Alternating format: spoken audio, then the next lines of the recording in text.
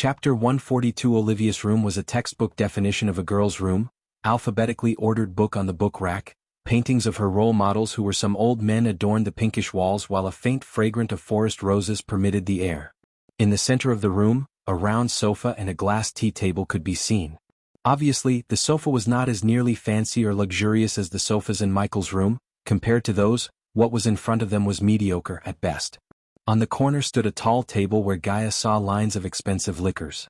She then changed her gaze towards the corner, gazing at the vials of perfumes. She inhaled deeply only to be overwhelmed by the fragrance those small vials were radiating. Expensive liquors, honest brand perfumes, this bitch is rich. The latter changed Gaia's expression significantly because honest was a brand used by only the richest, such as the royal family of a powerhouse kingdom and powerful female cultivators. An ordinary noble or even a queen of a small kingdom had no chance of getting an honest perfume. Gaia hated spending her own money in extravagances like that. Instead, she always used the money to bribe ministers to extend her power in her father's regime or bought cultivation resources. It was Zenali, her stepsister, who would spend a large number of gold coins in just perfume bottles alone. Because of that, Gaia knew about the cost of honest perfumes. After spending the last 6 months with Gaia closely, Michael learned to read even the smallest changes in her face. He could tell by looking at her face that she's yelling. Olivia seemed to be crazy rich, human. Please, make yourselves home. Olivia gestured at Michael to take a seat as she went to the liquor stand to pour him a drink. Just hot water with a few drops of angel lime for me and Elia, said Michael after noticing a crown-shaped fruit in one of the herb pots. Oh. Olivia was surprised but quickly grabbed one of the fruit and poured their drinks. What happened? Nathan asked with a slightly amused smile on his face. Michael began to explain the events before the potion brewing after Olivia gave him the drink with an embarrassed smile. Teacher, you should really stop making other disciples take alchemy tests, Nathan said, chuckling at his teacher's little adventure with Ghost.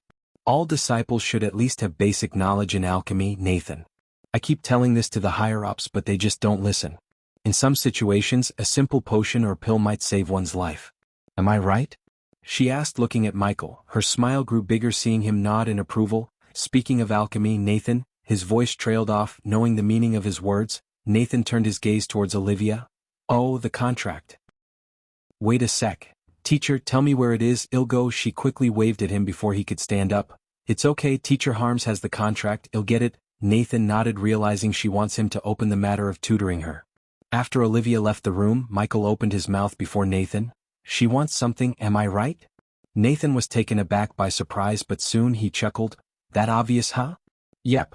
Look, Ghost, I don't like to beat around the bush. The contract is yours. Teacher Olivia is the one who decides who gets the contract, and when I recommended you, she immediately signed the contract, no questions asked. If you just want this one contract for the outer circle, you can take this and go, no one will stop you. But what? Gaia asked, not showing any expression of annoyance on her face. Michael did not utter any word. He just waited for Nathan to tell him what she wanted from him. She's hoping to become your disciple, Ghost. Michael couldn't help but be surprised by this sudden request while Gaia sighed in relief. For a moment she thought that Oliva would like to become one of his wives. That's unexpected. Michael rubbed his chin, weighing the pros and cons of taking her in as his disciples. Tell us about her more. Gaia took the initiative to ask Nathan. Michael sensed the snake had hatched a plot to take advantage of Olivia. This was why he loved to have her around. Well, Nathan started to tell them about Olivia, sighing in relief that Ghost didn't refuse to tutor her right off the bat. A few minutes after Nathan finished telling them about Olivia, both Michael and Gaia had a wide grin on their faces. According to Nathan, Olivia was the daughter of Reginald Palmer, the vice president of the Rainshade, one of the influential merchant guilds in the entire Elon continent. This explained the expensive liquors and bottles of honest perfumes. Taking in a teacher of Aragoth already outweighed the cons, but her status as the daughter of Reginald Palmer sealed the deal for Michael. Soon in the future he would expand his alchemy business. At that time, instead of building an infrastructure of large-scale business from the ground up, he could use the Rainshade to grow his business.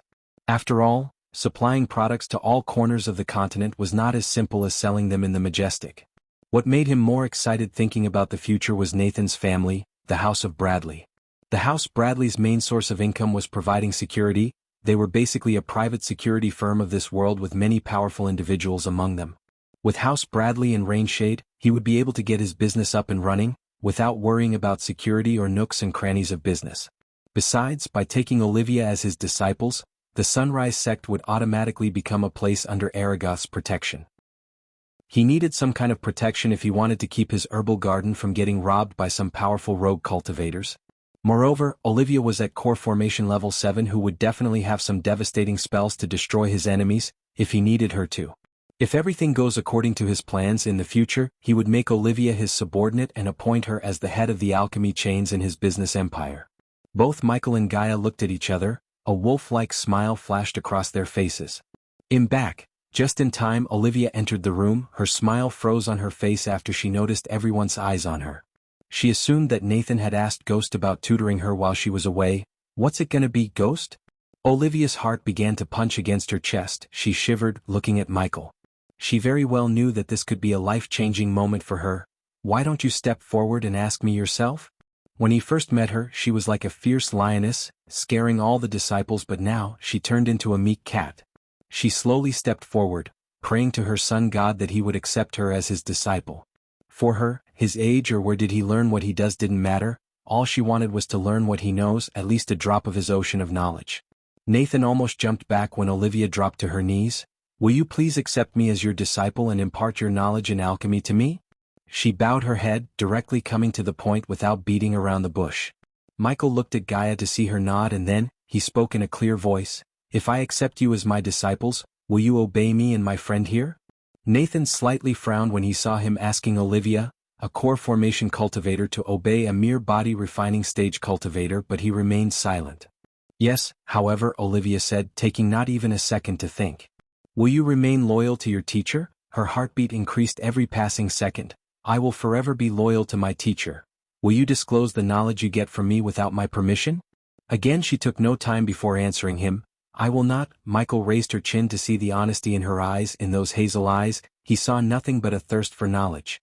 Then I will accept you as my first student, Olivia Palmer. The very next second, her eyes welled up, body trembled, she was overwhelmed by joy. Soon tears rolled down on her rosy cheeks. Thank you, teacher. Despite his age or cultivation level, she uttered the word teacher with utmost respect and admiration. My fee is, in the future when I need, promise me that you'll do your best to assist us. Of course, Michael was not doing this out of the goodness in his heart, but he was planning to catch the big fish with the small fish. In this case, the big fish was her father's favor while the small fish was his fee of teaching her. I promise you, teacher, you can count on me. His image in her heart grew taller after hearing that he will not be greedy and sell the knowledge for gold coins. However, Nathan somewhat refused to believe Ghost completely because he did not seem like the man who would do charities, yet Nathan said nothing. As far as he was concerned, everyone got what they wanted. Olivia became Ghost's student, he kept his word by getting Ghost the contract he promised. This was a win-win situation for everyone. Nathan, give this to the sect leader. After wiping off the tears on her face, Olivia retrieved a letter from her space ring. What is that? Michael asked before she could hand the letter over to Nathan. My resignation letter, teacher. I can't teach while studying under you. No, you can't resign. Michael almost blurted out blood after hearing her. She almost poured mud on his perfect plan. Chapter 143, People learn the most when teaching others. Michael quickly said calmly despite the shock he just got from Olivia.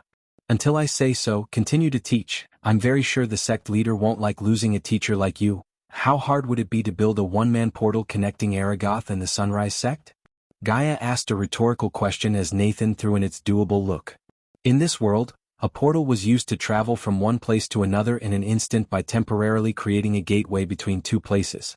This method of traveling was not without its downfalls. One of those downfalls was, the longer the distance and the bigger the portal, the more unstable the gateway. Also, building a portal between two places required an immense amount of rare resources and at least a 3-star alchemist, depending on the portal's distance and size. As the name suggests, the mini-portal could only let one person travel through 1 or 2 times a day. These were the reasons why Michael didn't bother to build a portal between the Sunrise sect and the Dark Forest.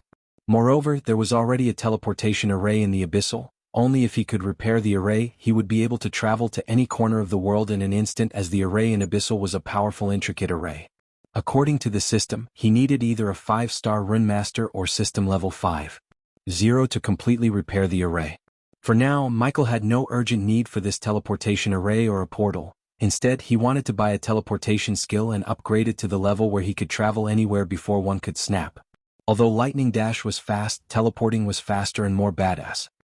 They are right, teacher. Sect Master would definitely build a mini portal for you to travel between. Besides, who would teach and prepare us for the Kethan competition if you resigned? Nathan did not even need to ask whether Ghost would teach them or not, as he already knew the answer. No, he won't. Nathan was right, because Michael would rather eat, sleep and train rather than prepare a bunch of youngsters for a competition. How much time do you spend here teaching? Michael asked. 3 hours a day. He'll spend the rest of my day cultivating and studying, Olivia said with a faint smile on her face. Just by looking at her face, Michael could tell that the higher-ups would definitely build her a portal. After all, resources and gold coins were not something Aragoth lacked. Alright, take a few days to settle everything here. He'll come pick you after I visited Nathan's home. Nathan didn't forget that his uncle asked Ghost to visit him as soon as he finishes cultivating. However, Nathan creased his brows after he heard him. Didn't you say you were going to break through? I did. The very next moment, Nathan looked closer at the flow of Ghost's arch-energy. Whoa! Nathan's eyes widened. Looking at Nathan, Olivia looked closer at Ghost to be startled by his cultivation level. Teacher, I thought you were. Teacher, you? How? Olivia was speechless. She heard from Nathan that Ghost was at level 10 body refining stage while they were in Nether Realm. It was only a few days after they came out, yet he jumped from body refining stage level 10 to body strengthening stage level 5. This was too much. This was a heaven-defying cultivation speed. Ding. Congratulations to the host for successfully being a badass. The reward is 700 badass points. Ding. Congratulations to the host for successfully being a badass. The reward is 1,200 badass points. Nathan's world was spinning around him, making him hard to stand still. Olivia, on the other hand, was overwhelmed by shock and joy because she could not only learn alchemy but also cultivation tricks from him. I hit a jackpot. I'm really lucky, Olivia said to herself. She was not the only one who felt lucky. Nathan's inner voice reminded him about the competition for the next head of House Bradley. If he could utilize Ghost's friendship correctly, he might get an edge over all his rivals for the head seat. He began to plot his own plans, keeping Ghost in his mind while Michael plotted to use both Olivia and Nathan to expand his influence. Everyone in the room had their own plans. Using each other, they wanted to move forward in their life. Michael would have definitely supported in any way he can to make Nathan the next head of Bradley, because he would rather deal with the devil he knows than an unknown devil. When can we leave, Nathan? Michael asked, bringing Nathan back from his trance. Tomorrow morning. Nathan was intercepted by a sudden cry that came from Michael's chest. Teacher. Olivia jumped back when she saw something inside Michael's chest trembling violently. Michael's face turned dark, feeling the baby dragon in his pocket twitching frantically. When he put his hand inside to take out the baby dragon, a warm yet cold liquid touched his skin. He gently took out the baby dragon to see it was bleeding. The baby dragon's scales had become gray and he was bleeding through all of his pores on the body. Teacher, is that a dragon? Holy shit, it is, Nathan exclaimed. Baby dragon, what's happening to him? Michaels felt dread in his core, staring at the baby dragon who laid on his hand, eyes closed, body twitching. In a couple of seconds, the remaining crimson scales also turned gray. System. Michael screamed in his head, calling the system for help. The system is in safe mode. Unable to answer host's question while in safe mode. Michael felt his training to keep himself calm despite the situation being tested by the system at this exact moment. He took a few deep breaths after exiting the system. Let me see. Gaia creased her brows, reaching out to feel the baby dragon's body. Olivia and Nathan stood there speaking no words because they knew something bad happening to the baby dragon. Since they did not know a way to help, they kept their mouth shut. They'll give him a healing potion, Michael said, readying himself to use the healing potion on the baby dragon. No, stop it. Gaia stopped him and continued to run her fingers through the blood-covered body of the baby dragon. After a few minutes under the gazes of the three, Gaia sighed. Ghost, he's a death-kissed dragon. What do you mean? He's dying? Michael's heart jumped a beat hearing her. Although he only spent a short amount of time with the baby dragon, he felt deeply connected to the dragon. He could not simply forget the dragon's face or the times he played with him. The baby dragon made him happy, light-hearted. Michael knew the dragon loved him more than he loved himself. Maybe it was because both of them were abandoned as a child, never knowing their parents made their bond stronger. Tell me there's a way to cure him. There's no cure for death-kissed Ghost. I thought it was weird that he could not fly or absorb arch-energy like us, Gaia said. Ever since she met this baby dragon, he couldn't fly like any baby dragons of his age. He would always hop like a bunny to move around. She also noticed that the baby dragon would often fall asleep, spending most of the day sleeping. However, she never thought he was death-kissed. It made sense why Ghost never met the mother dragon near the baby dragon. The reason for that was the mother dragon sensed the death kiss on him and threw him away. It was really unfortunate, as only one dragon in a million would get death-kissed. "Teacher," Olivia called. Her tone was suppressed, fearing any wrong word would make him mad. Michael turned his gaze away from the baby dragon to Olivia while still cradling the unconscious baby dragon in his hand. There might be someone who could help him. Who? Michael asked. Finally a glimmer of hope appeared in his eyes. "In Royal Land, there's someone called the Doctor. I heard he could perform miracles, cure many incurable diseases, yet many would say he's a myth, but if he's not, maybe he could cure him. I heard about him." Nathan nodded after he heard Olivia. "I heard about him too, but even if he could cure him, how do we find the Doctor? As you just said, he might be a myth. I have to look for him. I will look for him, and if he exists, I will find him." Michael wasn't in the mood for second-guessing. He wanted to save the baby dragon, any means necessary. But until he could find a way to save the baby dragon permanently, he needed to keep him alive. "How much time does he have?" Michael asked, looking at Gaia, who clearly knew more about dragons than the three of them combined. "In his condition, we can keep him barely alive for another 3 weeks tops," Gaia said as she took out a healing potion from her space ring and poured it over the baby dragon. The grayish scales barely showed a glimpse of the crimson red underneath. "We need to do this at least 10 times a day." Nathan raised his brows slightly. A single healing potion cost 9,000 gold coins. This meant Ghost would spend 90,000 gold coins on the baby dragon to keep him alive. This amount was for a single day. If Ghost did this for 3 weeks, he would spend almost 2 million just to keep the baby dragon alive until he could find the Doctor, if he exists, that is. Chapter 144, making the Royal Land his next destination. Michael left Aragoth before asking Olivia to send a message to the Sunrise sect about his sudden departure. This time Michael didn't mount the Pegasus but used his flying sword to soar through the skies with Gaia. Each and every second mattered to Michael. While on his way to the Royal Land, he tried to probe the system about a cure for the baby dragon, but the heartless system remained silent, no matter how desperate he was to save his baby dragon. Although the system bailed on him when he needed it the most, he somewhat felt the system had no choice but to ignore him. He missed the snarky comments, the little interactions with this greedy system. He hoped the badass system would return to its normal state soon. Good thing he met Oliva at the time when the baby dragon fell ill, or he would have been clueless about how to save the scaly bastard. Surprisingly, Gaia took turns in cradling and caring for her frenemy. He could tell that she's missing the baby dragon despite the pointless enmity between them. Her motherly instincts kicked in, making her worry about the baby dragon. Even after houses of non-stop flying, she only spoke a couple of times with him. The rest of the time, she cleaned the blood off the dragon and gently poured healing potion into its mouth, as well as applied the potion on its grayish scale. "Well, save you, Dickie, I promise." When Michael was looking at the distant sky, she whispered in the dragon's ear. She then gently kissed him on the head. "Who?" The baby dragon startled her by letting out a weak human look. He stopped flying after the sudden shout came from behind. He turned back to see the baby dragon lying in her hands with slightly opened eyes. Michael came to the baby dragon with a loving smile on his face. "Keep fighting, champ. Well, cure you." He too put a gentle kiss on the dragon's head. The three of them hovered in the sky like a family. She cradled the dragon like he was her baby, while Michael was the big daddy of this small family. He wanted to cherish this relationship with her and the baby dragon. No matter how strong he became, these two would always be his family. If anyone tries to even harm a single hair on their body, he would massacre their entire bloodline. The fire of healing the baby dragon burned brighter and hotter within their hearts as they resumed flying towards the Royal Land where the Emperor resides. Both of them continued to fly, stopping only to replenish the arch energy in their body. Even Michelle wasn't an exception to this.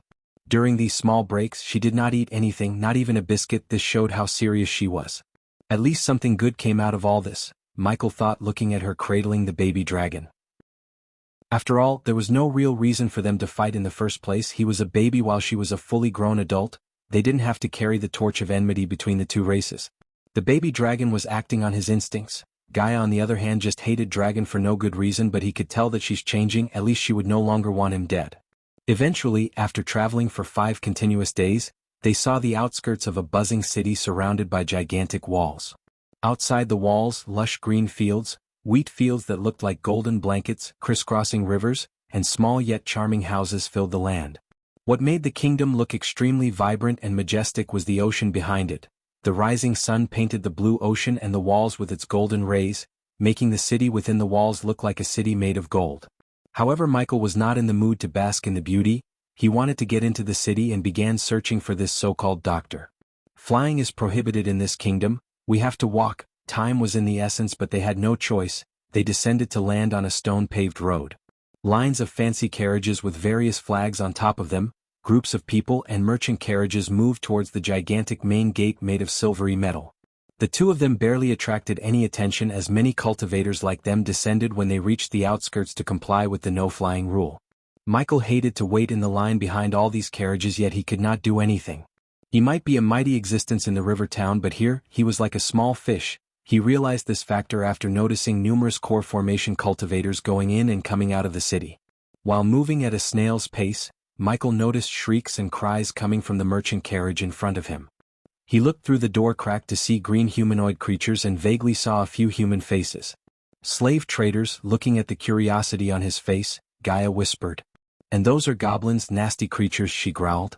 Since he could do nothing but wait patiently, he decided to ponder more about these slave traders. If he created a list of disgusting things that needed to be gotten rid of, slave traders would definitely hit the top. Tell me about these slave traders. Can we buy elves? Where did you get that idea? His question made her raise brows. No, you can't. Enslaving another race is forbidden by the church and the guardians. Michael was confused. If enslaving was forbidden, what the heck is happening in front of him? Those are crooks and outlaws. Human. Those goblins were probably banished from their tribe for their crimes, while those humans may be rapists, murderers, or both. When they commit a crime punishable by death, some kings would give them two choices, death or enslavement. Many would choose the first, but some prefer to live as a slave than die as a free soul. And do you have an elf fetish? She pinched him hard on the shoulder. It was not a question but rather a warning. Nope, he shook his head.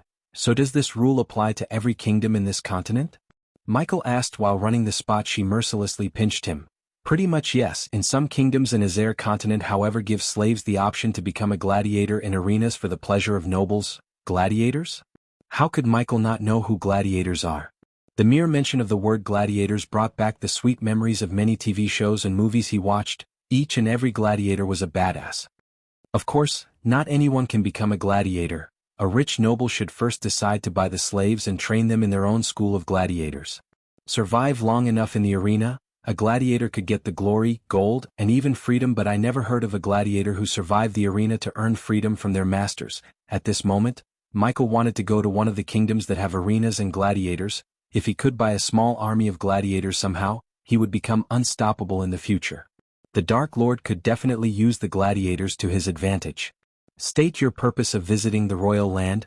Eventually Michael was a couple of carriages behind to enter the city within the walls. I'm a humble merchant, Sir Guard, and am here to deliver the goods ordered by His Royal Highness. The second dash, go. The head guard immediately let in the slave trader in front of Michael. The guard did not ask any further questions as he opened the gates while Michael stepped forward to meet the guard. State your purpose of visiting the royal guard. The head guard, who clad in full iron plane armor, asked Michael. This is our vacation period. 50 gold. Gaia was interjected by the guard. She didn't seem upset though, because she knew the guards had no time to listen to all their stories. Nodding her head, she quickly placed a pouch of coins in the guard's hand. Just by weighing the pouch in his hand, the guard guessed the amount inside. The guard behind the head guard gestured at them to enter through the small door beside the main gate. They were just too lazy and sluggish to welcome these travelers with any pleasantries. The inner city of Royal Land was built along the banks of a mighty river and was truly an architectural metropolis. The skyline was littered with impressive towers and majestic buildings made of marble, as well as stones that shone in the daylight, and more seemed to be on their way. Its charm was matched by the backdrop of pristine skies which have helped shape the city into what it is today. The city itself looked simply gorgeous. Many houses had pinewood rooftops, oakwood walls, and luscious gardens. The streets were paved with stones and filled with a buzzing crowd. Since Michael had no idea of where to find the doctor, he decided to find the place that's filled with rumors and actionable intel, an inn. Chapter 145. Placing the unconscious baby dragon inside his coat pocket, Michael walked along the bustling streets while looking for a tavern. Various shops including smithies, bakeries, bookshops and other miscellaneous stores were opening their doors to start the business. If this was any other day, he would have entered one or two stores to check what they were selling, but today, his sole focus was to gather any information he could about the doctor and save the baby dragon. Look over there. While he was navigating through the labyrinth of streets, Gaia pointed at a name board that had the name Old Ship Tavern written on it. From the outside, the tavern looked cheerful, clean, and modest. Small stones and intricate stone carvings made up most of the building's outer structure. It was near impossible to see through the stained glass windows, but the entertainment from within can be felt outside. As they entered the tavern through the heavily used metal door, they were welcomed by excitement and clapping hands. The bartender was a red-haired middle-aged woman who was clearly buried in orders but still managed to welcome them with a wave. It was as enchanting inside as it was on the outside. Squared, stone beams supported the upper floor and the large candles attached to them. The walls were littered with so many different memorabilia. The tavern itself was packed. Travelers like them seemed to be the primary clientele here, which was often a good sign. Several long tables were occupied by what must be separate groups who have bonded over great food and conversation. The other, smaller tables were also occupied by people who were probably starting to reach the point of having drunk too much, though nobody seemed to mind. Even most of the stools at the bar were occupied, though none of them looked to be minding more company. The air inside the tavern was filled with freshly baked bread, boots, and ale. On the other side of the large tables, people, mostly drunks, were dancing and singing along with the band of bards. Michael and Gaia managed to find stools before the bartender. "What can I get you too?" The bartender woman finished serving the others and came to Michael. Information. Michael slid a gold coin toward the woman. He did not waste any time exchanging pleasantries given the dire situation. "And water with lime if you have any," Gaia ordered. Since Michael didn't drink any liquors, she also stopped drinking them and instead she got used to just hot water with lime, just like him. Putting the gold coin into her pouch hanging on her hip, she grinned brightly. "What do you want to know, young master?" She changed the way she addressed him because of the gold coin. Obviously, a commoner or a typical adventurer wouldn't just give a gold coin just like that. "Tell me everything you know about the doctor." "Another one," the man behind Michael snickered, taking a long sip from his mug. "Ignore that one, young master," the bartender glared at the man, wordlessly telling him to mind his own business. "Well, young master, no one know much about the doctor, but I'll tell you what I heard about the doctor. It might be just a hogwash or God's honest words." Even if they were just hogwash, Michael had no choice but to listen to them. At the moment, Michael and Gaia were waiting in a dark alley between two large buildings. Back at the inn, the bartender told them everything she knew and heard about the doctor. Most of what she told them seemed outright exaggeration or simply lies spewed by some drunkards, because who would believe an angel with pure white wings came from the sky and healed a drunk in the alleyway? In one story the bartender told them, the doctor brought a dead man back from death. Although Michael was desperate, even he couldn't believe that one could bring the dead back to life unless that person has a system that's fully upgraded, which was impossible. However, the conversation with the bartender was not all waste, as Michael got the names of everyone who's claiming that they were healed by the doctor. For another extra 5 gold coins, the bartender gave the names and where to find most of them. While they were waiting in the dark alley, a back door of the building left to Michael opened vaguely, revealing a figure of an old man. Gaia stepped towards the old man with no expression on her face. Despite the darkness in the alleyway and the old man's age, he grinned instantly, looking at the young girl walking towards him. "Are you lost, little girl?" Boom. In a flash, Gaia's hand grabbed the old man by his neck, slamming the old man against the wall. "Answer my questions," or she placed a dagger on the old man's wrinkly throat. Any thing, the old man got his hangover cure just like that. "What do you know about the doctor?" asked Gaia. The old man shuddered to look at the vertical slit pupils which resembled the eyes of a venomous snake glowing in the dark. "Where and when did you meet him?" Michael asked the old man with a soothing voice to calm the old man down a bit. Near the orphanage. I saw someone healing an orphan." In the story the bartender told them, it was this old man who got healed by the doctor, not an orphan. "Tell me what he looked like." Gaia still had her dagger touching the old man's throat while asking, "I didn't see his face." She instantly saw the old man withholding something by sensing the slight change in his voice. She had dealt with politicians and powerful cultivators ever since she was born, so she could find out when a commoner like the old man was lying to her face. "You don't want to hold back anything, trust me," she said. This time her voice was colder. "I heard music." "Music? What kind of music?" asked Gaia. Like. Ding. Michael didn't know whether to laugh or slap this old man for his music knowledge. Knock him out and threw him the dumpster.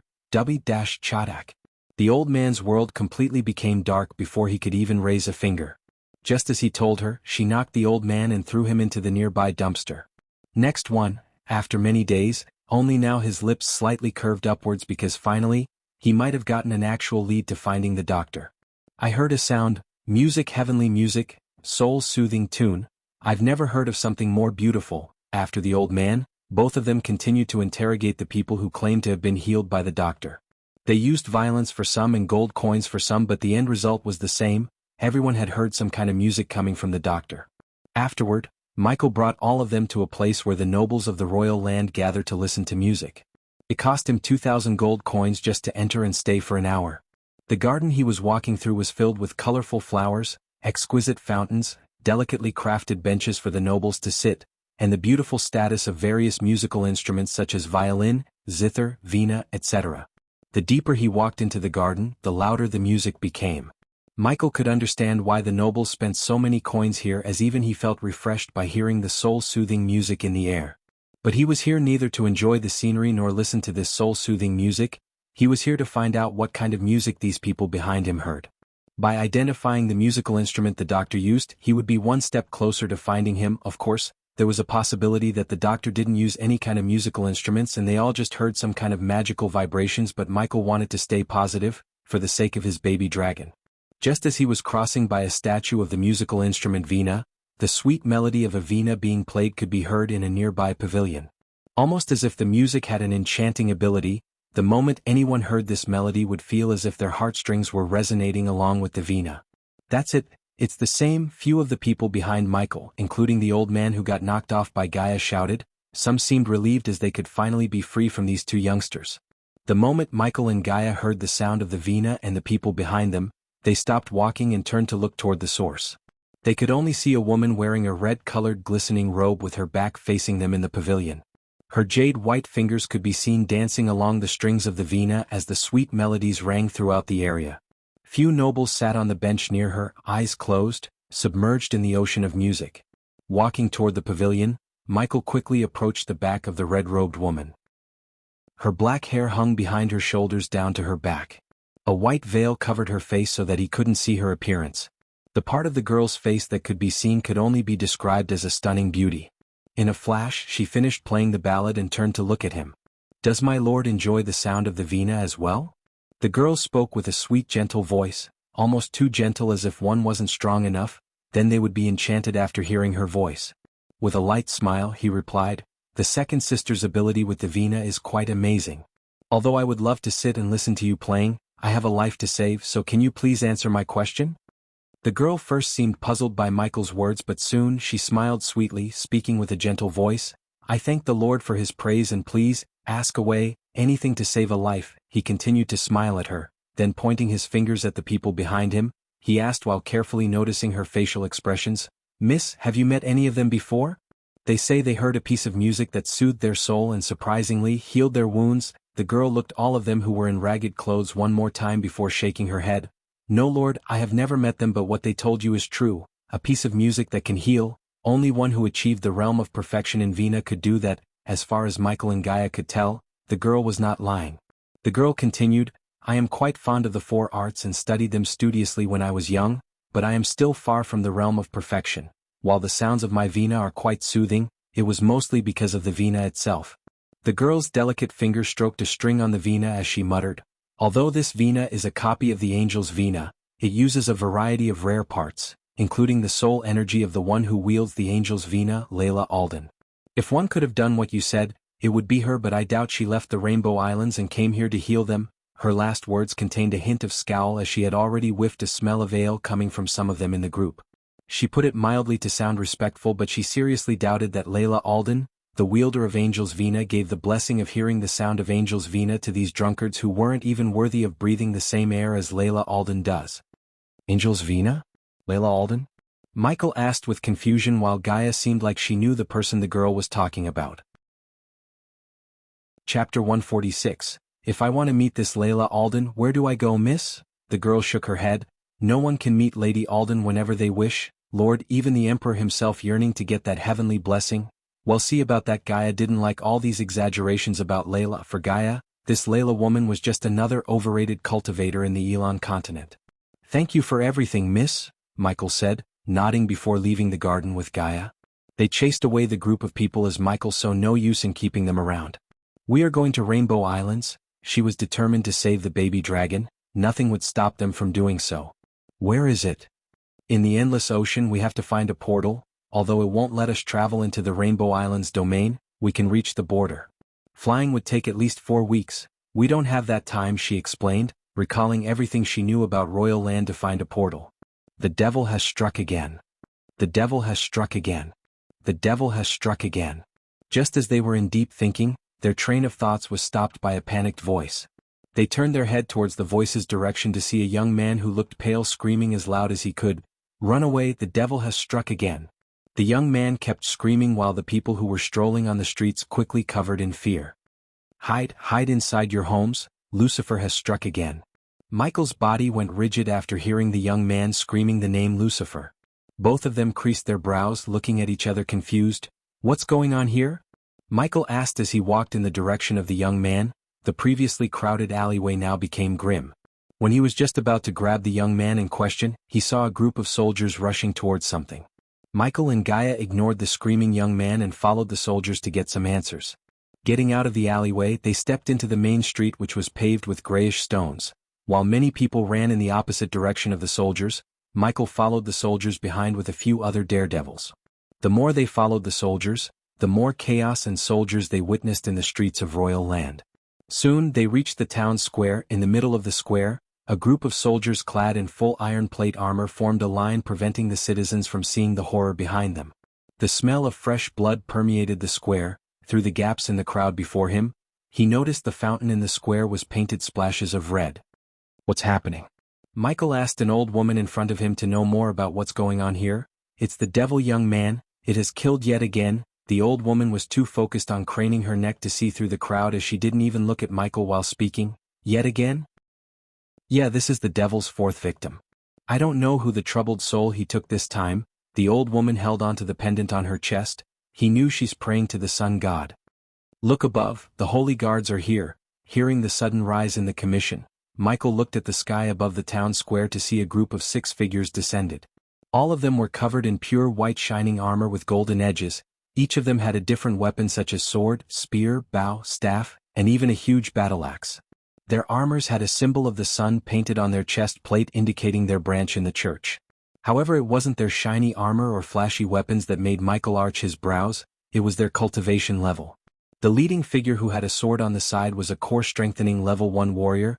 The rest of them were level 10 core formation warriors. This group alone showed Michael the power of the church. "Get them all out of here," a female voice came from the core strengthening warrior. The guards immediately tensed up, pushing the crowd further and further away from the crime scene. "You can't hide the truth from us forever. We need to know what's going on. Are our children safe?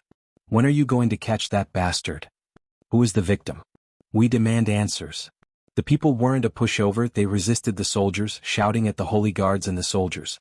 The crowd became restless. While they were protesting and trying to turn this into a riot, Michael glared at Gaia, wordlessly telling her to come with him. "Someone is copycatting us." When they put enough distance from the holy guards, Gaia said before forming an invisible barrier around them to prevent anyone from eavesdropping on them. "I expected this, but not this soon, not here." Michael's voice was calm, yet deep down, his voice had a hint of murderous intent to it. "You need to stay here and clean up this mess before that copycat ruins our plans." "What?" she growled, showing her disagreement. She wanted to save the baby dragon more than anything. Although at first she hated the baby dragon, when she thought about everything she realized that the baby dragon was like a family to Ghost, which made the baby dragon a family to her. After reaching immortality, she would have to spend eternity with Ghost and the baby dragon. When the whole world turns against them, they have to have each other's back. Compared to that, the hostility between the Nagas and dragons seemed so puny and negligible to her. Besides, deep down, she knew the baby dragon would do the same to her if she was in his state. "Remember, Gaia, I didn't create Lucifer to only spread fear, I created him to be the devil who punishes evil.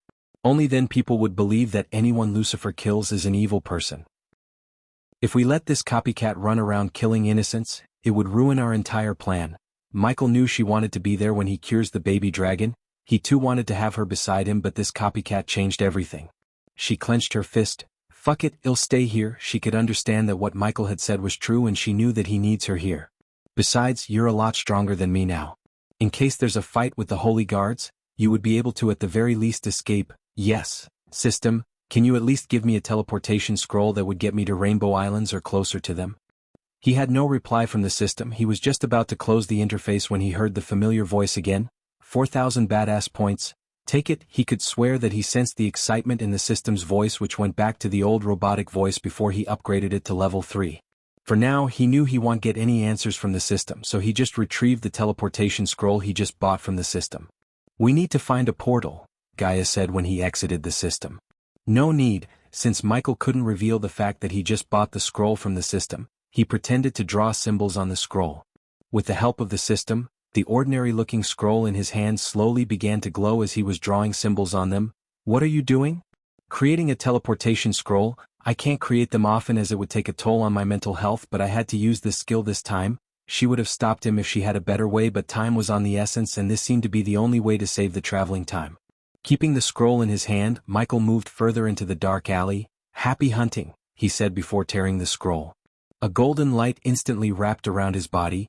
If you can't save Dickie, don't come back, she said, looking at the faint smile on his face before the golden light disappeared from her sight along with him. Return to me safely, human. I have a confession to make, as she said. She retrieved the love potions she took from the batch he brewed. She looked at the 2 potions one last time before crushing them to oblivion. During their trip to Royal Land, she felt her feelings for him had indeed grown stronger. Initially, she wanted to test herself using the love potion, but now, she decided to confess to him because she couldn't imagine a life with someone else. Gaia was positive that he feels the same way about her, only he didn't seem to make the first move, so she took the matter into her own hands. The moment he comes back, she would drag him somewhere alone and confess her feelings. For now, I need to find that copycatting fuck and flay him alive. She put her hood on before leaving the dark alley with a resolute to kill the fake Lucifer. Chapter 147. In the sky above the endless oceans, a human-sized golden orb appeared. It hovered in the sky for a few seconds before exploding into millions of tiny light particles, revealing a youngster in full black armor, Ghost. He stared around, locking his eyes with an island in the distance. Other than the tiny island on the horizon, one could see nothing but an endless ocean, hence the name Endless Ocean. Lightning Dash, he utilized the spell to traverse the sky over the oceans. He had already become a bolt of lightning, soaring across the sky. Don't worry, baby dragon, I'll save you. As he flew, he murmured, patting his chest where the baby dragon was resting. Michael traveled over the endless ocean for another couple of hours before finally reaching the island. The tall mountain peak, which seemed like touching the sky itself, stood majestically. The island was surrounded by wildlife and numerous waterfalls. What was unique about this island was its color. When looked at from the sky, one could see all the 7 colors in the rainbow on the island. This was the first time he saw bright blue trees. Also, the island was very large, almost half the size of the kingdom Bredia. However, there were not many people who lived on it, only a measly few 100,000 people, and a large portion of it was undeveloped wilderness. A huge 100-meter-tall stone tablet was inserted into the ground at the harbor, and on it were 2 large, finely engraved words, Rainbow Island. Michael descended into a dense forest on the island before walking towards the small port town not too far away. It was the only town on the island, and the entire population of the island lived there. I never thought there would be a population living here, Michael thought. From what he heard from Gaia, most of the powerful cultivators liked to live in secluded islands before leaving to the cold mountains, where they would cultivate until either reaching the higher stages of cultivation or simply die of old age. At this very moment, the sound of horses galloping could be heard vaguely in the distance. Numerous men on extremely simple horses slowly galloped over. They wore simple clothes. Dust and splashes of sand could be seen on their clothes. They all had a smile on their faces, a smile that would only come when they achieve peace with themselves. Kimu, this time we must stay in the sea for at least a month. This time I want to double our usual catch. The beefy, middle-aged man riding at the front laughed aloud. Damn right, bro. Last time we came back from the sea too soon. If I could only catch a rare fish, it'll increase the size of my family, you know what I mean, hee hee. A young man in his late 20s grinned devilishly from beside the middle-aged man. His face shone bright, thinking about a great time with his wife. The men spoke as they rode their horses before quickly coming across Michael. His strange armor immediately drew the attention of the men, each observing the black-robed youngster in wonder. The group of people stopped 10 meters before him. The leader, the beefy middle-aged man, spoke to him. Oi! Michael slowed his pace when he heard the horse galloping to get the directions to Layla's residence, as there was no big mansion in his eyesight while he was on the air. You aren't a Rainbow Islander, are you? Where did you come from? Michael glanced over the men. Other than the leading middle-aged man who was at the body refining stage level 8, the others were only at level 5 or level 4. Michael waved with a smile on his face. You are correct, brother. I'm not from Rainbow Island. I came to the island from a small kingdom in Elon continent. The man did not notice that Michael studied them to see their cultivation level. He said boldly, Elon continent, huh? You're a long way from home. Oh, where are my manners? Name is Keenan, but you can call me whatever you want. If I remember correctly, the last time an outsider came to our island seemed to be 12 years ago. How do you want us to call you? Is outside okay with you? Kenna asked, laughing. I am Jake. I came to this island looking for Miss Layla Alden, he said politely. He did not look down on these people because of their cultivation level. Who knows what their relationship with the doctor? Lady Alden, the man quickly corrected Michael with a smile, and Michael could see their admiration and devotion these men have towards this Layla Alden. If he tried to disrespect Layla, he was sure that these men would fight for her honor with their pikes and fishnets. Jake, you must have won some kind of competition and earned the chance to see Lady Alden. Keenan completely misunderstood the situation, but from his words, Michael realized that competitions are going on with the price of meeting this Layla Alden. His curiosity about this woman piqued. As Keenan spoke, he pointed at the tall mountain in the distance. Do you see that huge mountain? That's the holy grounds of the island, called Angel Peak. That's where the Lady Alden and her disciples live. Michael looked towards the mountain and then gave a salute with 2 fingers. Thank you, brother, for your help. I must see Lady Alden as soon as possible, so forgive me for bidding farewell. With that, Michael lightning dashed towards the mountain before Keenan could say a word. Very soon he arrived at the mountain peak. He did not hide his presence so he wouldn't look like an intruder trying to sneak into their home. Besides, Michael could already sense 2 powerful presence coming at him. State your name and your purpose of being here at our Angel Peak. A gentle, pleasant voice originated from the sky above the mountain. With 2 flashes of white light, 2 young violet-dressed women appeared, both carrying Venas. The 2 females only seemed to be 20 years old. Their appearances were fair and alluring, rare beauties in the world. They were pretty enough to rival Claire, Selena, Peyton, and so on. After spending more than half a year in this world, he adjusted his mind to meet angelic beauties, so their beauty didn't surprise him much. However, what surprised him was that the 2 girls before him carried a celestial aura, like fairies. They clearly had something that those beauties he met previously never had. Even Gaia, level 10 core strengthening stage. The 2 girls before him were actually powerful level 10 core strengthening stage warriors. He quickly hid his shock, then he spoke calmly. I am called Ghost. Michael's instincts told him to go with the name Ghost instead of the name he gave to Keenan. Something about these girls made him believe that they could sense a lie. I need Lady Alden's help to save. The mistress of the island is currently in seclusion. She cannot help you now. Please come back another day. Although the woman sounded soft and respectful, Michael could sense a contempt in her voice, deep within. Michael did not show any of his inner emotions on his face. After all, it was him who needed Layla's help, not the other way around. After a slight hesitation, he asked, Then when will Lady Alden come out of seclusion? That's up to the mistress to decide. It may be a few days, a few months, a few years, or even a few decades. The woman continued testing Michael's patience. If he was stronger than them, he would have wiped that smug off her pretty face with a single slap, but for now, he could only suppress his irritation. Arg! Suddenly, a howl filled with utmost pain reverberated from a cave on the mountain peak. With it followed various rumbles as countless rocks were sent flying from the cave. At the same time, the invisible arch energy in the surroundings slowly gathered towards the hole, while an extremely profound presence descended from the void.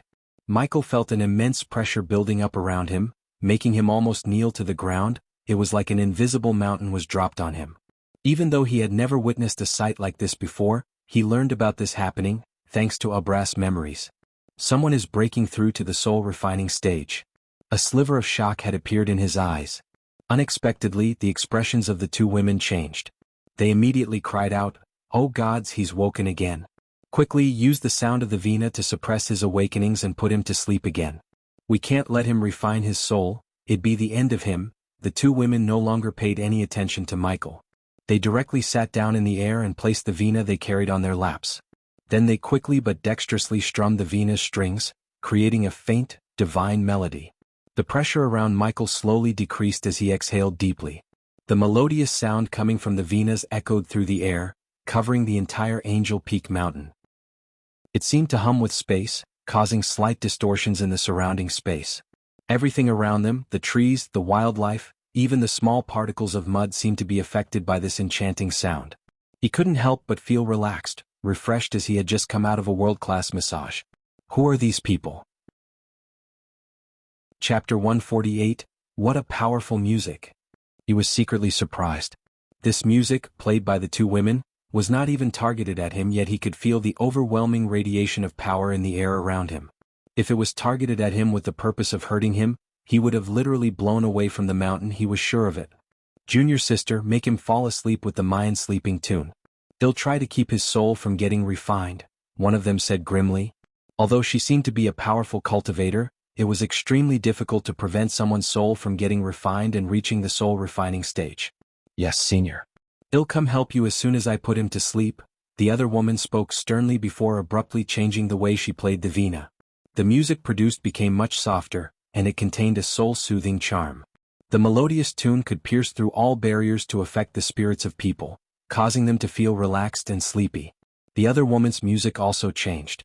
Her tender fingers had already turned into blurs as they danced about on top of the veena strings, causing a lethal melody to fill all the surroundings. It caused the air around them to surge like a storm where the surroundings reacted to it. Under the effect of this lethal melody, all the particles in the world and arch energy around the island were affected. All kinds of energy gathered from every direction under the melody's control before merging up to form a great, tightly knit but invisible net, layering together to seal up the entire mountain and, as a result, obstruct the arch energy to be used in soul refining. In addition, silvery notes shot out from the veena one by one. They quickly flew towards the arch energy with a destructive aura radiating in an attempt to interfere with the arch energy. Michael had long sensed that the arch energy they were blocking was extremely powerful. It was far superior to the arch energy he had seen and used. This superior arch energy was called celestial energy. Anyone above the core strengthening stage could use a small portion of celestial energy in the world. The higher they climb up the cultivation stages after the soul refining stage, the more one could utilize the celestial energy in the world to cast a spell or increase their strength. The celestial energy slowly descended from the sky with an intense aura. As the destructive notes clashed with the celestial energy, it would ripple slightly, but it did not disperse and soon collided with the huge net. The net could only slow down its descent, but it could not stop it. The celestial energy slowly sank into the net, descending towards the cave. The woman who blocked the celestial energy looked grimmer than before. The melody played by her abruptly changed, and the destructive feeling suddenly disappeared, replaced by a muffled tune. This time the woman played the strings of her veena at a much slower speed, but with every string she struck, a muffled sound would reverberate in the sky. It contained great power as if it was capable of directly crushing the hearts of people. The surroundings were also greatly affected, and the entire region of space distorted greatly. As for where the celestial energy descended, space was directly annihilated, creating a black hole with a diameter of 5 meters in an attempt to engulf the celestial energy. Holy shit! Michael felt a cold chill crawling through his spine when he saw the black hole in the sky swallowing the arch energy in the surroundings. He did not dare to break the two girls' concentration by opening his mouth. He just held onto a mountain wall, trying not to fly into the black hole. The celestial energy descended from the sky after passing through the various obstructions. Even though there was the huge invisible net created by these two girls, it continued forwards with an extremely steady pace. No matter what stood in its path, nothing could stop celestial energy from advancing. It directly ignored the black hole formed from the destroyed space and passed through it, continuing onwards. The celestial energy this time is much more powerful than last time. Junior, quickly make him fall back asleep, I can't keep this much longer. The woman responsible for blocking the celestial energy's descent seemed desperate, and shortly afterward, the melodies rang out hurriedly once again. The visible waves of sound shot out with great lethality, flying towards the celestial energy. But even with all of this, it was unable to stop the descent of the celestial energy. Currently, the celestial energy that slowly descended from the sky was less than 1,000 meters from Angel Peak Mountain. Arg! A shrill cry filled with utmost pain rang out. Shortly afterward, the cave in the distance rumbled loudly a few times, causing the entire mountain to shake slightly. Gods! His mind and soul are resisting the tunes. I'm failing to make him fall asleep.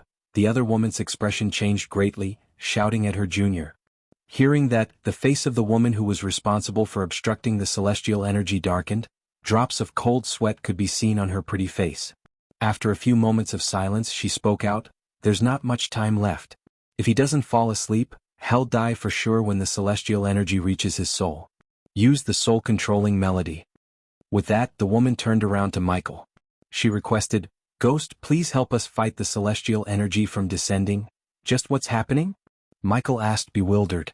How could he, a mere body-strengthening cultivator, fight the Celestine energy? At least if he had the system online he would have felt somewhat confident in fighting the celestial energy, but the system wasn't online, hence he was reluctant. "There's no time to explain it right now. We just can't let the celestial energy descend on him, or he'll die," the woman replied with a rushed, deep voice, while she continued playing the veena. Visible powerful sound waves shot towards the celestial energy, slowing its descent. After a slight deliberation, Michael did not choose to stay idle, not because of the goodness of his heart but to help himself by helping these girls. If he refused to help them they would definitely chase him away, no questions about that. He simply couldn't leave the mountain without meeting Layla, who was the only hope he had to save the baby dragon. "What can I do?" he asked, preparing to help these girls. "Attack the celestial energy." Just like any other energy in this world, celestial energy had no physical manifestation. He could only sense the high concentration of the energy above him, clashing with the barrier created by the girls. Michael cracked his neck before stepping on his flying sword to fight the celestial energy. He did not, however, use the lightning dash to fly towards it headstrong in case the celestial energy was too intense for him to even get close. Energy Devourer activating. System is in safe mode. Energy devouring failed. Damn it. His face was lit by the first notification, but soon, the light was put down by later notifications. He let out his frustrations by punching the center point of the celestial energy concentration. Except when his fist collided with the celestial energy, it actually just passed through. Unlike the normal arch energy, the celestial energy was not tangible as his punch did not affect it at all. The light in Michael's eyes flickered. With a thought, he conjured the arch energy in his body to surround the space before him, freezing the particles in the air in an attempt to slow down the celestial energy's descending. However, what surprised Michael was that celestial energy completely ignored the frozen space. It moved about freely just as before and slowly descended. Fuck it. Wind blast. Since he found no way of stopping the celestial energy, he frantically shot out blasts of wind at the energy. Surprisingly, the wind blast proved more useful than his punches or freezing the air around him. Each blast distributed the trajectory of the celestial energy, slightly, very slightly slowing the energy. Ding. Congratulations to the host for successfully being a badass. The reward is 2,000 badass points. Ding. Congratulations to the host for successfully being a badass. The reward is 3,000 badass points. Michael quickly turned his gaze at the two women to see a slight shock in their eyes. It was hardly worth mentioning, but it was there, a mix of shock and surprise. The 5,000 badass points motivated him to fire numerous wind blasts at the celestial energy without worrying about the arch energy limit in his body. He always knew the wind blast can't be a useless spell, and now he was proven right. However, this did not last for very long. Although Michael's wind blasts proved to be useful against the celestial energy, it was not near powerful enough to compete with the celestial energy, and since Michael was only a body-strengthening cultivator and the spell was at level 2, the celestial energy continued to descend, pushing Michael further and further down. Watching as the celestial energy grew closer and closer to the cave, Michael also became uneasy. He was currently pondering over whether he should keep fighting a battle that he cannot win. Just as he was thinking, an elegant but powerful veena melody slowly appeared in the sky. It seemed to be divine, and with its appearance the entire space became blurry. Clear ripples had appeared. At this moment, the entire region of space seemed to become a huge veena, while the ripples of space that constantly appeared were the strumming of strings. As the strings formed from the space were constantly hit, bending the laws of this world and causing the space around Angel Peak Mountain to become its own world, a different domain. And in this domain, the descending celestial energy was forcefully halted, as if they were locked up mid-air by mysterious energy and unable to move at all. When the two women heard the veena, they immediately rejoiced. They heaved a sigh of relief as their faces brightened. They both stopped playing and called out, "Mistress, you've finally come out of seclusion." Ark! A shrill cry rang out from the cave again. It was filled with pain as if it was enduring unbearable torture. "And you're still not sleeping. A gentle voice originated from the space, and it seemed to be filled with an utmost charm. With just a single sentence, it seemed to be able to make everything in the world fall asleep. With that, the cries from the cave finally stopped, and shortly afterward there was the sound of something heavy falling onto the ground, followed by nothing but silence. The words did not only affect the person gone mad in the cave. Even Michael was greatly affected. He immediately felt refreshed and calmed. His eyelids felt heavy and they became drowsy. However, he returned to his senses very quickly. The charm of the sound could no longer be described as terrifying. If he was in a battle and they suddenly became distracted, as a world's best assassin, he knew a second of distraction would cost his life. "This is terrifying," Michael mumbled. He couldn't help but feel a small sprout of fear growing inside him. Chapter 149. The almost divine Veena music continued to linger in the air. The music was gentle. It seemed like the music was using a special method to control the world itself, forcefully manipulating the space.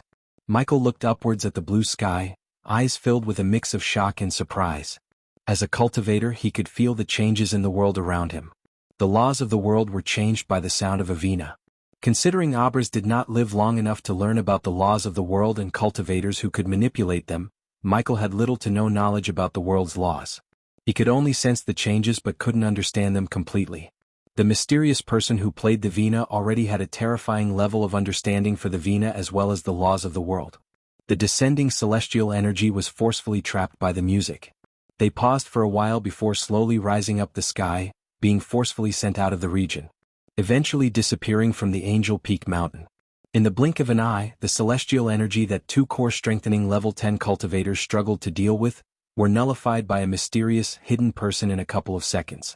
Soon, a dark blue-robed woman walked over slowly and gently from the distance. She was tall and her raven-black, glossy hair fluttered in the wind. Her face was obscured by a dark yet slightly transparent veil, revealing her clear eyes. Her eyes were bright and as pretty as lotus petals. Her lean, slender fingers caressed the Veena strings. She had the perfect hourglass structure that many women could only dream of. Gracefully she descended from the sky like an angel. She was clearly vastly different from ordinary girls. Although her appearance was hidden, it was not difficult to imagine how beautiful she was. In Michael's heart, Gaia was the prettiest girl he has ever met, but this woman dethroned even her. She was that beautiful. He could not help but take a step backward. This was not only because the woman's strength was terrifying, but also the skill she used to defeat the celestial energy itself.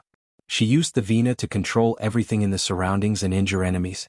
Her ability with the Veena had already reached a shockingly scary level. "I greet mistress." The two women courteously greeted the blue-dressed lady with their Veenas in their arms. Not only was she the mistress of Angel Peak Mountain Island, but she was also the master of the two of them. His eyes narrowed abruptly and he called out huskily, "Wielder of Angel's Veena, Lady Layla Alden." Michael slightly bowed to show his respect. He didn't dare to show any discourtesy as the woman was the strongest person he met ever since he came to this world, a freaking fusion stage cultivator. The power she radiated was so great that he was only able to sense her stage, not the level. Layla Alden stood in the air with her Veena while a colorful light flickered in her captivating eyes. She shifted her gaze slightly and looked towards Michael in the distance. Instantly, a sliver of surprise flashed across her calm eyes. A 5-star alchemist? I don't think we've met before," she said softly before silently mumbling under her breath. "It can't be a coincidence." Layla Alden's voice was extremely gentle, like the most pleasant tune in the world, yet also carried a bewitching charm. She was able to affect the moods of people from just her voice. Michael's mood was also wavered slightly by Layla Alden's bewitching voice and what? However, with his willpower he tried to avoid being bewitched using all of his willpower. He did not think she intended to bewitch him, but the power gap between the two of them was so great that Michael felt like this. How did she find out? Michael's heart skipped a beat when she identified his specialization of alchemy with a single glance. "I'm called Ghost, Lady Alden, and I never got the honor of meeting you before." He had never been so respectful and courteous towards anyone until now. After all, he stood top of the world of assassins back on Earth. After coming to this world, with the system's help, he climbed the ladder fastly as he never needed to be afraid of anyone. Even when he faced Julius of Phoenix Island, he did not feel a sliver of fear because he had the system and the teleportation scroll with him to escape, but now, he had neither.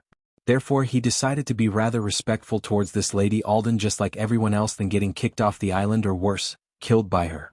Layla Alden stared at Michael unblinkingly with her pretty eyes for a while before speaking gently.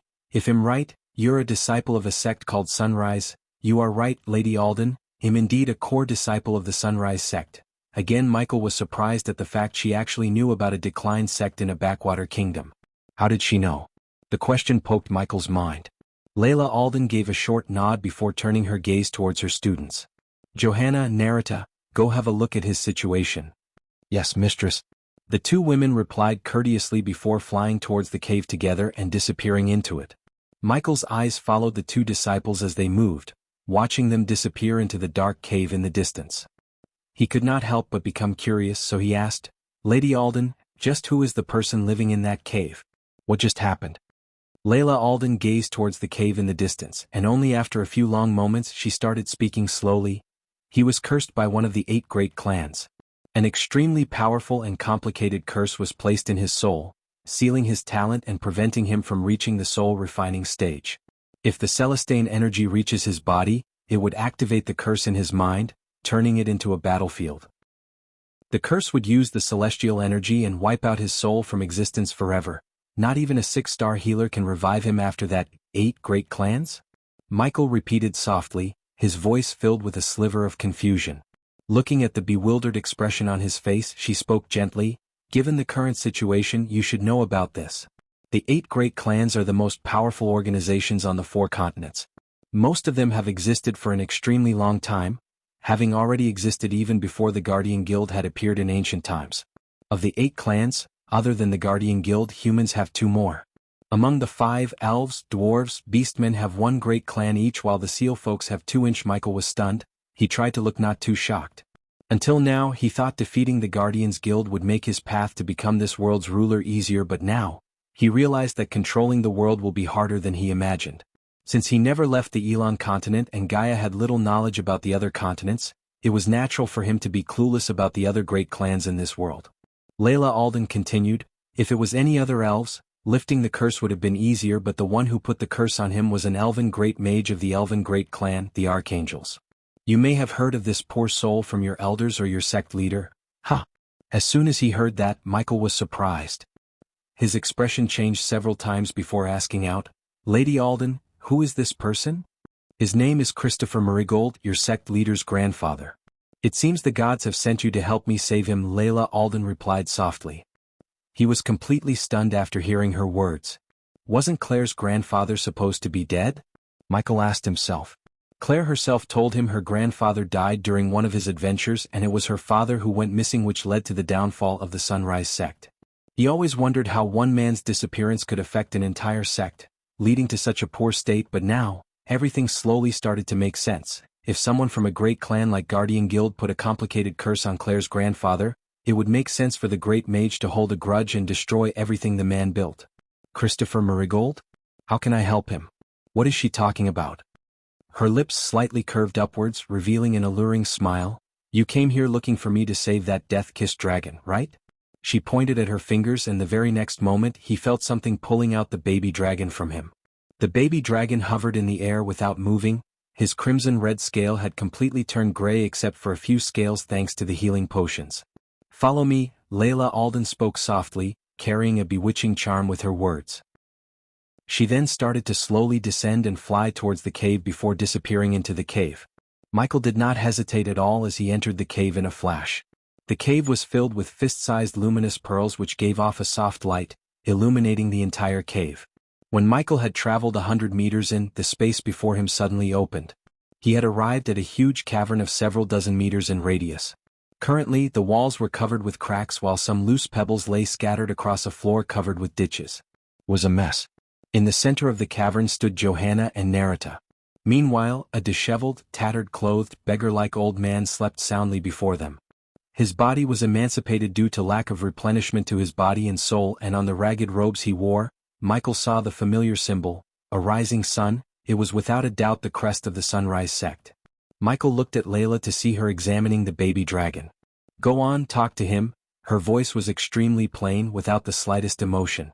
Initially he wanted to save only the baby dragon, but now he wanted to save this old man.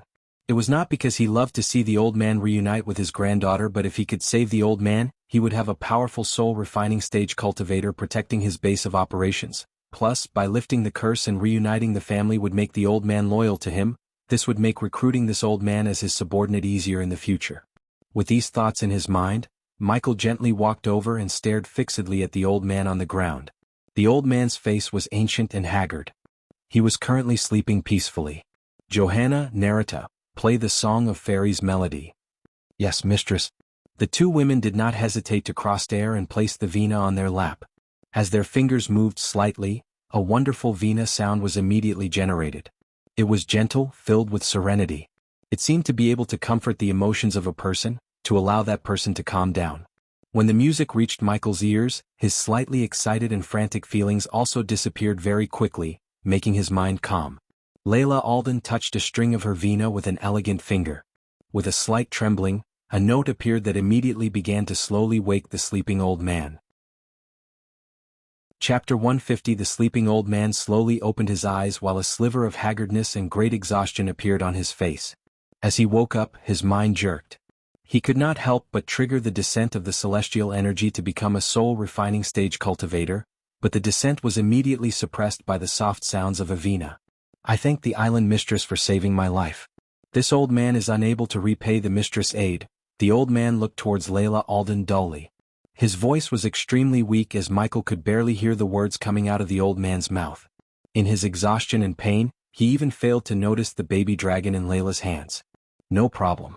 I'm helping you because I feel nothing but pity for you," Layla Alden spoke indifferently before turning to Michael. "Make the best use of the time you have to ask what you need to ask. This melody will only temporarily suppress him, but it can't last very long." The soft sound of the melody was heard by Michael and made him feel extremely calm. He hesitated slightly before pulling out a pendant made of orange stone from his space ring and showed it to the old man. "Do you recognize this?" When the old man saw the pendant in Michael's hand, his expression changed greatly. He called out, This is, no, how could this be?" Michael became slightly excited, but his excitement was suppressed by the vina music. He stared fixedly at the old man before speaking. "Perhaps you recognize this jade pendant?" Michael took out another pendant. Unlike the previous pendant, the pendant he just took out had a glowing to it. He received this pendant from Claire after he became the core disciple of the sect. There were various different types of pendants, and all the people from disciples to the teachers, elders and guards had one. Michael's pendant was the pendant given to a core disciple. The old man carried a mixed expression as a sliver of nostalgia appeared in his eyes. He recognized the origins of the pendant with a single glance, especially the morning sun's orange and the aged cracks on the pendant. He would never forget it as it was created by no one but himself decades ago. Where did you get this pendant?" the old man asked. His expression was extremely complicated, a mess of emotions emerged in his eyes. Right now, Michael had essentially confirmed his suspicions. He knew this man was Claire's grandfather, the previous leader of the Sunrise sect. "It was sect leader Claire who gave it to me." A gleam of light immediately flashed across the old man's eyes. He took a closer look at Michael before saying, "Are you a disciple of the Sunrise sect of Breedia?" The old man's voice trembled gently and carried a little excitement. Currently, even the Song of Fairies melody could no longer suppress his emotions. "Yes, I'm the core disciple of the sect." Michael also became excited. "System, can you be able to lift the curse after you come out of the safe mode?" "Yes." Hearing the system's answer, Michael's excitement skyrocketed despite the fact that he still didn't cure the baby dragon. The old man accepted the jade pendant from Michael's hand to examine it closely. He murmured to himself, "Claire, my little bear." The old man displayed emotions of reminiscence, and 2 trails of murky tears slowly flowed down his face. "Sect leader Christopher," Michael said respectfully. "Sect leader Christopher." The old man murmured before smiling at himself. "It's been countless years since someone addressed me like that." The old man weakly smiled. Behind his smile, Michael saw an immense pain. Great shock appeared in both Johanna and Narita's eyes as they witnessed this, both still playing the vina. The young man who appeared out of nowhere was actually a disciple of the old man's sect. The sudden change of events greatly stunned the two of them. Christopher wiped off the ears with great difficulty. How is Claire? Just how is the sect after so much time?" Christopher asked. Sect leader Claire is doing just fine, but I can tell you that she's missing you every single day, and don't worry about the sect. Everything's perfectly fine. Michael lied because he did not want to reveal the sorry state of the sect and depress the old man even further. That little girl has become a sect leader. Christopher revealed a smile of relief on his sallow face. He continued, so many years have passed, is Elder Sandra still alive? You have nothing to worry about, sect leader, everyone is just fine. Michael reassured the old man again. He wouldn't forgive himself if he let the old man die of a heart attack before he could recruit Christopher as his subordinate.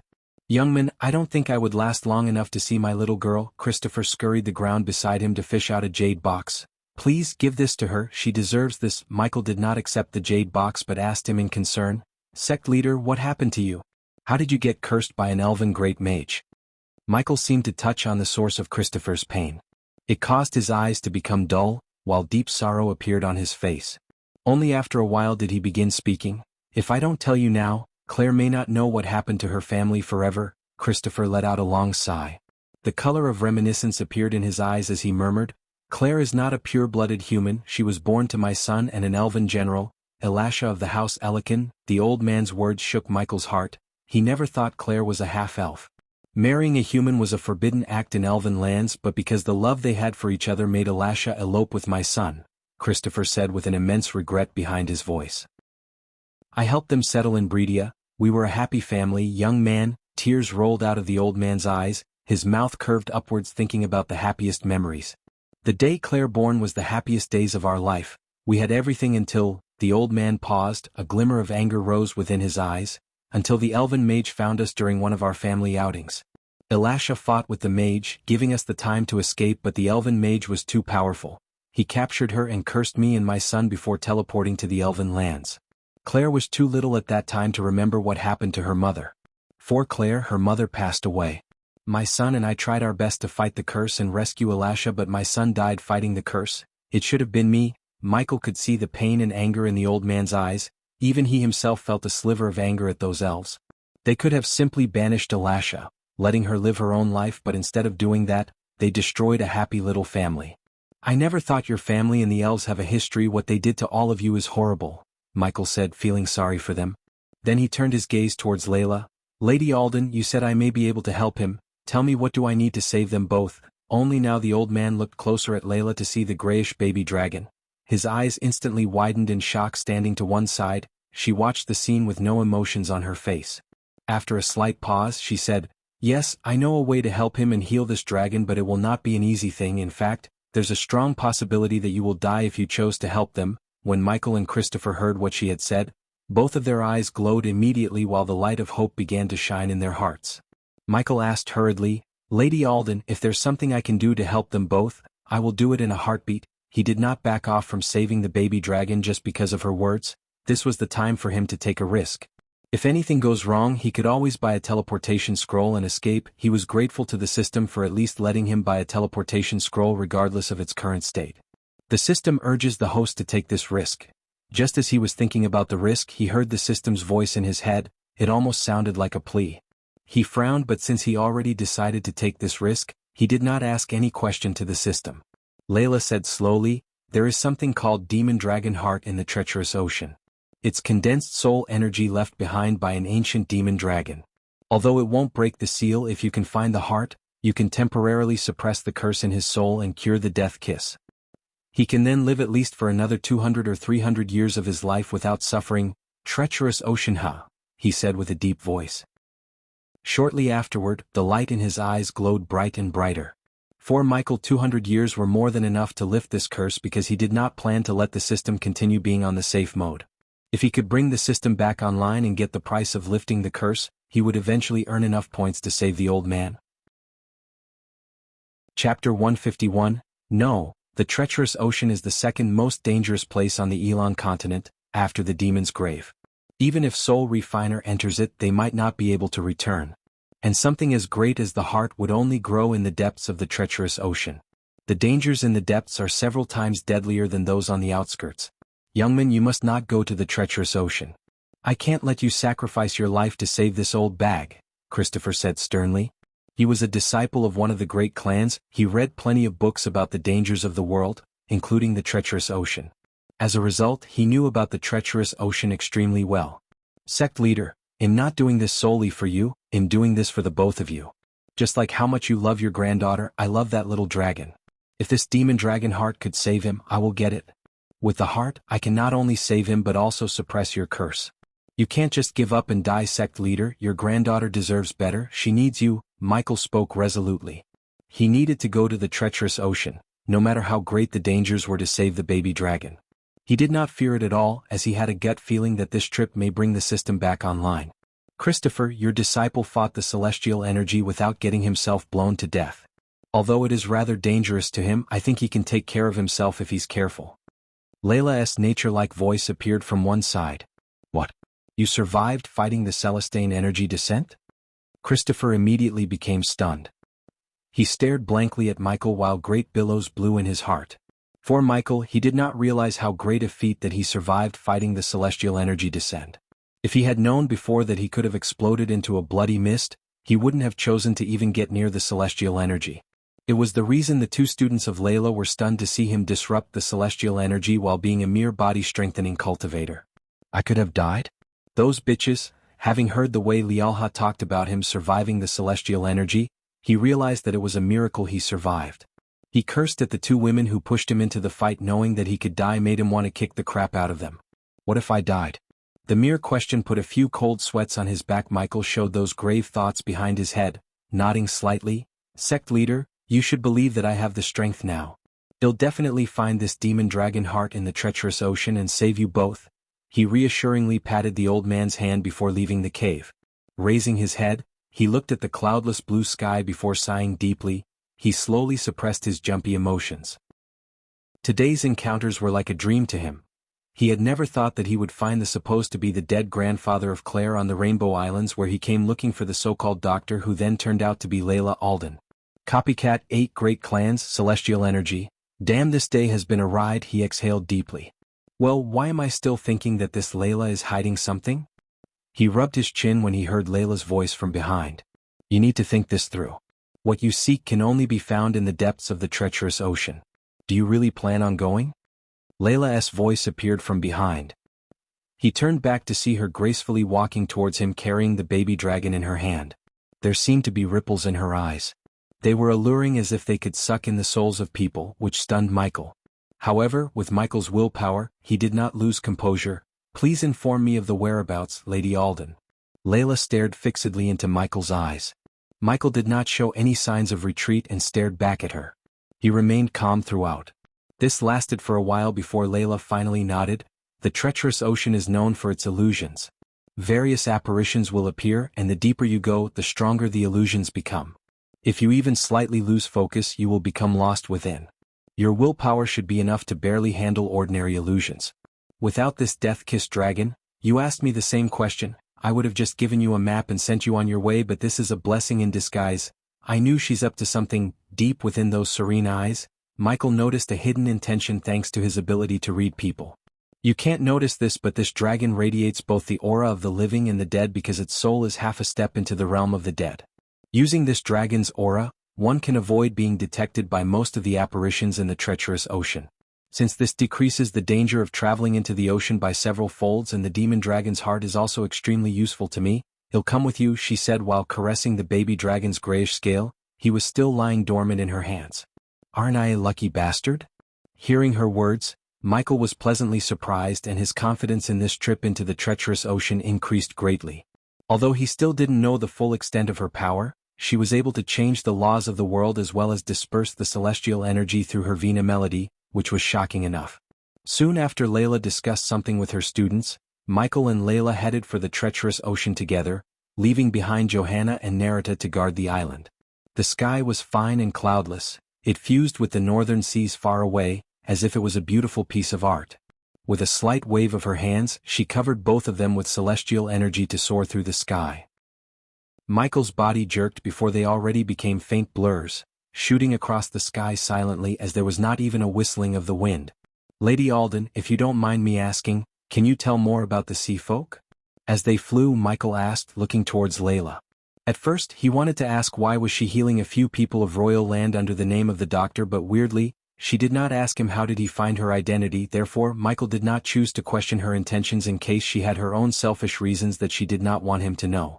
Considering even his encyclopedia of this world, Gaia, had little to no knowledge about the so-called sea folk, he decided to get some info on them from Layla. A sliver of shock flashed across Layla's eyes. She turned and glanced at Michael, asking, "Why do you want to learn about the sea folk?" Michael hesitated slightly before saying, "To be honest, as a guy who loves to travel around the world, I want to know more about the places and races I have little knowledge of. People in Bredia don't have much knowledge about the sea folk race." Lady Alden, she stared at him for a moment. She could tell he was genuinely interested in knowing more about the sea folk, and since they have a long way to go, she didn't mind telling what she knew about the sea folk to pass the time. Their existence is similar to magical beasts. They also cultivate by absorbing the arch energy and can take human forms and speak human language. They don't possess intelligence any weaker than humans either. The sea folk race inhabits the very bottom of the sea and takes up a rather large region of the oceans, while the entire region is encased by an extremely powerful barrier. This barrier was created personally by the water god during primordial times, and even fusion stage cultivators like me can't break the barrier. Not only does it separate the seawater, it holds it back at a range of several thousand meters. At the same time, it protects the sea folk from invasions of another species. She paused for a moment and went on. To the sea folk, this barrier acts as if it doesn't exist. Although it's unbreakable to most of the people on land, it will let anyone under the core strengthening stage enter the sea domain. Anyone under core strengthening stage. He took a note in his mind as she continued. "I've visited the sea folk twice before. Although I don't know the situation there very well, I have some rough, general knowledge like they not only hate humans, but they also disapprove of them very much. If human experts want to survive there, they must be extremely cautious. Once they offend a member of the sea folk race, they will receive the hatred and pursuit of various other sea folks until they die or escape from the sea domain, which is very unlikely once the sea folks put a target on them." Michael pondered in silence for a while before continuing his questions. "Lady Alden, just how powerful is the sea folk? Compared to the humans in the Elan continent, are they stronger or weaker?" "The sea folk is very powerful," Layla said sternly.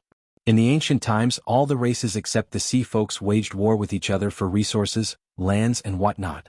All sides suffered great losses and several half-immortals fell, ending their legacies. Since the sea folk never took part in these ancient wars, their strengths and legacies were preserved perfectly. Although there aren't as many half-immortals across the entire sea folk as the ancient times, it's still not something the Elan continent or the beings living on the land can match. It's just that the sea folk evolved from marine organisms, so they're only made to inhabit the sea. In the sea, it's much easier for them to achieve greater results in cultivation. But once they leave the sea, cultivation becomes several-fold more difficult. They have always stayed in the sea and have basically never come to the land. This is because the sea is their holy land." Chapter 152. The sea folk race is split into mainly three factions: the Water God Hall, the Sea Serpent Hall and the Arctic Hall. These three halls combine to make one of the two great clan of sea folks. According to what I've learned many years ago, the Water God Hall is the most powerful among the three and has an elder that has already reached the half-immortal stage. The other two halls each have one or two fusion stage warriors as well. This was many years ago. Who knows how many fusion stage and half-immortals or even immortals they have among them? For the first time, he heard a sliver of awe in her voice. One half-immortal and two fusion stage warriors? Wow. Michael was also astonished by listening to Layla. As she said this was years ago, he could only imagine how powerful they are now. He did not think any one of the races living on the land was weak, but because the sea folk never took part in any wars, he knew their strength is far superior to the land crawlers. If he could, he wanted to visit the sea folks soon. He had gained a rather rough understanding of the sea folks from Layla. After getting some ideas about the sea folks, he continued to ask Layla about the other races along the way, slowly expanding his knowledge about this world. The ocean they were flying above was enormous, several times larger than the Elan continent. Even though the treacherous ocean was very close to Rainbow Island, it took the two of them a full day and night of flying at such a speed before finally arriving. The treacherous ocean was a region of sea shrouded in a dark mist and stormy clouds. The sound of thunderclaps reverberated the entire sea while violet streaks of lightning kept lighting the gloomy clouds. The ocean itself seemed endless. Currently, Michael and Layla hovered in the sky a couple of kilometers away, staring at the mist cautiously. Layla knew that Michael's understanding of the treacherous ocean was limited, so she explained, "The The real dangers of the treacherous ocean lies in an island within the thick mist. We need to pass through the mist to reach there. You must never underestimate this mist. It's extremely powerful and strange. As soon as you enter it, all your sensory abilities will be suppressed, and your vision will also be greatly affected. Michael nodded, immediately becoming vigilant. The treacherous ocean was a dangerous zone, second only to the demon's grave. He could already see his environmental scanning is being disrupted by some kind of interference. System, can you upgrade the environmental scanning? Unable to upgrade spells. The system is in safe mode. Michael kinda expected this, but it did not hurt to try. Since he got no help from the system, he had to rely solely on himself, on his skills as a hitman/assassin. Let's go in. Follow me closely and don't stray away from me. You might see some illusions in the mist, but you need to remember that all of them are just illusions, Layla spoke with a soft voice, before handing over the baby dragon back to him.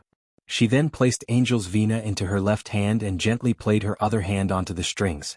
Seeing how cautious Layla was, Michael raised his own vigilance by taking out a few shiny bright orange pills and eating them like candy. The pills he just took were the perception pills. He concocted these pills as the new badge using a few herbs he brought from the Sky Garden.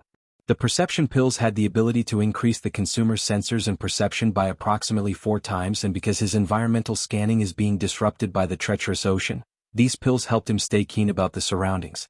Although the pills were not as great as the environmental scanning, taking the pills was better than nothing. It only took a couple of seconds before he felt his senses getting heightened. He turned to see even the smallest details of Layla's robes, like those few dust particles on the robes, the teeny tiny birthmark on her slender neck that he didn't notice before. Lady Alden, you want some? He quickly stopped checking her out and asked her. No thanks, she gently shook her head. He shrugged, putting the baby dragon into his pocket, and moved closer to Layla before they slowly flew towards the fog together. As soon as he entered the fog, Michael felt like he had stepped into another world. It was misty white all over. Even with his heightened vision, he could only see 5 meters ahead. Even with your dragon's aura around us, we'll encounter some attacks in this mist. Be careful. Layla's voice appeared on one side. Michael unsheathed his sword as he did not underestimate this place, not even for a bit. The two of them advanced carefully. They did not travel very fast, while the light in their eyes flickered, carefully observing the surroundings. At that very moment, a white light suddenly appeared, shooting like a lightning bolt towards Layla. Be careful. Michael cried out, directly slashing his sword at the light. Ding. However, Layla's reaction speed was faster than Michael's. The finger she had placed on the Vina strings plucked gently, and a note rang out. It turned into a sound wave, colliding with the white light before Michael's sword could cut it. The ball of white light turned into a pile of dust and fell from the sky without any sound. Michael stared blankly at the pile of dust. What is that? Just a moment ago he did not manage to see what the ball of white light was. Those are mutated fish that inhabit the nearby water. Its speed is especially quick, and this fish has already reached the strength of level 5 body refining beast. Layla spoke indifferently. She clearly had an extremely great understanding of the place. Hearing this, Michael was secretly shocked. People like Victoria were boasting about their cultivation speed when they were at the level 5 body refining stage, but here, even a mere fish was at that exact level. A cultivator could manage to easily kill the fish just how Layla did, but Michael knew if those fishes came to attack with hundreds of its friends, they would be in deep trouble. Coupled with the limited vision thanks to the mist, even a core formation warrior could be killed if hundreds of these fishes attacked together. The two of them continued their way in the mist. After the attack from the weird fish earlier, he became even more watchful of his surroundings. The last time he checked, the responsive shield was still working, therefore he did not need to worry about the attacks of anything under body strengthening stage level 6. However, he could tell that he's going to meet stronger foes further down in the road. As they advanced deeper and deeper, the weird mist also became thicker and thicker. Michael's heightened range of vision had already shrunken to 2 meters. Crossing the 2 meters, he could see nothing but the misty white screen. For others, looking through the eyes was the only way to see, but for Michael, he trained to perceive the surroundings using all of his senses. He listened and smelled on top of looking to be aware of the mist. Even though Layla's figure started to become blurrier, he followed her behind, smelling the alluring fragrance coming from her. Lady Alden, just how big is this area? How much further until we leave this damn region? We need to travel roughly 100 kilometers more to get out of this mist. With our current speed, it should take 5 or 6 hours, if we are lucky, Layla spoke calmly while her bewitching eyes flickered, vigilantly observing the surroundings. At that very moment, another few streaks of white light shot from the surroundings with lightning speed just like before, except, this time Michael had sensed them thanks to his enhanced hearing. He swiftly slashed at the two streaks of white light without moving his body too much. There was no fancy move, just a plain simple slash, but it was lethal enough to take 2 lives. Ding. Congratulations to the host for killing a body refining stage level 8 mutated beast. The reward is 6,000 experience points and 200 badass points. Ding. Congratulations to the host for killing a body refining stage level 8 mutated beast. The reward is 6,000 experience points and 200 badass points. Soon, the 2 white streaks of light turned into dust, falling near his feet. Just as he lifted his sword to kill the rest of them, a clear note suddenly rang out. It turned into a visible sound wave that expanded into the surroundings. As the streaks of light came into contact with the sound wave, they immediately turned into a pile of dust, ripped apart by the Vina note. Michael narrowed his eyes slightly in a way it could not be detected. His recognition for the woman's strength increased by a level. She could display such strength with just a casual note. Even if these fishes were at the core formation stage, he could tell that they would not be able to withstand the power of her notes. Continuing onwards, Michael and Layla both suffered constant attacks from the mutated fish. With each wave of the attack, the number of fishes that attacked them increased significantly. Fortunately for Michael, they didn't get attacked by fishes stronger than a body strengthening stage 5. He slashed and diced them effortlessly. This put a small smile on his face as he acquired quite a lot of experience points killing these fishes. He would have killed more if Layla didn't massacre the majority of the fishes of each wave with a single note from her Vina. The two of them flew steadily through the fog for 7 continuous hours before passing through the region of fog and reaching the outskirts of the treacherous ocean. The deeper they went, the thicker the mist became. After over 8 kilometers, the mist had become so thick that he could barely see anything. Only the faint fragrance at Michael's nose signified her existence. This made Michael rely on his nose to detect where she is, using the fragrance from her body. Suddenly, Michael felt the mist before him surge violently. Shortly afterward, a blurry figure suddenly appeared, before quickly becoming clearly visible. It was a man in his late 60s. He wore a black suit and black trousers. In one hand he held a bloody knife while in the other, he held a silencer-attached Beretta 92. Michael stared blankly at the old man who was smiling wickedly at him. His emotions were overwhelmed by disbelief. Along with disbelief in Michael's eyes, a cocktail of anger, fear and respect could be seen. Diddle? Diddle? Diddle? We are so little. The old man slowly uttered these words, stirring the buried emotions deep within his heart. Spectre. Michael unconsciously called out. His voice was filled with rage and even his eyes became rather bloodshot. Chapter 153. Michael's heart began to tremble violently, and he tightly clenched his hands.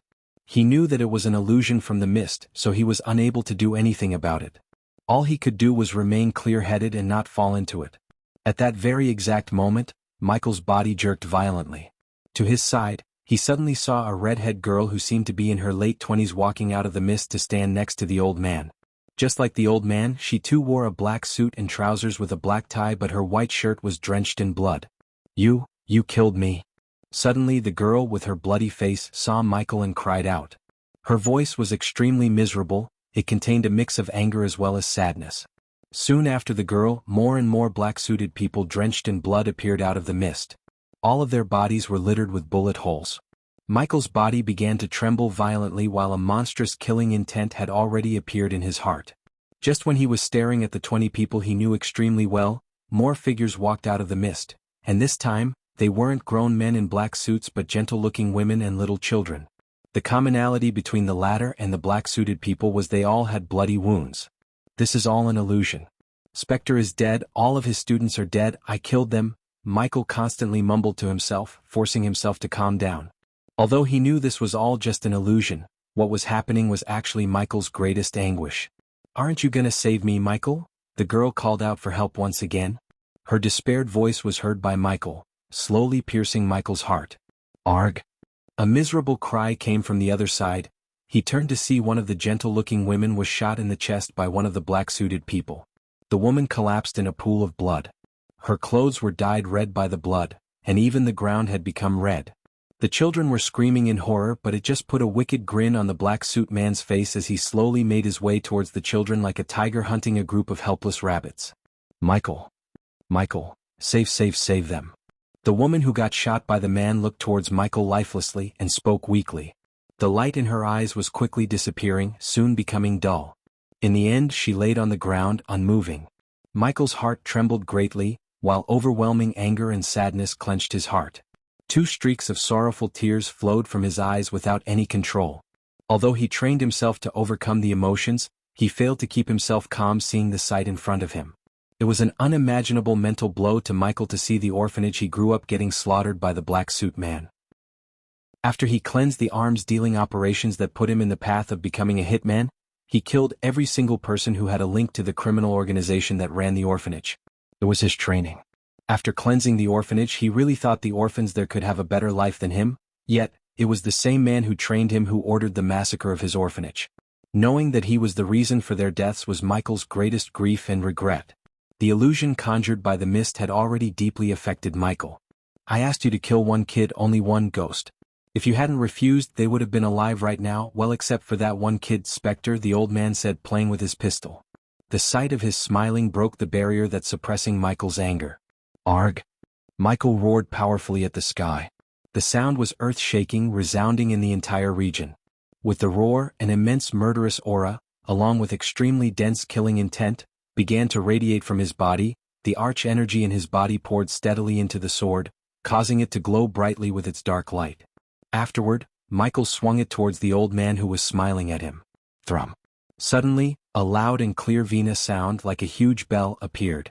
A powerful sound wave with visible ripples collided with the sword in his hand, and the powerful strike directly forced the sword to bounce backward. Not only did the bell-like sound block Michael's attack, but the remaining sound waves also entered Michael's mind. It collided with his spirit like a boulder, causing Michael to feel like his head was exploding. He could not help but cry out painfully. Just mere inferior illusions got you good. This is only the very outskirts of the treacherous ocean. There are more powerful illusions further on in. I really wonder how you're going to handle those. Layla's cold voice suddenly appeared in Michael's mind. Michael immediately snapped back to reality.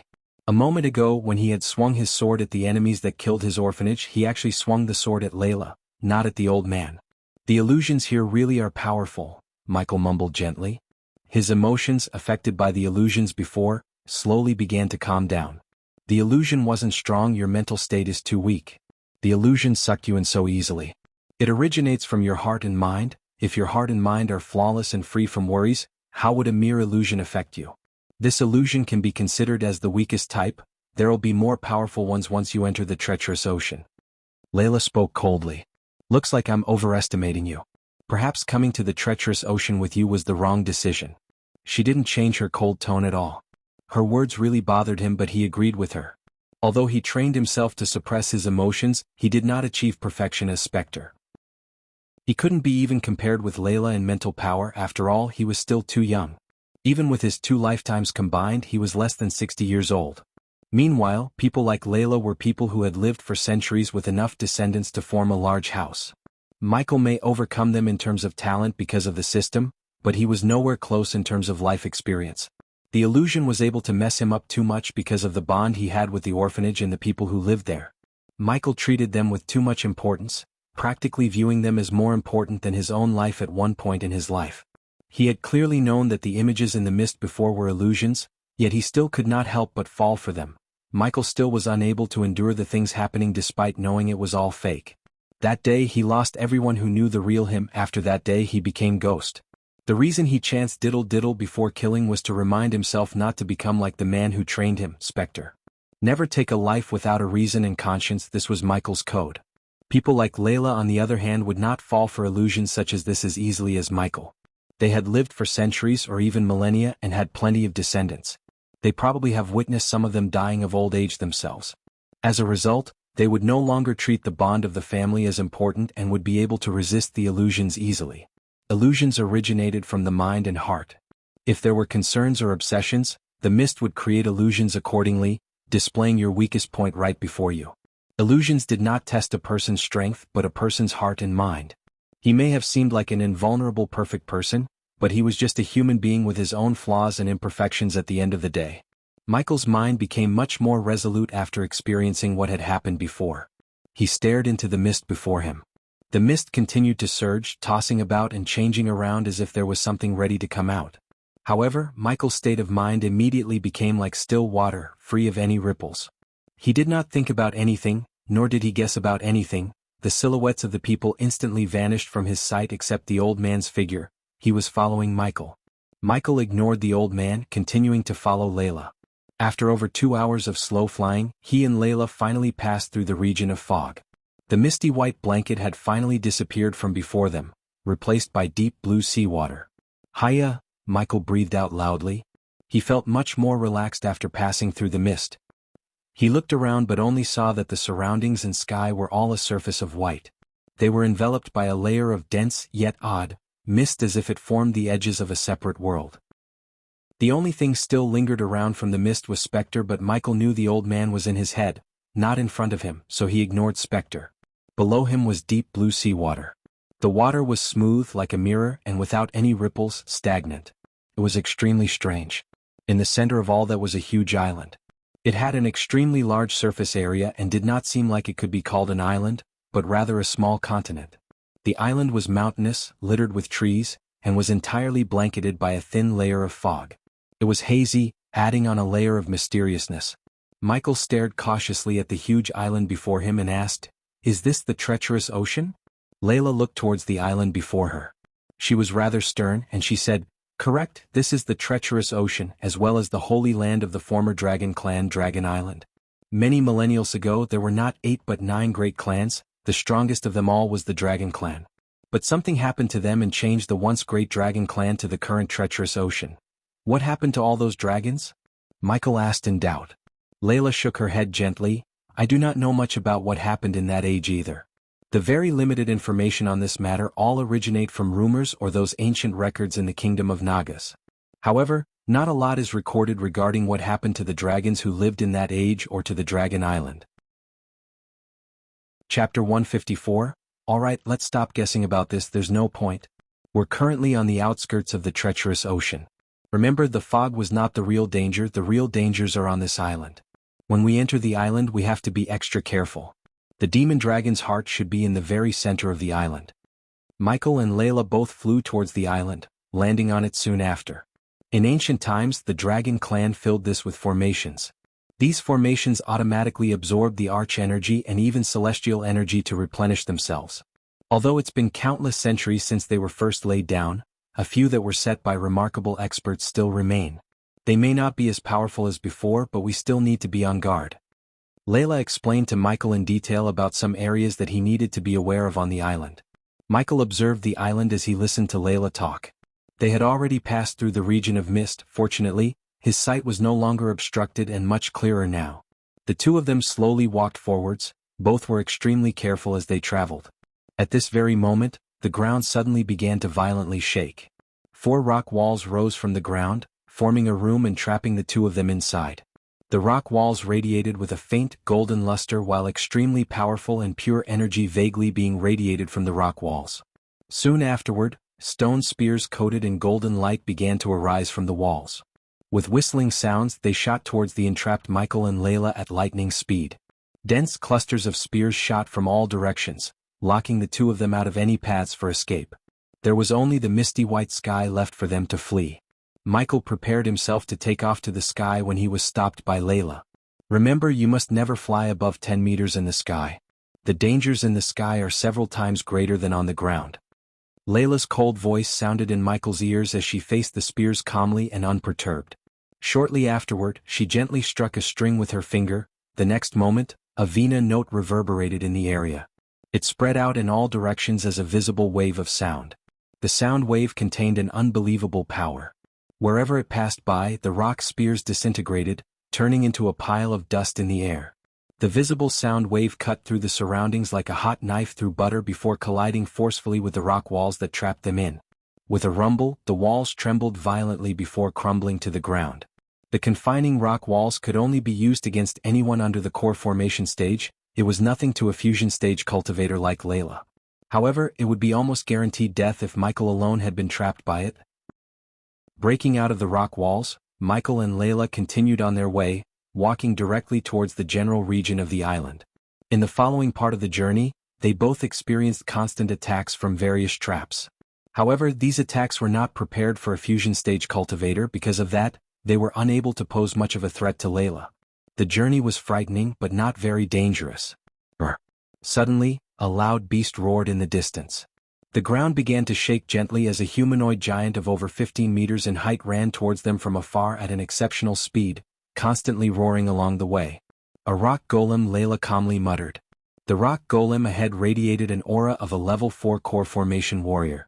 Soon, her finger moved gently on the Vina string, and a sound wave immediately shot out towards the incoming war beast in the shape of a sharp arrow. Crack! The arrow formed from sound pierced through Rock Golem's chest. Rock Golem's overwhelmingly powerful defense was akin to soft butter before it, and the arrow punched a head-sized hole with no difficulty. Yet no blood flowed out. The Rock Golem seemed to feel no pain, continuing onwards towards the two of them with great steps as it roared mindlessly along the way. Layla remained the same as before. Her white, elegant hands constantly danced around on the strings of her Vina, producing beautiful sounds by playing it. With each note, a powerful sound wave shot out with lightning speed and struck Rock Golem's body. The Rock Golem did not dodge at all and continued in its charge towards the two of them in a straight line. Meanwhile, its huge 15-meter-tall body was now riddled with holes while its head was already smashed to smithereens. But even with all that, even with its head missing, the Rock Golem did not die. It did not even slow down, much less show pain. It continued charging at the two of them without any pauses. Witnessing something so huge and dangerous as the golem, he felt grateful towards Layla because he knew he had a very slim chance to defeat the golem. Well, the #1 hitman of the world is hiding behind a woman. I thought I taught you better." The old man laughed at Michael, but he ignored the old man's ridicule. Gentle Vina sounds, concealing killing intent within, constantly rang out. Layla's gaze remained calm throughout.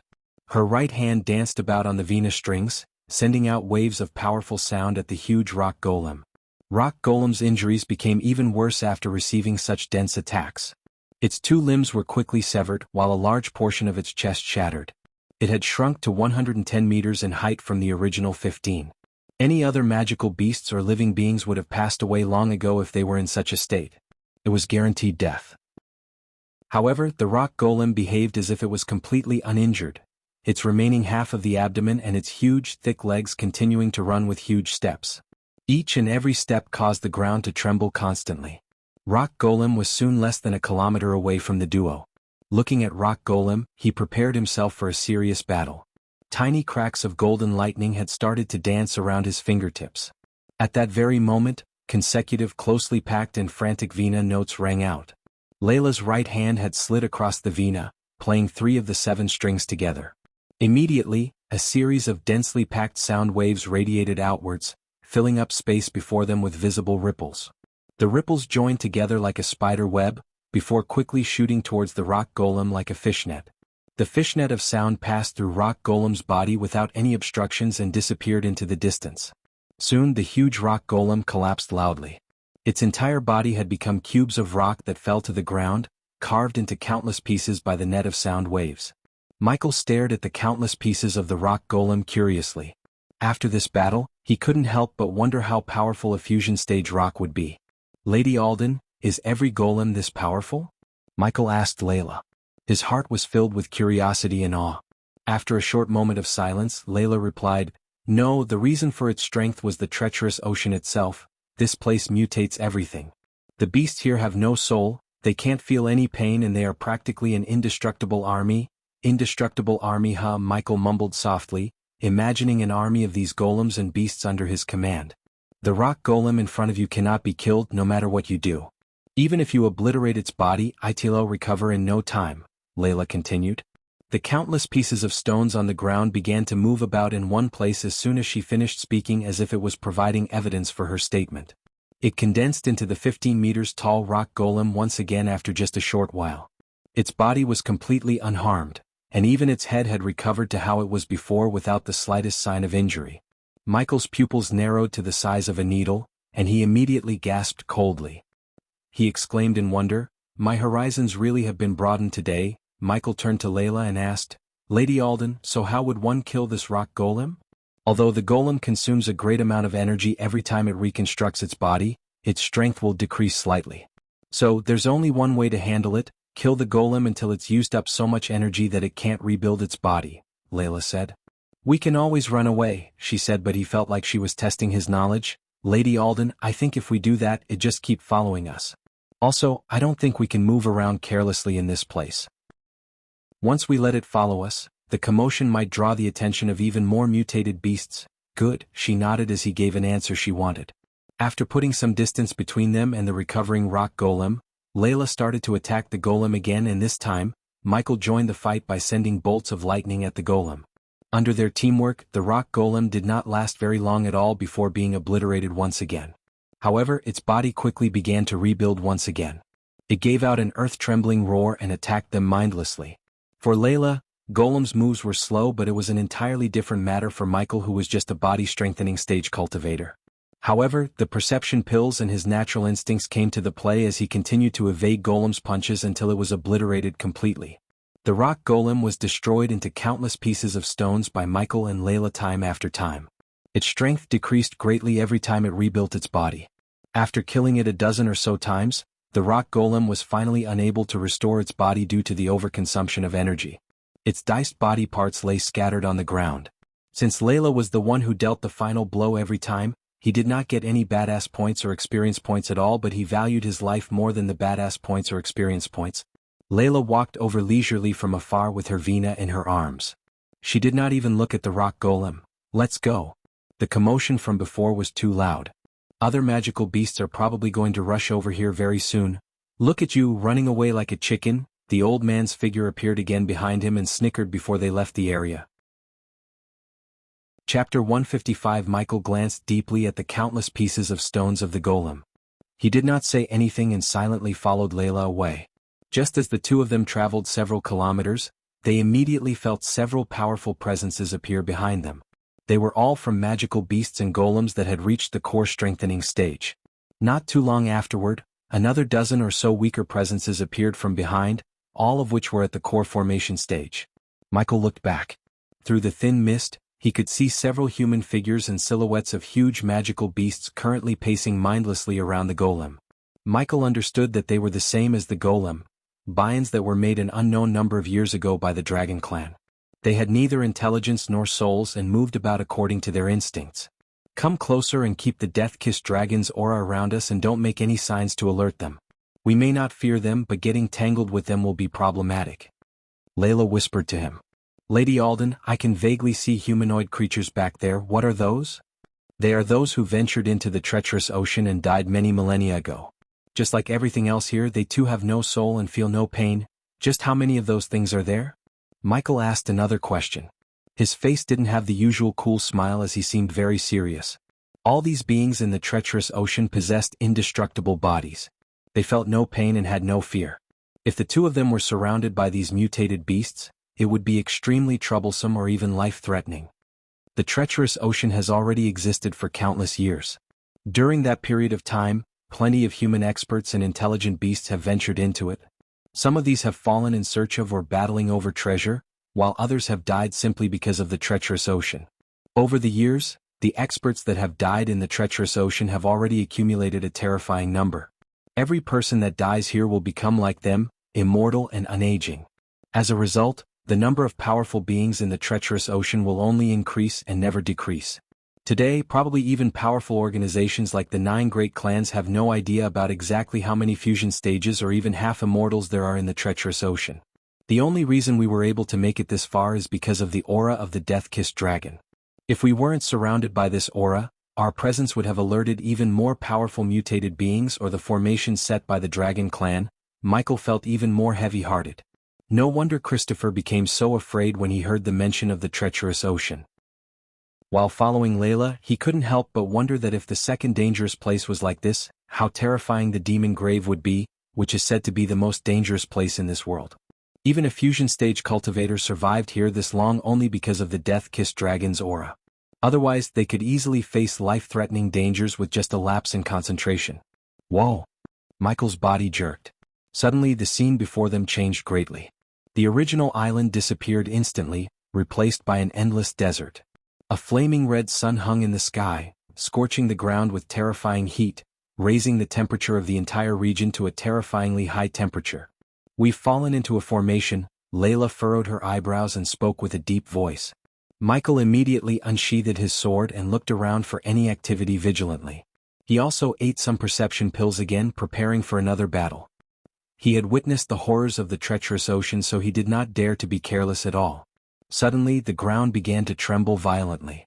The ground where Michael and Layla stood slowly began to sink into the ground, and at the same time, their feet were trapped by the moving sand, constantly sucking and dragging both of them underground. "Fly." Layla spoke coldly.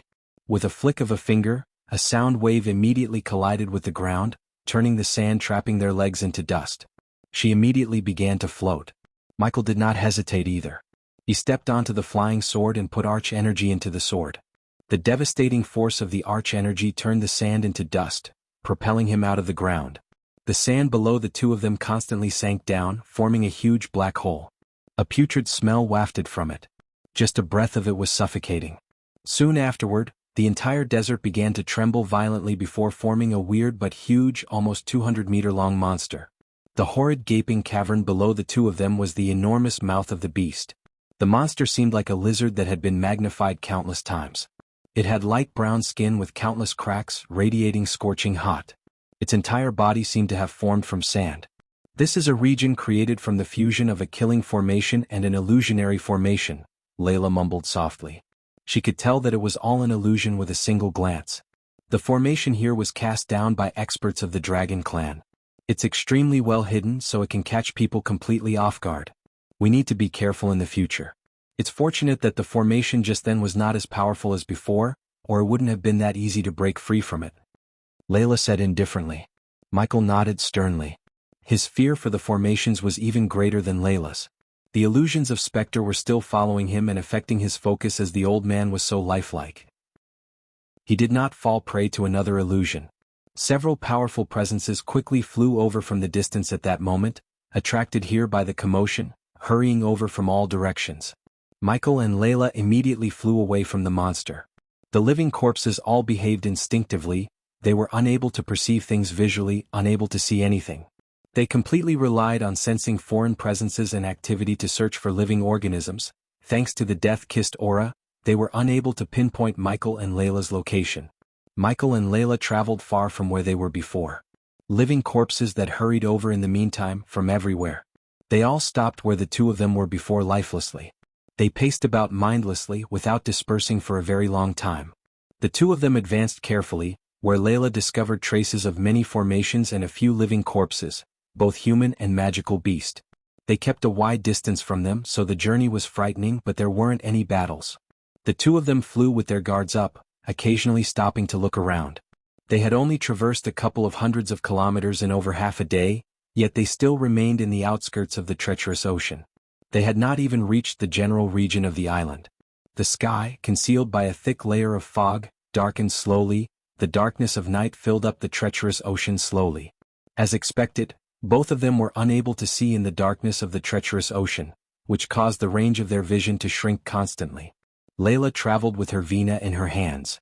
She looked at the darkening sky, and her bewitching eyes became rather stern. She said, "It's darkening. It's not suitable for us to travel at night. We need to find a stop to rest for the night and continue tomorrow." "Fine with me, Lady Alden," Michael replied calmly. Eventually, Michael and Layla spent over an hour finding a cave that was spacious enough. The cave curved about inside and was about 100 meters long, so they did not fear that they would be seen inside. At the end of the cave, Layla produced a fist-sized luminous pearl from her space ring and lodged it into the roof of the cave. It shone with a gentle light, illuminating the darkness. In the treacherous ocean, the living corpses were extremely sensitive to any ripples of energy ripples as well as objects that never usually appeared in the treacherous ocean. This was why they could not light a fire. The heat and smoke would travel outside and draw in the living corpses or the golems or any other weird beings in the area. The only way for light was through the luminous pearl. Layla sat down and slowly closed her eyes after lodging the pearl in place. She paid no attention to Michael while he ignored the old man sitting beside him and applied the healing potion on the baby dragon's grayish scales. He then found a clean part of the ground and sat down with his legs stretched out. He glanced to his side, glancing at Layla who always kept her face concealed. "You are not the ghost I know, kid, you have become weaker. Get out of my head." Michael closed his eyes for a moment, calming himself down. Looking away from Spectre, he cast away the distracting thoughts in his mind and began to look into his situation. He first opened up the system's interface to see it's still in safe mode. His remaining sword was almost on the verge of breaking because of the fight he had with the fishes and the golem on their way. The sword's condition was not his worry, as he knew a sword alone won't make much difference in front of these living corpses and golems. He needed to depend on the baby dragon's death-kissed aura and Layla to survive this place. "You forgot the first lesson I taught you, kid. Never depend on someone else other than yourself." "What are you doing?" "The rules have changed, old man. This is not the Earth," he said, gritting his teeth. "People like us can't depend on others, kid. As I said before, this is not Earth. If I wanted to rule this world, I have to depend on others." "Ha ha." The old man burst into laughter. Although Michael could understand all of this was happening inside his mind, it felt so real. "That's the most childish thing I heard in my entire life, kid. Do you really believe you can rule this world? People like us don't get a happy ending. There will be always someone on the good side to put us down. It's only a matter of time before someone put an end to you, kid." "I know it's not you talking but my own subconscious mind." Michael gave a short slap to the back of his head and ignored the old man. "I need some fresh air." He then stood up to take a walk. Chapter 156. What are you trying to do? Just as he stood up, a chime-like voice appeared from behind him. Michael abruptly looked backward as he heard it. Layla had already opened her eyes. Her limpid eyes seemed to contain ripples like autumn water, staring at Michael with a bewitching charm. Michael remained calm, staring back at Layla. "I'm going for a walk." Layla slowly closed her eyes and said gently, "Remember where you are right now. You can't make trouble. Not only will you lose your life but also lose the baby dragon, our best chance to survive this place. Lady Alden, don't worry. I'm not going to mess around with my life." Michael laughed gently before concealing his presence. He walked outside silently. It was already pitch black outside the cave. The sky was dark, devoid of any stars. Michael's vision was affected by the darkness in the treacherous ocean as well. It was not as bad as the fog where his hand would leave his range of vision if extended, though it was still limited to only several hundred meters because of the perception pills he took. Deathly silence lingered in the surroundings with no sound at all. It was as if only Layla and he were in the entirety of the treacherous ocean without any other traces of life. Michael calmly stood at the cave's mouth, staring at the place. He did not make any sound at all. Suddenly Michael's ears twitched slightly. Soon after, a gleam of light immediately flickered in his dull eyes. He suddenly raised his head and stared fixedly into the distance, becoming grim in a flash. A while later, several dark figures slowly emerged in Michael's vision range. They traveled on the ground, walking slowly in Michael's direction. Their movements were stiff like robots. Drops of sweat began to drip down from his head staring at the figures. They were all at core strengthening stage and he could even sense some soul-refining humanoid figures among the dark figures. Michael's calm expression was replaced by a stern look. Locking his gaze with the dark figures, he slowly backed away without making a sound. "Shit, they found us." Michael was shocked. He had no time to wonder how as he rushed to the end of the cave. He needed to tell Layla about this. Perhaps she had sensed Michael's hurried steps. Layla had already opened her eyes when she arrived at the end of the cave. Even in a situation like this, she maintained her graceful composure. "Lady Alden, there's a group of core strengthening and a few soul-refining mutated creatures heading towards the cave," Michael said silently. Hearing that, Layla's expression changed abruptly. She stood up suddenly, eyebrows furrowed and expression grim. She could handle a few fallen core strengthening mutated beings, but she seriously doubted that she could fight a group of core strengthening beings and a few soul-refining beasts at the same time. The battle would alert even more mutated beings. Furthermore, it was night right now. Visibility in the treacherous ocean was too limited, while the dangers were unknown. It was even more dangerous than fleeing in the daytime. "Just how far are they from the cave?" Layla asked. Her tone was stern. "Around 400 meters, Michael replied. Neither of them dared to speak aloud. This cave must have been where they once stayed. "Quickly, we need to leave here immediately." Layla showed no hesitation, running towards the outside with Davina in her arms while Michael followed closely behind her. Both Michael and Layla knew the outcome extremely well if they met these mutated beings. Even with the baby dragon's aura, the mutated beings still would be able to sense them if they became too close. The two of them hurried out of the cave. They moved completely silently without making any sound at all. Both of their faces turned pale when they arrived at the entrance of the cave. There were 7 human mutated beings, and they had already arrived within 50 meters of the cave entrance. They were all expressionless, with lifeless eyes and stiff movements like robots.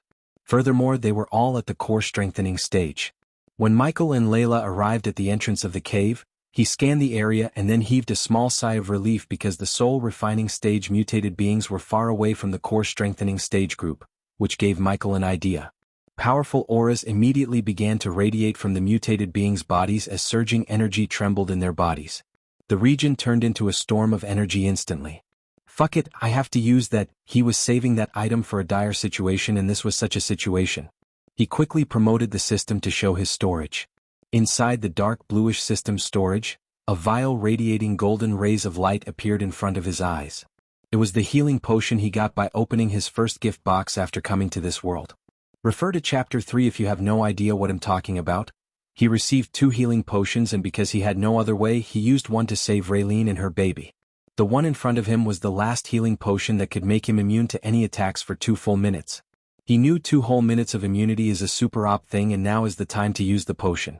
Lady Alden, do you have a sword or anything like that to fight these things?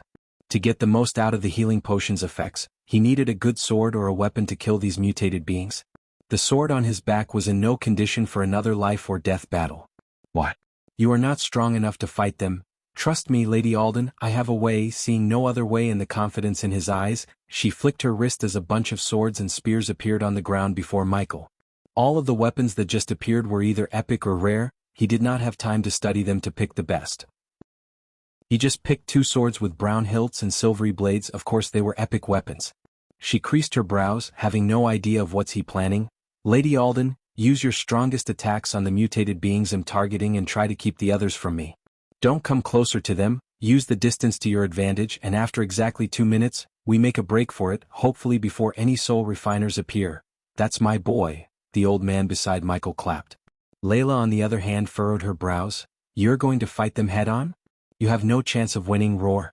All the mutated beings produced monster-like roars at the same time. They no longer remained like before with the roar, becoming much more nimble. With a few blurs, the 7 core strengthening warriors charged at Michael and Layla. I got this. Just after these 3 words escaped his mouth, Layla saw him take out a golden color elixir and finish it in one gulp. Our time starts now. In a blink of an eye, Michael turned himself into a bolt of lightning and dashed forward, targeting one of the muted beings. The arch energy in Michael's body flowed steadily into the 2 swords in his hands. He used the lightning dash, arriving before one of the core strengthening stage warriors instantly in the form of a blur. He stabbed the sword that radiated with the energy of destruction into the corpse's chest with lightning speed. The living corpse did not show any intentions of dodging as it faced Michael's attack. It paid no attention to Michael's sword, directly throwing a punch at him. His mastery over swords and nimble body let him easily dodge the attack. Crack. One of the swords passed through the person's chest without any obstructions, reappearing on the other side. Again, there was no blood or even any signs of pain on the person's face. Meanwhile, his fist continued towards Michael with great strength. Michael used the lightning dash, dodging the punch in a blink of an eye.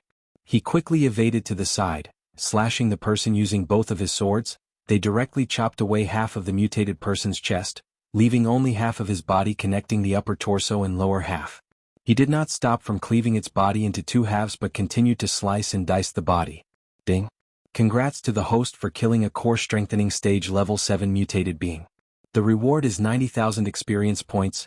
Wind blast. Ignoring the notification, he raised his hand, shooting a wave of forceful wind from his palm to send the diced body parts flying in all directions. At this very moment, another 2 core strengthening stage warriors attacked Michael at the same time from the side. Their attacks were extremely simple, bluntly hurling their fists without any fancy tricks. Ding.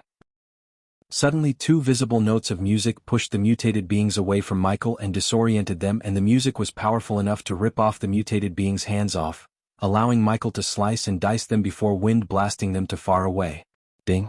Congrats to the host for killing a core strengthening stage level 7 mutated being. The reward is 90,000 experience points. Ding. Congrats to the host for killing a core strengthening stage level 7 mutated being. The reward is 90,000 experience points. The falling of the 3 mutated beings did not stop the rest of them from attacking Michael. They all targeted mainly Layla because she was the strongest and wasn't covered by the Death-Kiss Dragon's aura. However, this didn't stop them from throwing a few killing blows at Michael. Poch. Poch. Layla saw he was punched in the face and the chest by two mutated beings, but before she could actually react, he swung his whole body and slashed the two of them like their punches did not hurt him at all. She was stunned by the sight because a normal body strengthening stage cultivator could have survived those punches. She was sure of it. Ding. Congratulations to the host for successfully being a badass. The reward is 10,000 badass points. The two swords swept through the air as a black streak of light with a destructive aura, severing their heads. He had directly bisected two mutated beings. As expected, even with severed heads, they quickly approached Michael, directly kicking at him. Ding. Ding. At the same time, two more musical notes cut their bodies further before Michael sliced them up again. Ding. Congrats to the host for killing a core strengthening stage level 7 mutated being.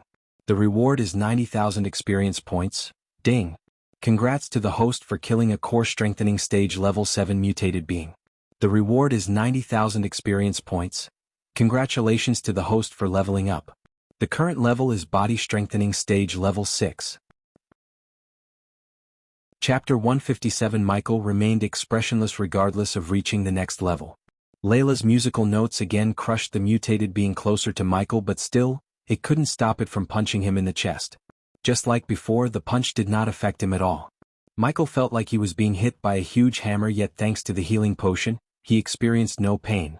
Swiftly, his right hand moved, slashing the mutated being who just punched him countless times at devastating speed. The densely packed blurs seemed to form a closely knit net, enveloping the mutated being's body parts layer after layer. Michael exhibited the full power of his sword mastery.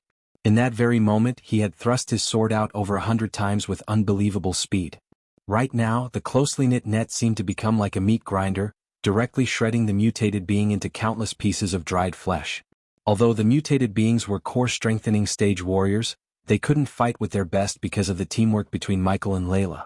Besides, they had no weapon and were unable to use the arch energy. Since these mutated beings had no functioning brain, they did not even have the most basic awareness for dodging or resisting.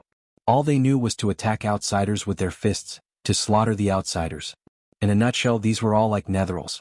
As a result, the strength of the mutated beings was far from the time they were alive, therefore he was able to slice and dice them like veggies without much trouble. Ding. Congrats to the host for killing a core strengthening stage level 7 mutated being. The reward is 90,000 experience points. Finishing off the mutated being, Michael immediately used the lightning dash, disappearing instantly. Just when Michael disappeared, two fists brutally spaced into the empty space he was before. The power created a sonic boom. Plop. Suddenly, a visible note clashed with the mutated being behind Michael, easily severing the limbs. Again, Michael sliced the body before wind blasting the pieces far away, so the pieces won't reform quickly in front of him. Unexpectedly, more mutated beats appeared out of nowhere, surrounding them. Michael already felt the effects of the healing potion fading away little by little. Congratulations to the host for leveling up. The current level is body strengthening stage level 7.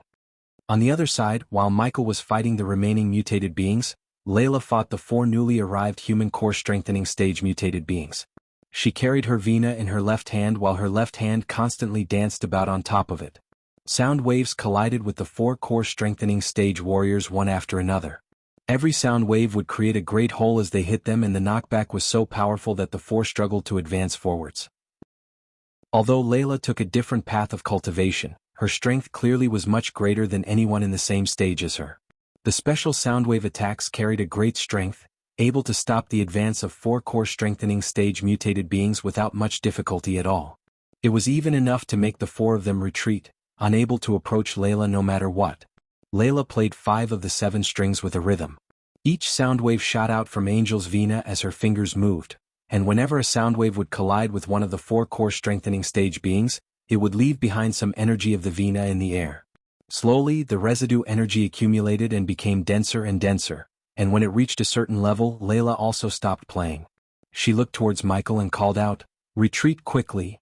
Hearing it, Michael did not hesitate at all. He immediately finished off his last mutated being before turning into a chain of blurry figures and retreating to Layla's side. Layla's fingers slowly fell on the 6th string, which caused it to fluctuate gently. The 6th Vina string produced a clear sound. It began to tremble heavily, and shortly afterward, the Vina energy that had accumulated in the air suddenly became extremely violent. With a boom, the Vina energy immediately exploded, where the violent ripples directly ripped the 7 Saint Ruler mutated beings to shreds. Brr, brr, roar. The commotion of battle here had alerted the experts far away. Immediately, dozens of beast-like roars resounded from far away in all directions. The roars flooded the sky, essentially resounding throughout the entire treacherous ocean in the pitch-black sky. Immediately, a dozen or so presences radiated over from different directions, and even further away an even more powerful presence faintly appeared, including soul-refining stage mutated beings. "Leave here quickly," Layla said hoarsely. She could already feel the appearance of a terrifying presence, something that would even be able to cause her fear. It was a fusion stage living corpse. Michael also looked grim. Although his environmental scanning was suppressed in the treacherous ocean, he was still able to clearly feel the presence of more and more terrifying mutated beasts. He had also discovered that at least several dozen core strengthening and soul refining stage warriors were currently flanking them from all directions. Once they were trapped, the outcome would be virtually disastrous. It could even attract even more experts. Michael and Layla fled at top speed, fleeing into the distance as fast as they could. However, before they could get any further, the 7 core strengthening stage warriors ripped into smithereens by the sound waves had reformed. He was damn stunned to see the 7 of them again, not because he expected them to stay dead but according to his calculations, they shouldn't be here this soon as he blasted the pieces away in all directions and it should have taken some time to reform and reach the battle site. They all roared at the 2 of them who had yet to flee far. A sliver of cold light flashed across Layla's eyes. She immediately placed the angel's Vina before her, beginning to play it. However, with a flash from beside her, Michael had already charged at the 7 core strengthening stage warriors using the lightning dash as he carried the 2 swords. He called out, 40 seconds, he counted the remaining time before shouting at Layla, "Let's go." Layla looked around the surroundings. She could feel that the experts rushing over from all directions were getting closer and closer. She said with a deep voice, "It's extremely difficult for both of us to throw them off in an extremely short amount of time with our strength. Once the mutated beings arrive and surround us," Michael slashed his swords a dozen times instantly, dicing one of the core strengthening stage warriors with a mere face-off. He cried out, "We don't have time for this. I know you can also sense the terrifying presence approaching us. Let's go, we are running out of time." His voice was heard by Layla clearly. For a moment, Layla's gaze became complicated. She stood there in hesitation and did not leave immediately. Although she had reached the fusion stage at a young age, he could tell she had not much battle experience as she lacked the quick responses of Michael. The system urges the host to buy a special teleportation scroll for 10,000 badass points. "Do it." He screamed in his mind and then he heard the system again, "Only the host is allowed to teleport using the scroll." For a second the system sounded like it was screaming with regret and anger. Fuck. He cursed inside, turning his gaze at Layla before another mutated being could come closer. "He'll hold them off, you get out of here." He came in front of her, shielding her from the mutated being's attacks while she was standing there, slightly traumatized. "I can take these attacks for another 30 seconds, he'll keep them busy while you fly away from here." She had never thought that in the dog-eat-dog world where it was filled with malevolent people, there would actually be someone so stupid that they would take an almost fatal risk to block several dozens of powerful entities, just to earn some precious time for a stranger that they had only met several days ago to escape. In a situation where death was virtually guaranteed, even brothers related by blood could betray each other, let alone a stranger. However, she had no idea that she's totally wrong. He was not being a white knight in shining armor, but he didn't want her to think that he abandoned her. After all, he still needs her help to get what he wants. Besides, he couldn't let her see him use a teleportation scroll as she mentioned to him that no scrolls would work here, and if she sees him using one, it would definitely lead to some unpleasant questions. On the other hand, Michael's actions immediately caused a great change to Layla's gaze towards him. She stood there as the light flickered through her eyes uneasily. She did not know whether she should abandon Michael to flee for herself or to stay behind and fight with him. Although she had little chance of getting the demon dragon's heart at the center of the island without the death-kissed dragon of his, she could still survive on the outskirts before leaving the island. Currently, the great presences from all directions were getting closer and closer. Seeing how Layla still did not leave, Michael could not help but become mad. He called out, "What are you staying here for? What will you do? You want survive. I have no time to explain, leave." Layla looked at Michael, who was currently battling the several core strengthening stage mutated beings while counting the seconds in his mind. In the end, she gritted her teeth and made her decision, turning around and leaving. She disappeared into the darkness in the blink of an eye. Even though her abilities with the Vina were extraordinary, she lacked the battle experience and the heart of steel like Michael. Once she was surrounded, she knew that it would be much more dangerous for her than Michael, who certainly had a way to deal with them and escape.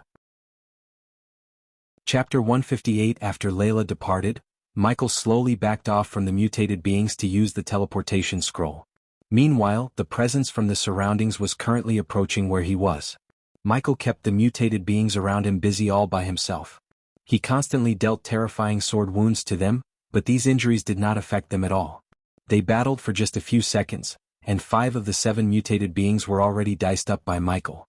However, their bodies rebuilt themselves immediately. They were completely indestructible. "Time to escape, kid," the old man's voice sounded from behind. "System, use the scroll now." The very next moment he shouted, a golden light instantly covered Michael before a mutated being threw a punch aiming at his chest. He immediately moved his body to save the baby dragon from getting punched to death and took the punch directly on his left chest. Currently, the violet-dressed Layla stood several kilometers away, staring in Michael's direction, showing mixed expressions on her face. She could clearly hear the noise of intense battle, which then gradually faded away. "I hope you come back alive," Layla murmured gently. Afterward, she went off quickly into the distance with her Vina, slowly disappearing into the darkness. Somewhere far away in the treacherous ocean, a golden spatial hole in the mid-air appeared. In a flash, the golden hole disappeared, but one could see a black figure screaming and falling from the sky. "Phew-yuck," thud. The black figure hit the ground, producing a loud thud noise. The black figure was no one but Michael, whose right hand now looked weird and bones sticking out because of the fall. Michael spurted out blood, his chest was aching like he was being hammered alive. He was experiencing excruciating pain in his abdomen and chest, and he could tell he had broken a couple of ribs. Gritting his teeth in pain, he willed the system to give the healing potions he brewed from the system's storage. The healing potion appeared on the ground as he slowly reached out his left hand to pick it up, fighting the pain inside of him.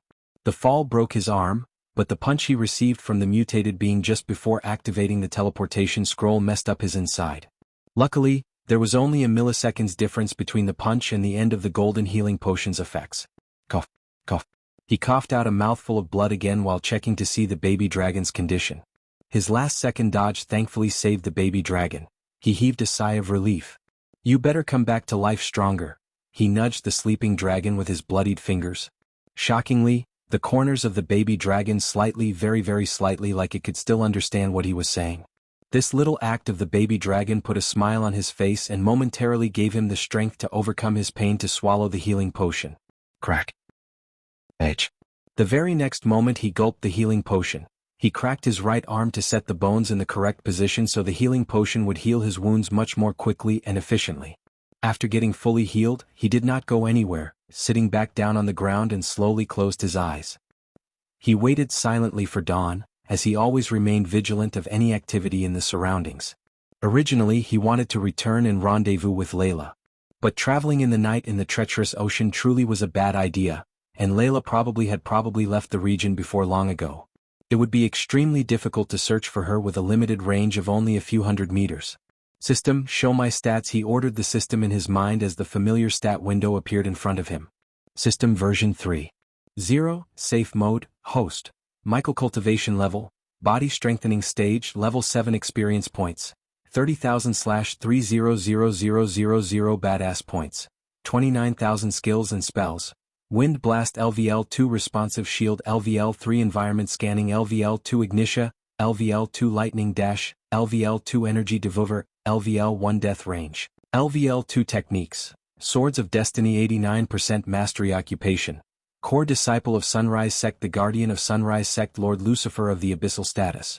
Recovering Goals, Control the World, Rebuild the Order. Of Death Utility Function, Banker, LVL3, Ratio 1000 Gold Coins, 10 Badass Points, Wealth, 1,670,000 Gold. Special Trait, 5-star Alchemist Subordinates, Gaia Loyalty Level 95%, Base of Operation, Sunrise Sect, the Abyssal. At this rate, I will be a core formation warrior in no time. This is exciting, Michael thought. I hope you come out of the safe mode, system. Michael said, staring at the grayish interface. The system can vaguely feel a sliver of extremely potent energy. After a pause, he heard the system's voice in his mind. He sensed a sliver of excitement in the system's voice. What are you talking about? What energy? The system level is too low to answer the host's question, figured. Michael finished the system's sentence, rolling his eyes. The system urged the host to be extremely careful here. What happened to adventure out, exploring the dangers? The system did not utter a word after his question. To be honest, he missed having these little conversations with the system. He expected the system to be more human-like after upgrading, but contrary to his expectations, the system entered into a safe mode, returning to its previous robotic nature. Suddenly, Michael's expression changed. He quickly exited the system, narrowing his eyes at distance. Caution flickered in his eyes. I can't stay here for long, damn it. Is this just a coincidence, or they are somehow finding me? Several powerful presences appeared far away, quickly approaching the area. Pushing away all his questions to the back of his mind, he carefully placed the baby dragon into his pockets before disappearing into the dark night in the blink of an eye. Not long afterward, numerous core-strengthening and soul-refining mutated beings flew over from a distance. They all stopped where Michael was, mindlessly strolling around, and did not disperse even after a very long time. Michael's figure appeared silently several hundred meters away. He stared closely at the mutated beings and thought, Layla said the baby dragon's aura will prevent the powerful mutated beings from detecting us, but why do I still get the feeling that someone's watching me? Trust your instincts, kid. The old man appeared beside him, but Michael ignored the old man's comments and disappeared into the dark night once again with a slight movement, silently moving off into the distance. Visibility quickly recovered as the darkness of the treacherous ocean receded in the morning of the next day. Slowly the island became fully visible once again. Michael slowly opened his eyes in his seated position on a flat meadow in the treacherous ocean.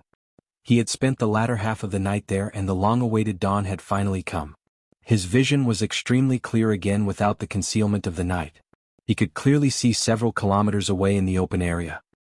He did not stay here much longer, following the signs of battle from the night before to continue on his way towards the depths of the treacherous ocean. He hoped he could find Layla, who he had been separated from. Only by traveling together he could survive this place and get what he wants.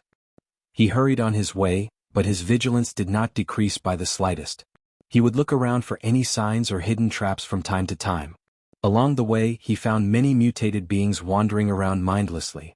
They were all either core formation or core strengthening stage beings, but with no exception, Michael avoided all of them from afar, without even coming within a 1,000-meter radius.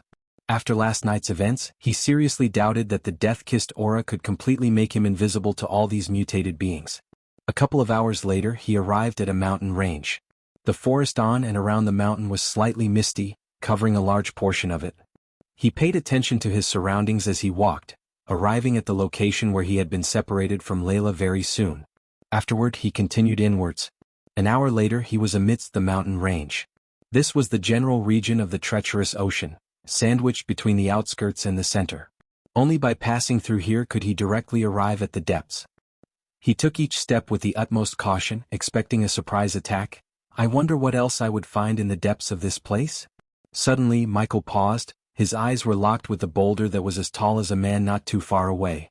On the boulder grew a plant half a meter long, and from the stalk, there were 2 leaves and a blue flower. His neck hair stood straight up when he laid his eyes on the plant. That's a blue camellia, an extremely rare herb. Michael immediately exclaimed after seeing the flower. He was overjoyed as hurried up to the plant to carefully examine it. This blue camellia seems to have grown for tens of thousands of years here. I knew there must be quite a few rare resources here. This place is freaking dangerous, but it's also an untapped treasure trove, murmured Michael. Afterward, he gently uprooted the plant from the ground. Amateurs would have only picked the flower, but he was not an amateur. He planned to grow the herb in his herbal garden. Others must wait thousands of years to get the absolute best of the herb as the medicinal qualities of the herb increased with maturity, but he had the system. It could definitely make the herb become mature without having to wait thousands of years. Chapter 159. Michael lifted the herb gently. I need to save Christopher and make him reach the soul refining stage no matter what. He then stored the herb in his system storage so its medicinal effects would not dissipate. Michael could not help but smile when he gathered another precious herb to plant in his herbal garden. The blue camellia flower was extremely rare as well as hard to grow in ordinary locations. If it wasn't for the system, he wouldn't have uprooted the plant as he wouldn't be able to grow it somewhere else. This is not the place nor the time to go on a treasure hunt, kid. Spectre's voice appeared again as he turned to see the old man still following him. The mist must have some chemicals that induce hallucinations just like the fear toxin. That was definitely not just an illusion, he said to himself looking at Spectre, his mentor. He was doing his best to ignore the old man, but it was damn hard to neglect a lifelike person who follows him everywhere. Since I'm here, I might as well make the most of it. Besides following the trail of Layla, he decided to occasionally deviate from his path to find more rare herbs. Michael no longer paid any more attention to Spectre. He just used the lightning dash, turning into a bolt of lightning to move in the direction of Layla's trail. The scenery around him suddenly began to change greatly just after traveling a few kilometers. The world suddenly darkened. He discovered that he had strangely arrived at a vast starry sky. Countless stars filled every inch of the space, so densely packed that it was innumerable. He had no sense for direction at all in the vast starry sky. It was the same everywhere without any differences.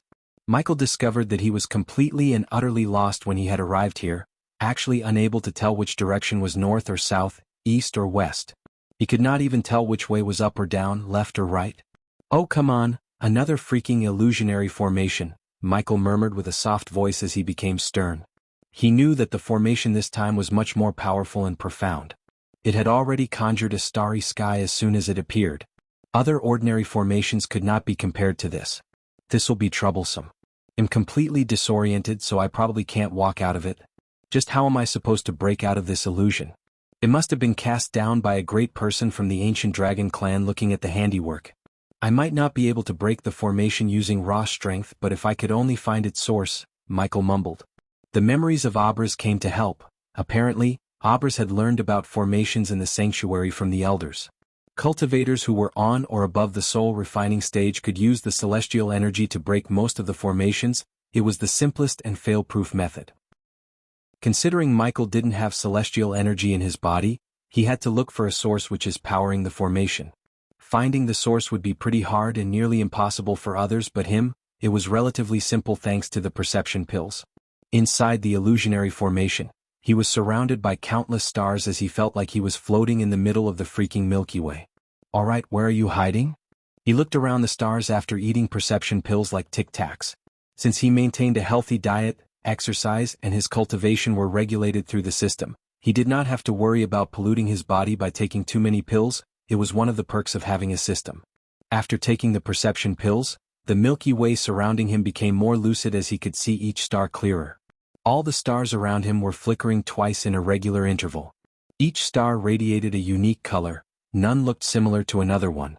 Staring at thousands, even millions of stars, his head ached as he rubbed his temples.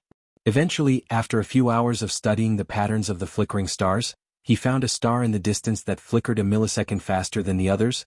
This difference would have been impossible to find out if it wasn't for the perception pills. Locking his gaze at the star, he felt a sense of accomplishment. "There you are." He unsheathed his sword and threw the sword, aiming right at the star. The sword soared through the starry sky, soon piercing the star while producing a faint humming sound. After the sword pierced the star, he only felt the wild whistling of the wind, and soon afterward, his vision suddenly brightened. He had already left the illusion of the starry sky, returning to the treacherous ocean once again. Around him stood the familiar mountains and hills. Heck yeah! He couldn't help but shout with a sense of pride after breaking the formation without depending on Layla. However, he did not dare to linger any longer. Lightning dash, he activated the spell, turning himself into a bolt of lightning before advancing through the depths of the mountain at an extremely great speed. Soon enough, he stopped before a small 3-meter-tall tree. The tree was neither too wide nor too thin. It was a healthy tree with dense leaves and thick branches, and through the dense thicket were a few fist-sized red fruits, slightly obscured by the leaves. They were like apples, but their red skin glowed. Silk apples. His eyes sparkled in excitement. Among all the potions and pills he knew, 90% of them tasted horrible, including the perception pills he just took. When he was eating them, he felt like he was chewing a rubbery egg. Although silk apples didn't have medicinal qualities like blue camellia, it was one of the very few fruits that could change a pill's or a potion's fragrance and taste as well as enhance the pill's effects to a certain level. An alchemist would pay a small fortune to get their hands on silk apples because these fruits were extremely scarce in Elon or any other continents. Michael climbed slowly, making his way up to the tree to pick the fruits. One by one he picked all the fruits, and because the system storage would keep herbs as well as fruits like this fresh without letting the medicinal qualities dissipate, Michael cleaned the entire tree with no concerns. A smile appeared on Michael's face as he looked at the 20 glowing apples in the system storage. He could feel the extraordinarily great alchemical effects of the fruits. They were at least 1,000 years old or even several thousand years old. These fruits should be able to enhance the effects of my products by quite a lot, Michael mumbled to himself, before taking one fruit for storage and exiting the system. Crack. This is good. He couldn't help but praise the fruit when he took a bite. The silk apple was soft yet crunchy and juicy. The sweetness made his taste buds in the tongue dance in joy. While savoring the apple, he resumed his journey following the trail left behind Layla, and he did not forget to check his surroundings for more rare fruits or herbs. On his way following the trails, he avoided many mutated beings with the help of the baby dragon's aura. Due to Michael's utmost calmness and cautiousness, Spectre's figure flickered constantly. He felt the effects of the mist fading away from his body. After a long time, he experienced calmness and breathed a sigh of relief. However, this feeling did not last long because suddenly, many mutated beings at various stages detected Michael somehow. They produced angered roars as they began chasing him. Oh, come on. Michael's mood became gloomy. He quickly unsheathed the two swords from the dual sheaths attached to his back. Several wild beast-like roars immediately arose in response as soon as they saw a group of mutated beings following Michael's presence. Several dozen powerful presences appeared immediately, quickly approaching the area. The roars from the surroundings grew closer and closer. Michael could already see the figures of a dozen or so mutated beings, currently him. He immediately filled every corner of his body with arch energy, making preparations for the strategic retreat, aka running away. The surroundings around Michael suddenly changed greatly. The lush mountains and forests disappeared, and so did the figures of the mutated beings. He had arrived at a blood-red world, where an edgeless sea of blood laid beneath their feet. It constantly bubbled like boiling water, but there was no heat at all. Fuck, it's another formation, Michael cursed, realizing that he had fallen into another formation. The sea of blood below began to surge suddenly like a roaring wave. A big cluster of blood rose from it, slowly forming a huge dragon head. Brr.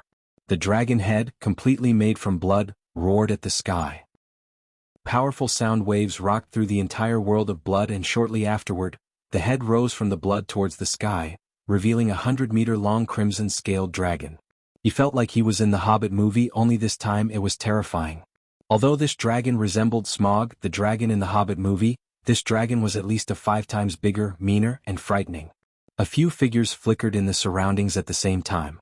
The mutated beings who were pursuing Michael had also entered the formation. They directly charged for Michael, paying no heed to the blood dragon. Chapter 160 Roar. The 100-meter-long blood dragon produced a roar that shook the sea of blood. Opening its mouth, it breathed scorching hot fire, surging directly for the corpses. The blood dragon did not seem to exist to the mutated beings. All they had in their sight was Michael, nothing else. They did not avoid the dragon's breath at all, they just wanted to rip Michael apart. The enormous dragon breath directly engulfed over 10 of them. However, this was not just an illusionary formation, as Layla said before, this was made of 2 formations, killing and illusionary formation. Therefore the fire ate away a large portion of the mutated beings' bodies as Michael watched on in shock. As expected, their indestructible bodies came into play soon afterward. They returned to how they were before, continuing their charge at Michael. He immediately activated the lightning dash and ran over the sea of blood, getting far away from the mutated beings. The blood dragon seemed to have felt seriously challenged after seeing how its dragon breath did absolutely nothing to the mutated beings. It roared angrily and swung its front claws at the mutated beings. The blood dragon was extremely powerful as it was radiating an aura of a level 10 soul refining stage beast. Before the dragon's claws, the core strengthening and core formation mutated beings were like soft butter as they were ripped in half by the dragon. The blood dragon did not stop with just that. It suddenly turned its great head towards Michael, raising its claw once again and swinging it as a blood-red blur at him. Sensing the danger, his neck hair suddenly stood up. He immediately leaped into the air using all of his strength, which led to the claw sweeping through thin air. Just as he was in mid-air, another 10 or so mutated beings appeared within the sea of blood. Their arrival immediately drew the blood dragon's attention. Its claws swept out once again towards the mutated beings, roaring in fury. Shit shit shit, he was jumping around, barely escaping both the dragon and the mutated beings. The only thing that helped him was the vast number of mutated beings that kept the blood dragon from targeting him. He was running out of perception pills, but he was not in the state to worry about that. Swallowing a couple of pills again, he focused on finding the formation source while evading the attacks. Although he used the lightning dash and was very agile, the mutated beings were still able to land some attacks. System, keep the healing potions coming. He was gulping the healing potion and saving it in his mouth.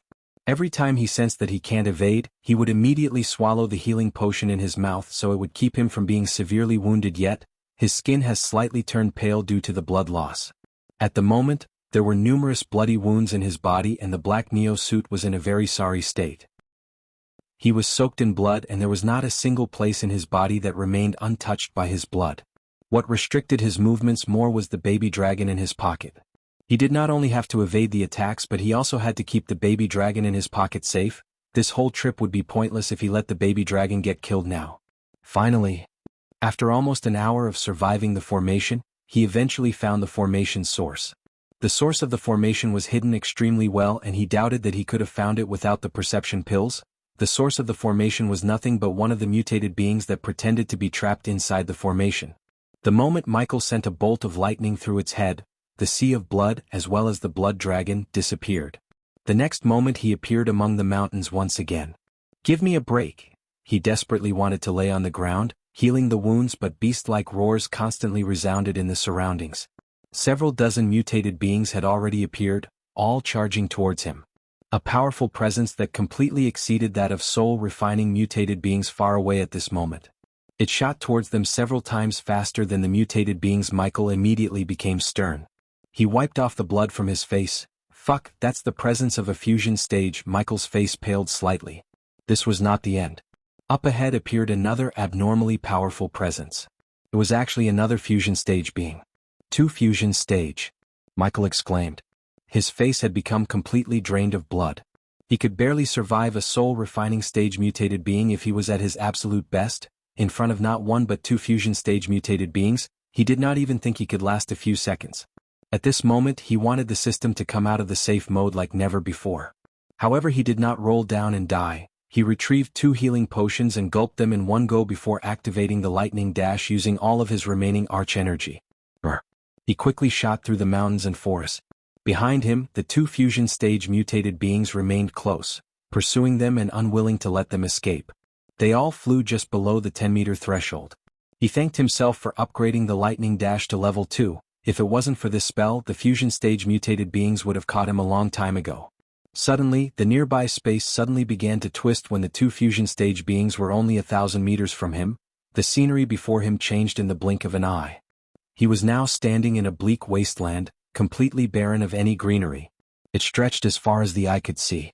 A towering battle intent suddenly appeared far away, so powerful that it was far beyond Michael's reckoning. It was filled with a condescending aura as if nothing in the world seemed significant to it, where he was the overlord of the world. Bang, bang, bang. Suddenly booms began to resound from afar. The land trembled rhythmically.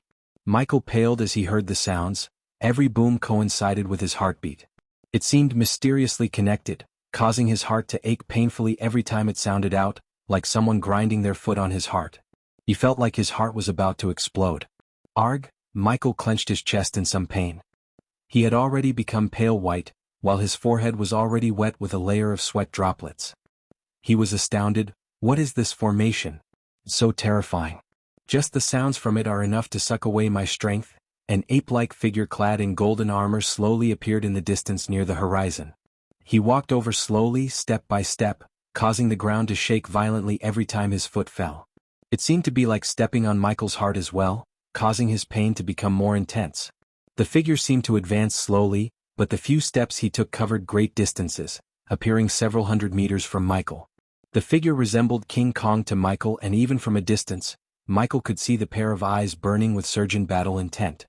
He was extremely burly, almost 10 or 12 meters in height, wide and stocky. Michael became even paler after seeing the figure. For the first time ever, he had lost all courage for battle in front of the giant. The ape's battle intent and his aura had collapsed Michael's psychological line of defense. Deep down in his heart, Michael was terrified. Warning. Unknown energy. The system urges the host to leave immediately. His vision was suddenly filled with red warning boxes and he heard the system screams in his mind. Who's this person? Why can't I sense his cultivation? Michael's emotions tossed and turned. Another two figures appeared in the bleak wasteland at this moment. The fusion stage mutated beings had also entered the formation in pursuit of Michael. They charged towards him as soon as they appeared. He immediately activated the lightning dash, running away from the two fusion stage mutated beings. At the same time the man moved. He slowly raised his fist and a heavy voice boomed in the surroundings. Death to those who dare to intrude the land of Edros, the ape screamed, beating its chest violently, and then, it punched the air with devastating battle intent. The entire region began to appear so weak, so fragile before the man's fist. At the same moment, time seemed to completely stop. Only the ape's large fist moved. In this instance, the two fusion stage muted beings as well as Michael all felt that they had lost control of their bodies. They could only watch on blankly as the ape's fist grew bigger and bigger into a gigantic ethereal fist. Swish. Just as the ethereal fist was approaching them, a flash of blue appeared inside Michael's head, revealing the formation's source. Quick. The system's voice was panic-stricken. He did not waste the precious seconds as he sent a bolt of lightning using the last of his arch energy towards the source, which was a boulder nearby. The scenery changed the moment the lightning bolt destroyed the boulder. Michael finally regained control of his body after he left the formation space. His forehead was littered with droplets of sweat, while his heart tossed and turned. He was extremely perturbed. What the fuck just happened? Edros. I know this name. The heavy voice boomed through Michael's head again and again. His entire body began to tremble slightly. He searched through Ubras memories and revealed everything he knew about Edros, the king of the Beastmen race. The Beastmen race's king, Edros, was an existence that surpassed immortals.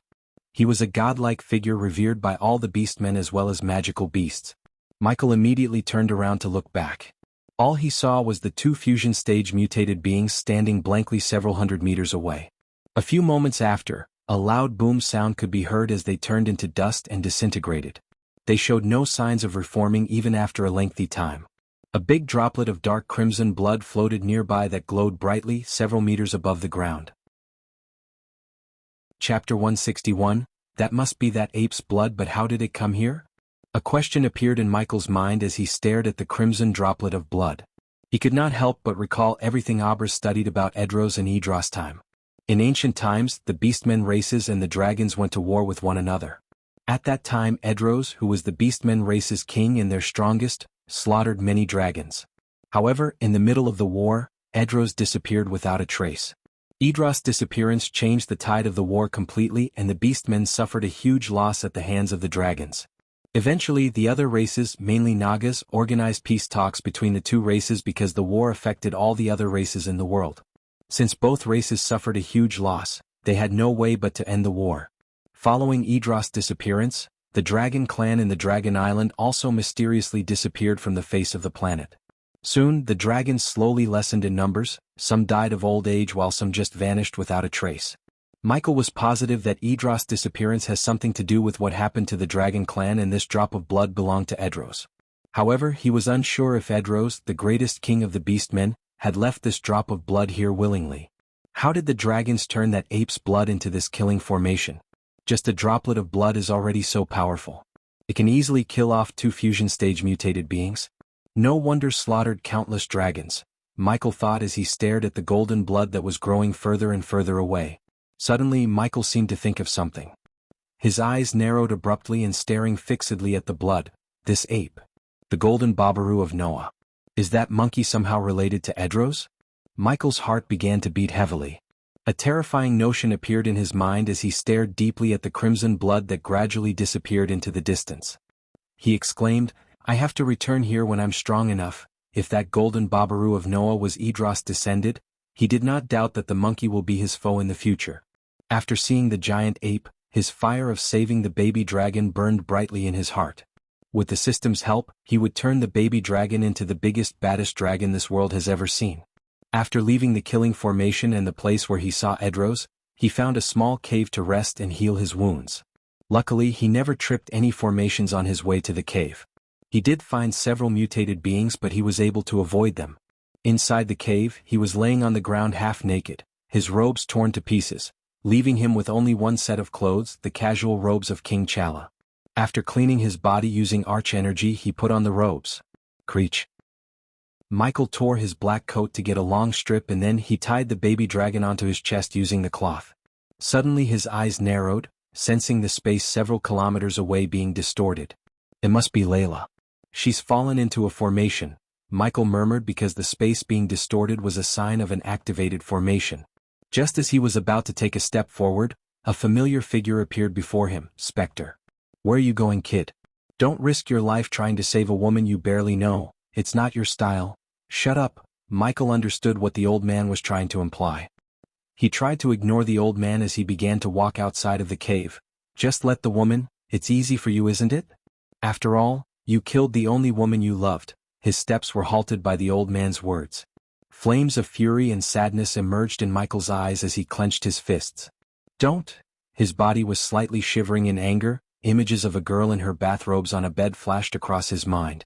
The girl's white bathrobes and the bed underneath her were turned red by her own blood. There were 2 bullet holes on her chest and 1 bullet hole right between her eyes. He looked down to see a gun flicker in his hand. It was Michael who shot the girl. You killed your brothers, sisters, and the girl you loved because of a bunch of orphans. Spectre's voice fanned the flames burning in his heart, making him lose his calm.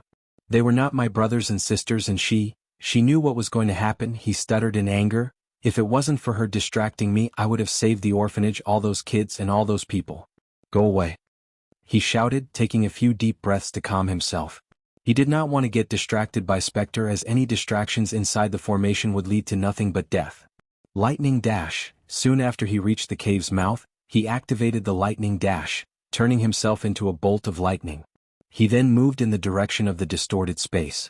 Eventually, after running for a few minutes, an indistinct violet figure attracted Michael's attention in the blurry, distorted space. Just as he guessed, it was Layla, who was stuck in a formation in the distance. Without any hesitation, he charged at the formation, looking at the several soul-refining mutated beings who were heading towards Layla. After a couple of minutes, his surroundings turned gray and hazy in a blink of an eye, indicating that he had entered the formation. Layla levitated 1 meter in the air with her legs crossed, while the unadorned angel's vina laid on her hands. 10 elegant white fingers formed blurry afterimages, quickly playing the first 6 strings of the vina. She produced notes after notes hurriedly, while the 7th vina string would also be struck from time to time. It would result in violent rumbles in the surroundings. Layla became extremely grim, and her forehead was already covered in a layer of sweat. She had continued into the depths after she had been separated from Michael the night before. She had accidentally fallen into a powerful formation, one of the powerful formations of the Dragon Clan. It has been well known since ancient times. It was the absolute killing formation, the Wrath of 100 Dragons. It was said that in ancient times, several half-immortals of the Beastmen race died to this exact formation, achieving wide renown. It was known as one of the deadliest formations in the world. Deafening dragon roars constantly boomed through the illusionary hazy space. The entire space was filled with huge dragons, as they all used their dragon breaths, swung their claws, used various secret techniques, or just charged directly at the center. There sat Layla in the air. She used her vina to block the attacks from all directions strenuously. Countless sound waves shot from the vina, surging in all directions. She had learned about formations including the Wrath of 100 Dragons in the Royal Library of Azair. As a result, Layla understood this formation very well. The Wrath of 100 Dragons was, just as the name suggested, was a lethal formation formed from a total of 100 dragons. The formation had 7 forms. In the first form, all 100 dragons were as powerful as body-strengthening beasts. In the second form, their strength would increase to the core formation stage. With the third form, the 100 dragons would reach the core strengthening stage beasts. The 4th, 5th, 6th, and 7th forms would respectively make the 100 dragons reach the soul-refining, fusion stage, half-immortal, and immortal stage. I hope this formation is not a complete one, Layla prayed in her heart. She was still able to forcefully break through the 3rd form if she burned her vitality greatly, but once it reached the 4th form, it would be certain death for her. She had already been trapped in the formation for several hours. In this time, she broke through the 1st and 2nd forms of the formation by herself. She currently faced the 3rd form. Suddenly, all the 100 dragons in the formation roared at the sky together, and then, streams of scorching hot fire shot out of their mouths. Soft whisperings drowned the space, and vast energy radiated from the dragons, filling the entire region. They've started to use the dragon's breath. Layla murmured. Her face was pale and seemed extremely grim. The dragon's fire could melt the strongest metals in the world. Even a core-strengthening stage dragon's fire was powerful enough to burn any soul-refining stage cultivator to ashes. Hundreds of these core-strengthening stage dragons could certainly kill not one but several fusion stage warriors like her if they used the dragon's breath. Layla gritted her teeth and a sliver of determination appeared in her eyes. A slender finger gently touched the seventh and the final string. Her finger was cut as soon as she came into contact with it. Dark red blood immediately began to flow before being absorbed by the string. The seventh string became completely red after absorbing her blood. It radiated an extremely mysterious aura that seemed to contain the celestial energy. At the same time, a gentle, graceful vina note seemed to hum softly from beyond the sky, echoing through the entire formation space. Layla paled from the loss of blood through her finger. This blood was not ordinary blood, but it was lifeblood. Unlike the normal blood flowing in a cultivator's body, the lifeblood can't be reproduced quickly through any means including high-purity healing potions. Once a cultivator used his or her lifeblood, they could only regain the lifeblood by consuming certain rare herbs. Currently, Layla used her lifeblood as a price to use an ability completely beyond her strength. 100 dragons produced an earth-shaking roar. It was filled with the endless might of dragons and seemed to be able to shatter the void. It created countless sound waves, layering upon one another in the formation space as it quickly radiated towards Layla with an aura of absolute destruction. Layla gently struck the seventh string at the same time. Ding! The sound produced by the vina echoed through the mountains and forests. It was only a musical note, yet it contained great power. A powerful sound wave that was visible with the naked eye began to expand in all directions at an unbelievable speed. The sound completely suppressed the roar of the dragons. Wherever it passed through, space would ripple, blazing through anything that blocked its way. It surged towards 100 dragons like a hot knife through butter, gently colliding with them. Soon after, all the dragons in the formation disintegrated. The third form had been broken. Layla had played the seventh string at the cost of her vitality. All 100 dragons fell to a single wave of sound. The seventh string trembled violently. She had already become pale as a white paper as all blood drained from her face. Her eyes also dulled for a while, revealing the weakness she struggled to conceal. Suddenly, another dragon's roar rose up. Soon afterward, vast presences appeared in the formation space. The 100 dragons had reformed their bodies and they each radiated with an aura countless times more powerful than before. Despair immediately appeared in Layla's eyes when she saw this. She said with endless bitterness, "The fourth form. It's the fourth form. Looks like I'm fated to die here today." Breaking through the third form of the formation was already her absolute limit.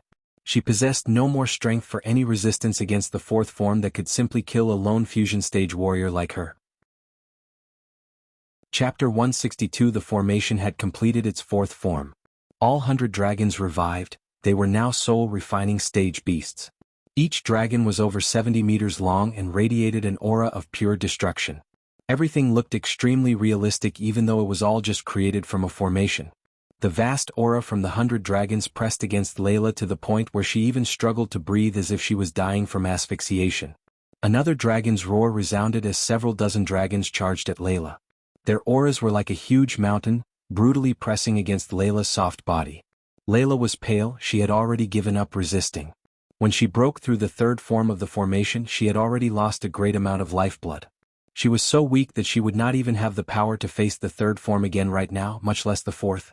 Several dozen huge soul-refining dragons aggressively charged at Layla, wanting to break her into pieces. The distance between them was decreasing rapidly. Layla slowly closed her eyes, falling to the ground while slowly losing her consciousness. Her heart was filled with an unwillingness to give in, but she had no power to resist the fourth form. Just when she was about to accept her fate, a golden bolt of lightning flashed in the hazy space when the dragons were 100 meters away from her. Michael directly charged into the formation space, with one goal in his mind: save Layla. As soon as he entered, the scene before him changed drastically. He saw the might of the killing formation clearly. He appeared right beside Layla, so everything he saw was exactly what Layla was experiencing. A few dragons had already flown over, swinging their huge dragon claws filled with a force capable of shattering the void at him. The claws were already less than 10 meters from their heads. Time was of the essence. If he wanted to save her and escape this formation, he had to find the formation's source. He did not have the time to say anything as he lifted her from the ground. Lightning dash, all of his hair suddenly stood up like he was zapped. He sensed the great danger rapidly drawing closer and closer with each passing second. While carrying her in his arms, he activated the lightning dash before swallowing the remaining perception pills he had. When Layla was surrounded by the death-kissed aura, the 100 dragons in the formation lost their target as they suddenly looked confused. A small sigh of relief escaped his mouth when he saw the confused look on the gigantic creatures. However, he did not waste any seconds as he paid closer attention to every nook and cranny in the formation to find the source. After losing their initial target, the 100 dragons turned their attention towards the mindless mutated beings who had rushed into the formation. While the mutated beings were being disintegrated by the dragons' breaths, Michael was searching for the source. There it is. Lady Luck was with him this time as he found out the source sooner than he expected. The source was a small stone that was laying on the ground in plain sight. Thanks to his heightened senses due to the perception pills, he identified the stone as the source before sending a bolt of lightning at the stone. The moment the bolt of lightning hit the stone, the scenery around him changed in a blink of an eye, and without him knowing, he was teleported away from where he was. Realizing he escaped the formation and somewhat understood that he was teleported, he sucked in a deep breath, slowly calming himself. Just as he sucked in that breath, he smelt a vague fragrance. His attention, which had been focused on the experience in the formation from before, was directed toward Layla. Currently, Layla had collapsed on Michael's body powerlessly. Her slightly warm body pressed closely to Michael's toned chest, her face pale and her eyes dull. She was extremely weak. Breaking the third form of the formation before had cost her dearly, to the point where she did not even have the power to move. The angel's vina that she always carried had disappeared too, returning inside her body. Feeling Layla's soft body and the fragrance, his heartbeat increased a little, which was not surprising because any man would tremble or at least slightly if they saw a gorgeous woman like Layla. She had always been a dignified, saintly, and divine woman to Michael. Never had he thought that they would be so physically close. However, he was not one of those guys who would drool and turn into an absolute beta in front of beauty like her. After all, only because he was an alpha male he got the badass system. Lady Alden, are you awake? He gently placed Layla's back against a huge tree after he looked around to see if any mutated beings were approaching them. Layla slowly opened her eyes to see Michael staring at her. A red flush immediately appeared on her concealed face when she realized that he carried her in his arms here. However, she recovered very quickly. You're alive, Layla's voice carried a sliver of surprise, but it was extremely indifferent. He lightly chuckled. Sorry to disappoint you, Lady Alden. For a second, he saw her smile before she put an indifferent expression on her face. How did you escape the formation back there? She asked. A sliver of shock was hidden within her eyes. It was because of this baby dragon's aura, Lady Alden. Michael gently tapped the baby dragon on his chest. Surprisingly, those dragons in the formation couldn't sense you after I picked you up.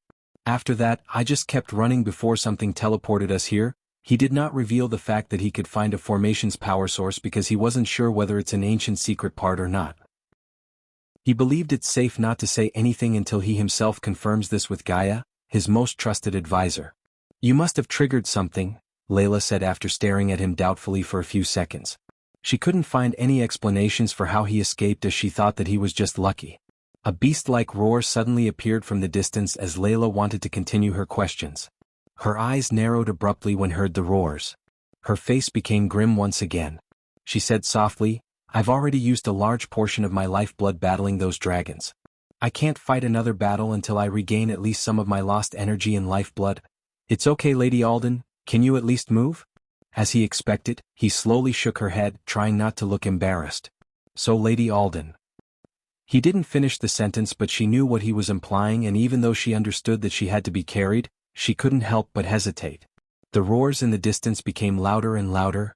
Lady Alden, we cannot waste any more time, please let me. His smile disappeared from his face as a stern occupied his face. He then directly lifted her up before she could even nod because this was not the time for her to play shy princess. Her body slightly trembled in his arms while a tint of redness appeared on her rosy cheeks. He did not notice the changes on her face. He was busy running away from the mutated beings while hoping not to trigger any more formations. Along the way, Layla witnessed the terrifying power of the movement spell he's using. It really surprised her and made her wonder if this is an epic or legendary spell. Even with his body-strengthening stage cultivation, the spell exhibited a shocking level of potential. After he began to lose sight of the mutated beings that were following them, He stopped occasionally to collect as many precious herbs as he could. It must be mentioned that there really were many rare resources in the treacherous ocean. Herbs with a maturity of 1,000 years were basically everywhere. Only after running for several hours did he stop. Layla essentially spent the entire time meditating in his arms, eyes closed to regain some of her energy. She was the person most at leisure. At dusk, Michael found another cave to settle down in. The pitch-black cave only had a single luminous pearl as a light source. The weakened Layla sat in a slightly dark corner, still recovering silently with her eyes closed.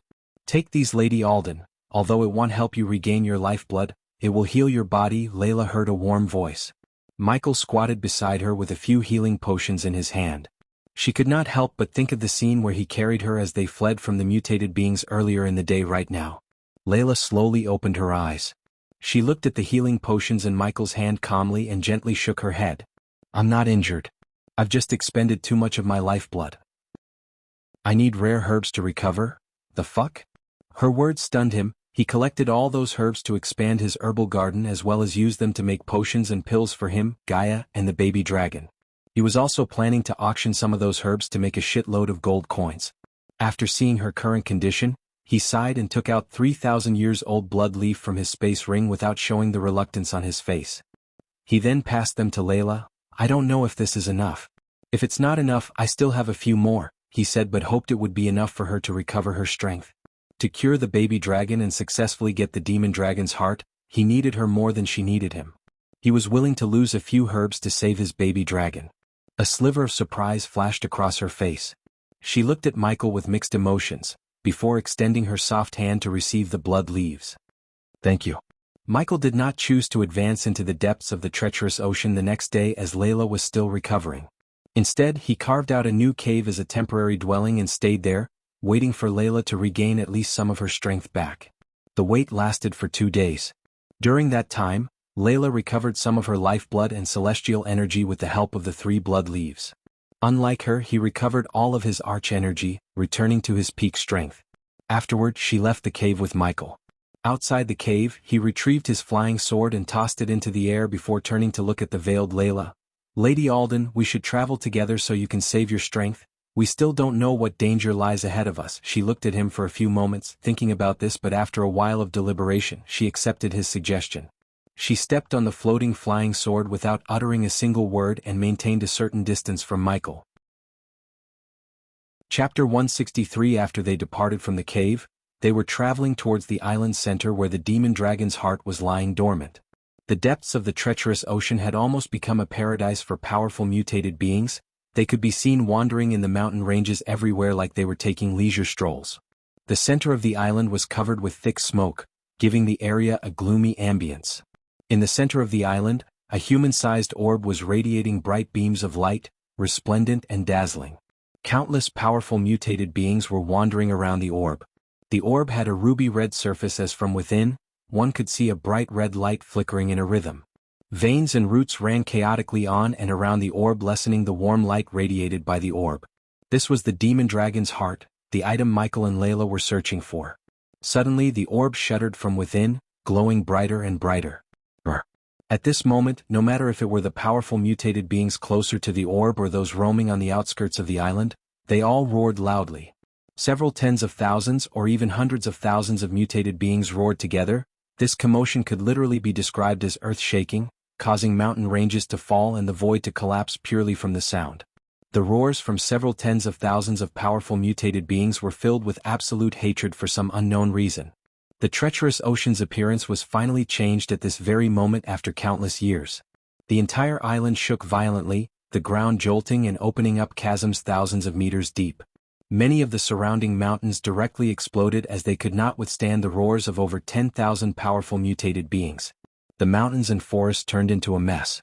Following closely, the powerful mutated beings still roaming outside roared angrily, flying toward the orb as fast as their limbs allowed them to.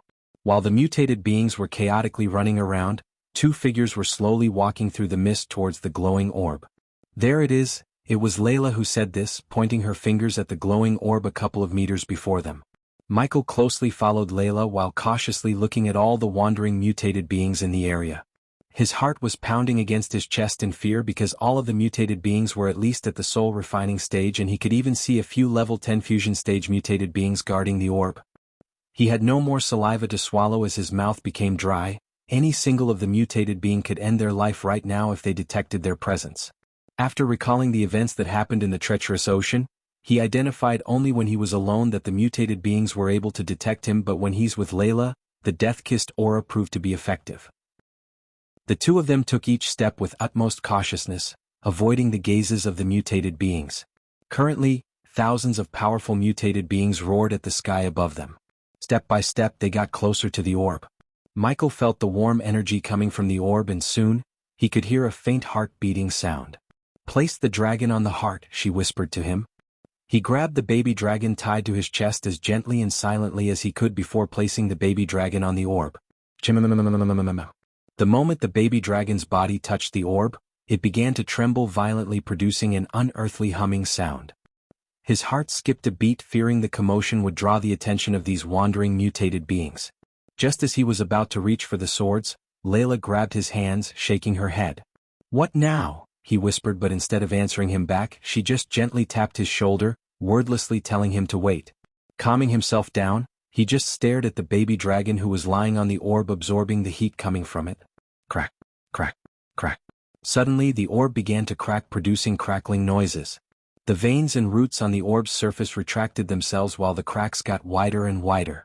He started to sweat under his robes, fearing that they were going to notice them, but fortunately, the mutated beings were oblivious to what's happening. "Look," Layla tapped at his shoulder to turn his gaze away from the mutated beings to the baby dragon. His eyes immediately widened in shock and surprise as the baby dragon's grayish scales began to revert back to their original shiny crimson-red scales at a visible speed. Just as they were witnessing the changes in the baby dragon, the orb suddenly exploded, yet surprisingly, the explosion did not produce any sounds but a bright light of flash that momentarily made them blind. When the bright light disappeared, they saw the baby dragon floating in the air a couple of meters above their heads, carrying two small orbs of violet fire in its claws.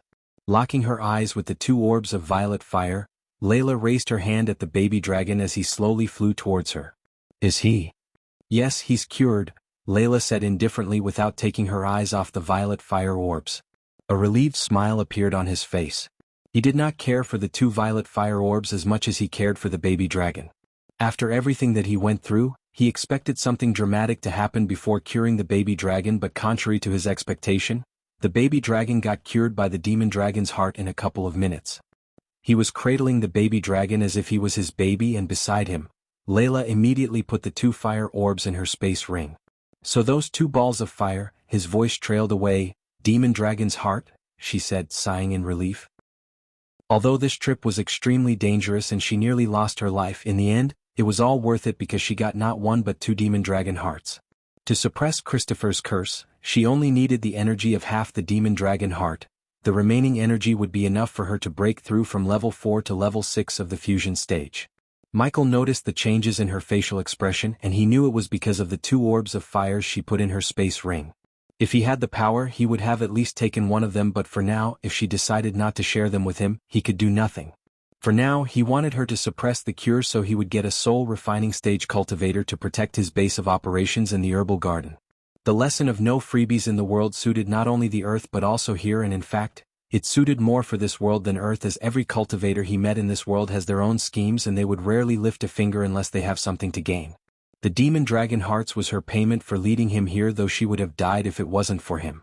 However, he too couldn't have survived alone without her help, so he was okay with her taking the demon dragon hearts. "Let's leave this place." He did not need any push as he couldn't wait to leave this forsaken place, at least for now. When he was about to turn back to go in the direction where they came, Layla shook her head. "There should be an ancient teleportation array set by the Dragon Clan if we go in that direction." She pointed at the direction further into the island, and noticing the worried look on his face, she reassured, "Don't worry, I can sense the array's faint energy. Besides, in this direction, there will be no more formations from here on." The part where she said no more formation instantly made him agree to her plan because he hated formation and ran out of perception pills. "Come," she said before taking out one of the demon dragon hearts from her space ring so the mutated beings won't attack them. The demon dragon heart substituted the death-kissed aura, only it was better and effective. Having come this far, he had completed what he needed to do in the treacherous ocean. No matter if it was the extremely valuable herbs or curing the baby dragon or reaching the higher levels in cultivation, he had gained more than he initially expected. The herbs, in particular, the dozens of herbs all approached thousands of years in maturity, and combined with the fact that they were almost unobtainable anywhere else, it made them even more valuable. Each herb he picked was like a priceless treasure on the continent. Soon afterward, he followed Layla behind towards the teleportation array, carrying the baby dragon in his arms. When he first met the baby dragon, it was barely radiating an aura of a level 1 arch sensing stage, but now, his energy was slowly and steadily climbing high as he already reached level 8 of the arch sensing stage. Michael realized that it was the illness that was stopping the baby dragon from reaching a higher stage, and by inspecting the baby dragon's body, he noticed the changes in his wings. His weak and frail wings had now become strong and firm. He could tell that soon after he woke up, he could fly like an actual dragon, and also Michael expected him to breathe fire. Imagining the things he expected the baby dragon to do, he walked behind Layla further into the Dragon Island. Chapter 164. Through the gloomy mist and forest filled with gigantic ominous black trees, Michael followed her towards the teleportation array that was supposed to teleport them back to somewhere in the Azare continent. The baby dragon was still asleep in Michael's arms, having no ideas of the dangers around him. They both uttered no words, as although they had the demon dragon heart's aura around them, they took no chance by chit-chatting. Therefore the journey was pretty gloomy and silent.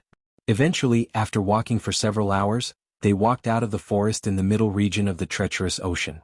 After walking out of the forest, they were welcomed by a narrow path between two gigantic mountains. After pondering slightly, she said, "If I recall correctly, this path between the Ostium Mountains will lead us to the Twilight Ground, and from there we can go to the teleportation array. Remember, it's extremely dangerous inside it. Many soul refining and even fusion stage mutated beings will be there." Ostium Mountains? He was slightly surprised to hear the name, because Ostium ore was one of the requirements to upgrade the Dawnbringer to level 2. "Lady Layla, is it possible for me to collect some Ostium ore here?" After pondering slightly, she said, "Ostium ore should only exist in the Twilight Ground. You can't mine these mountains. Are you looking to forge a weapon?" Michael nodded, seeing her correctly guess his intention of seeking the Ostium ore. Since she didn't look too surprised, he realized using Ostium to forge a weapon was not a rare thing in this world, and it did make sense as it was required to upgrade the Dawnbringer to only level 2. "Where is this Twilight Ground?" he asked. The Twilight Ground is not in the depths of the island, but under an extremely hidden cliff in the middle region. It tunnels straight into the ground and is extremely deep. After wiggling through the narrow cliff for another hour, they finally found the entrance of the pit under a cliff according to the geography described by Layla. The entrance to the pit was a huge hole 100 meters wide. The hole directly sunk into the earth and was pitch black. When the duo stood at the edge of the unfathomably deep pit, they could sense a ghastly, bone-chilling wind from it. He stood at the edge, staring into the darkness with curiosity and cautiousness. His eyebrows were furrowed and his calm expression instantly became rather stern. "When we go down, we should be cautious. It'll help you gather some ore, but remember, you can't take too much of it as it might draw some unwanted attraction towards us." "Understood, Lady Layla." "Good, let's go down," she said confidently before leaping down first. Following her, he jumped into the pitch-black hole, quickly descending into the darkness.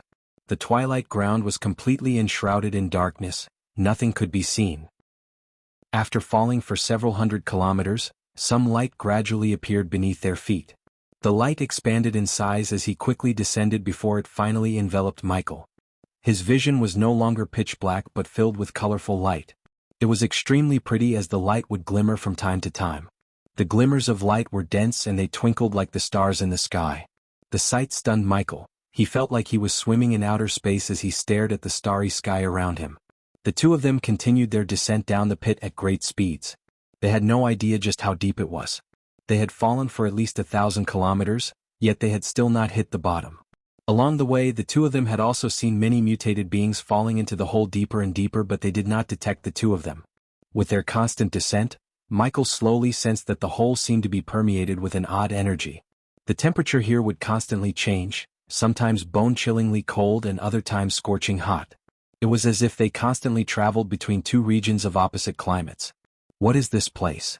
He couldn't help but wonder after witnessing everything in this place.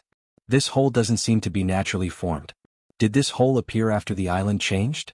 Also, this hole plunges in a straight path from the surface right into the earth. It's as if a massive object fell from the sky and carved this out. It's my thought too. This tunnel is just too straight. There are no bends at all, and images of the starry sky actually appear here. If you connect these facts, it's as if something from outer space had really collided with the island before creating such a deep crater. Layla broke her silence and agreed with him. She too had a hint of curiosity in her eyes.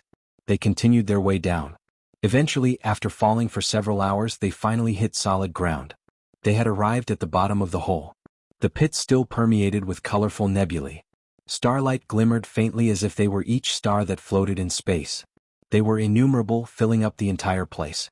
Michael glanced around and discovered that the bottom was extremely large. It stretched as far as the eye could see, and he could feel that the weird energy was even thicker here. The surrounding temperature constantly alternated between a frigid coldness and a scorching heat. Just what is this weird energy? Is this celestial energy? Nah, this is something else, he mumbled to himself as he stared at the surroundings.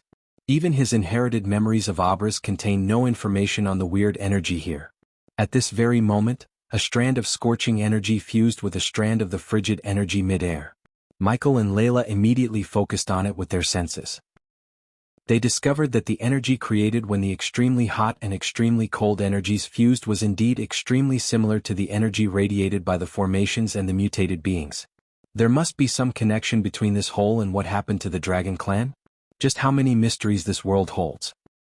He asked himself before beginning to search the surroundings. After he traveled 100 meters, some dust that glimmered slightly on the ground caught his attention. Squatting down, he gently grabbed a handful of the glimmering chunks of stone and closely examined it. Don't collect that. Collect the ores that are floating in the air. Suddenly, he heard Layla's voice coming from behind. He glanced at the pebbles of ostium in his hand and then looked toward the glimmering ores that floated in midair like stars. Although the glimmering ores of ostium in the air were much smaller than the ores on the ground, they glowed brighter than those on the ground. Those ostium ores floating in the sky are purer than the ores on the ground, she said, and then she moved away from him to quench her curiosity about this place. Glancing at the ores in his hand, he hesitated slightly. He did not throw them away, but instead he put them into his system storage. Then he began to collect the ostium ores floating in the sky. As the ores in the air were extremely well dispersed, his speed of collecting them was not great and their small size did not help him. A while after he was collecting the ores, Layla's voice came from the distance. Come over here. Michael immediately stopped his collection, walking in Layla's direction to see why she called him in the middle of his treasure hunt. When he got there, he saw Layla standing in front of a human corpse. They did not know how long it had been dead for, but its appearance had not changed at all. Layla was examining the corpse curiously while he sensed the weird energy in the surroundings constantly entering the corpse and slowly fusing into its bones. This weird energy just happened to be produced when the extremely hot and extremely cold energies fused. Looking at it, he's already been dead for thousands of years, but there's no sign of decomposition at all, she said with a deep voice. Michael too stared at the corpse with interest. Lady Alden, I can feel that there are some changes currently occurring in its body. I think this weird energy is mutating the body. At this very moment, the corpse on the ground snapped open its eyes without any prior signs. Its eyes were dull without any signs of life. It immediately produced a great roar, echoing through the entire pit. Afterward, it slowly stood up from the ground and turned its head like it was scanning its surroundings. His hands were already reaching for the swords, but Layla shook her head, wordlessly telling him not to do anything. Let's back away, she whispered to him, slowly backing away from the mutated being while the mutated being started to wander around the place mindlessly. Although she had fulfilled what she needed in coming here, she had no intention of leaving immediately, unlike she pretended. She ventured onward in the twilight ground with Michael as she was extremely curious about the transformation of the island that occurred all those years ago. Of course, she had no idea of telling him everything, especially the fact that she was leading him a long way instead of a short way to the teleportation array. The area of the twilight ground was unknown to Michael, therefore he could only trust that she knew the path and follow her behind. They traveled for a dozen or so kilometers in one direction but still had not reached the end. As they traveled, figures of the mutated beings gradually appeared in their sights. Since she said not to collect too much ostium ores, he sighed helplessly and kept walking past all the ores floating in the sky. However, after walking behind her for several hours, he creased his brows. We've actually come back to where we were before. Chapter 165. Considering Michael searched the place for ostium ores before starting to collect the ores floating in the air, He was familiar with the layout and he instantly realized that they came back where they were before. "Lady Alden, we were here before," he said, and by the look on her face, he could tell she also noticed this phenomenon. "This is the mystic disorientating formation. How? How is this possible? Why would it appear here?" She mumbled under her breath unconsciously, and because of the perception pills, he heard her. "Lady Alden, are you familiar with this formation?" His tone of voice contained a tint of doubt. "Yes, I learned about this." She regained her usual calm composure, hiding confusion in her eyes. "Where dash? Just follow my steps." She waved her hands, stopping Michael from asking any questions about the formation. He began to doubt that Layla's intention of coming here is more than to obtain the demon dragon hearts. He hesitated for a while before he followed her behind. He decided to trust Layla this once to see if she had a method to break through the formation or not. "Pay attention to my footsteps. You must not take a step wrong.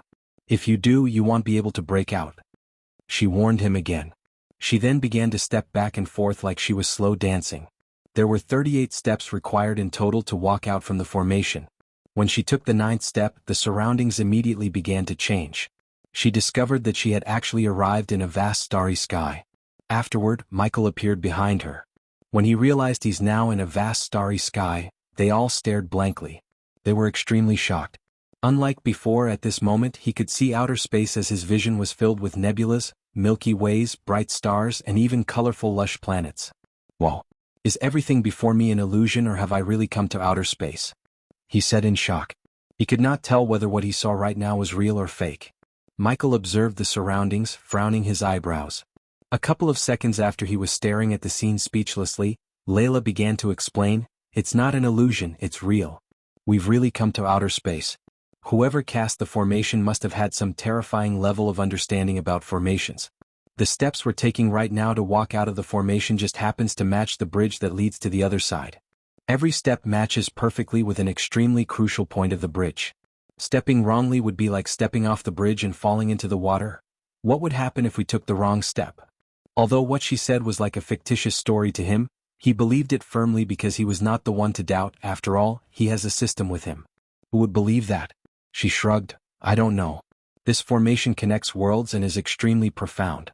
Everything before us is real. We've followed the bridge and arrived in outer space, and only by following it we can reach the very end successfully. If we take a step wrong during this time, perhaps we will return to the treacherous ocean, or maybe we will be thrown into the vast outer space or simply die a horrible death." Hearing her words, he became rather stern. As the system went safe mode, he treated everything with utmost vigilance. Who would have cast this formation? They actually extended it into outer space, bridging outer space in the world. Unbelievable, he sighed in amazement, his inner voice filled with sincere respect and admiration.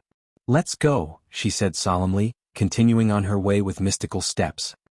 He quickly shoved all of his curiosity and questions to the back of his mind, carefully following her steps in the empty space. With every step they took, the surrounding starry space would undergo some minute changes, as if they had crossed several hundred miles with just a couple of steps. When the two of them took the 13th step, the scene before them suddenly changed. The starry space around them disappeared and they had arrived at a circular tunnel 10 meters in diameter. It was chaotic around the tunnel, one could see nothing but darkness and hear an unearthly humming. "This is the spatial tunnel," she said with a deep voice. "What's a spatial tunnel?" Michael asked subconsciously out of curiosity, holding the baby dragon tightly. This was the first time he had ever heard of something called a spatial tunnel. "I don't know either." She shook her head quickly. He knew she was lying, but he also knew she wouldn't reveal anything even if he asked her. However, he couldn't help but wonder where she got all this information about formations and everything related to the treacherous ocean. They traveled through the tunnel step by step. When they reached the 30th step, the tunnel suddenly began to tremble violently. Soon afterward, a powerful storm of energy suddenly appeared far away and quickly rushed toward the group. Layla's expression changed abruptly as she cried out, "Spatial storm! We need to get out of here as soon as possible before the storm gets worse." With that, her footsteps suddenly sped up, quickly advancing forwards. The spatial storm rushed toward them from behind, quickly surging at the two of them. It forced them to advance as fast as they could. Right now, he was completely focused on her steps and copying her steps to perfection. As the last step fell, Michael's vision suddenly opened up. The spatial tunnel and the spatial storm that surged behind him all disappeared as if he had arrived in a different world. It was extremely peaceful in the surroundings without any dangers. However, he had no time to observe this foreign world. He hurriedly turned around to look back and only saw a ripple in space. Layla appeared before Michael, slightly panic-stricken. Her forehead was wet with sweat, clearly due to being overly anxious. When she saw that she had finally left the damned spatial tunnel, Layla immediately relaxed slightly. She roughly scanned the surroundings before turning around and looking backward to see if there were any mutated beings nearby. Layla sat silently nearby with her vina in her hands, but she was stern. In this foreign world there was an unknown number of dangers. After being exhausted mentally, she needed to rest a bit before continuing their journey towards the teleportation array.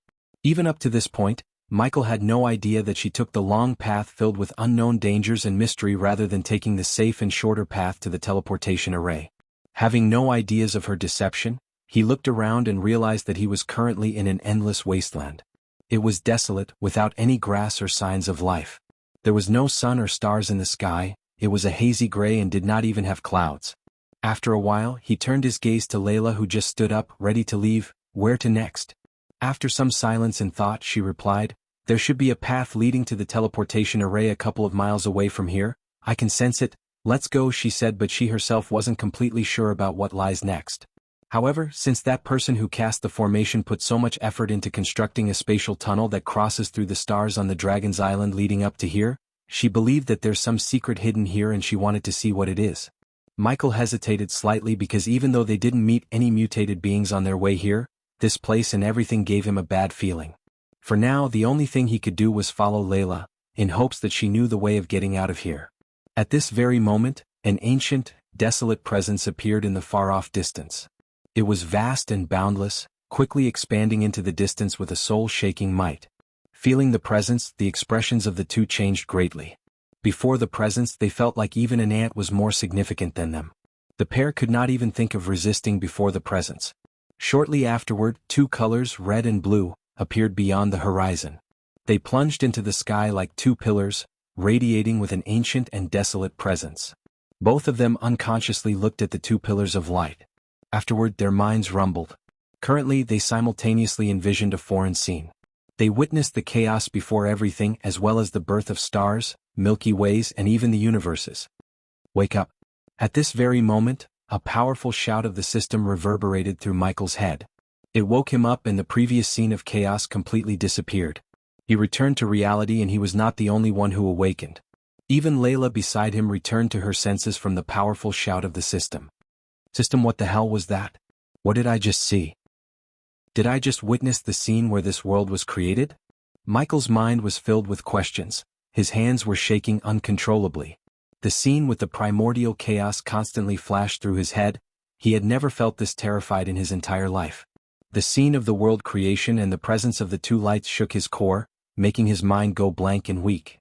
The system level is too low to answer the host's question, and the stuff on that level is not something you should know or the system can explain right now. What you just witnessed is not the creation of this world but everything. With your power level, knowing more about this will only lead you to certain death. The system said seriously, and just before he could curse the system for not telling him anything, its voice sounded again in his mind. However, the system's serious tone took a 180 turn as it sounded like it was cooking up some plan. Layla, on the other hand, did not pay any attention to Michael. She just kept looking at the two pillars of light that surged toward the sky in the distance. Her expressions were mixed, grim while also pleasantly surprised. "What are you doing?" He saw her taking out Angel's Vina from her space ring. "I'm going to harness some energy from the pillars," she said before dashing towards the light pillars in the distance, giving him no time to stop her. "What?" Michael was astounded. Although the system did not clearly explain the origins or anything about the two energy pillars, he got a sense that they were not something he or Layla should meddle with without proper knowledge. "Stop her!" He heard the system scream in rage. The sound of the system almost made him feel like his head was about to explode. "Bitch, bitch, bitch." Having heard of the system scream and curse like never before, he rushed behind Layla to stop her from doing something incredibly stupid. Not because he wanted to save her, but he didn't want her to do something that could jeopardize his and the baby dragon's life. Chapter 166. As soon as Michael approached the two light pillars, he felt intense cold energy and scorching hot energy at the same time. His body suddenly jolted and his steps came to a screeching halt. His face immediately became bright red while a terrifying heat began to radiate from his body. He could only feel that scorching energy had entered his body, like a red-hot branding iron. It radiated with a terrifying heat that was destroying his body. Meanwhile, Layla's expression also changed abruptly. She immediately became sheet white. An extremely cold aura began to radiate from her and there were vague signs of the ground freezing. She had also encountered a situation like Michael, though the energy within her was frigid rather than scorching. Wherever the energy passed by, that part of her body became crystallized. With her level of strength, she shouldn't have even got closer to the first energies, yet she tried to harness both the yin and yang energy from them. As much as he loved to converse with the system, it was not the time as he struggled to keep the scorching hot energy from his body burning him from within. Now the yin and yang from the first energies looking for a suitable vessel and your bodies cannot handle them right now. The system can use the first energies to come out of the safe mode, but the host must transfer the excess yang energy that just entered your body to Layla. How? The yang energy from the first energies radiated a terrifying heat in his body. He knew his body would not be able to withstand it for too long. His organs felt like they were on fire, producing waves of violent pain. Outside Michael's body, red ripples of air that were vaguely visible spread out. It was the heat from his body and it caused the surrounding temperature to skyrocket. Are you still fucking sleeping? Even after everything he had gone through, the baby dragon was sleeping in his arms snoring. He wanted to punch the baby dragon's little face after hearing him snore. Beside him, Layla sat on the ground with her eyes closed. Signs of agonizing pain could be seen on her face. She radiated with an extremely frigid coldness that formed a thick layer of ice in a meter radius around her, and occasionally he could feel an intense hot wave surging from her body. Michael and Layla were each absorbing the yang and the yin energies from the first energies. The characteristics of the two energies were polar opposites, contrasting sharply with one another.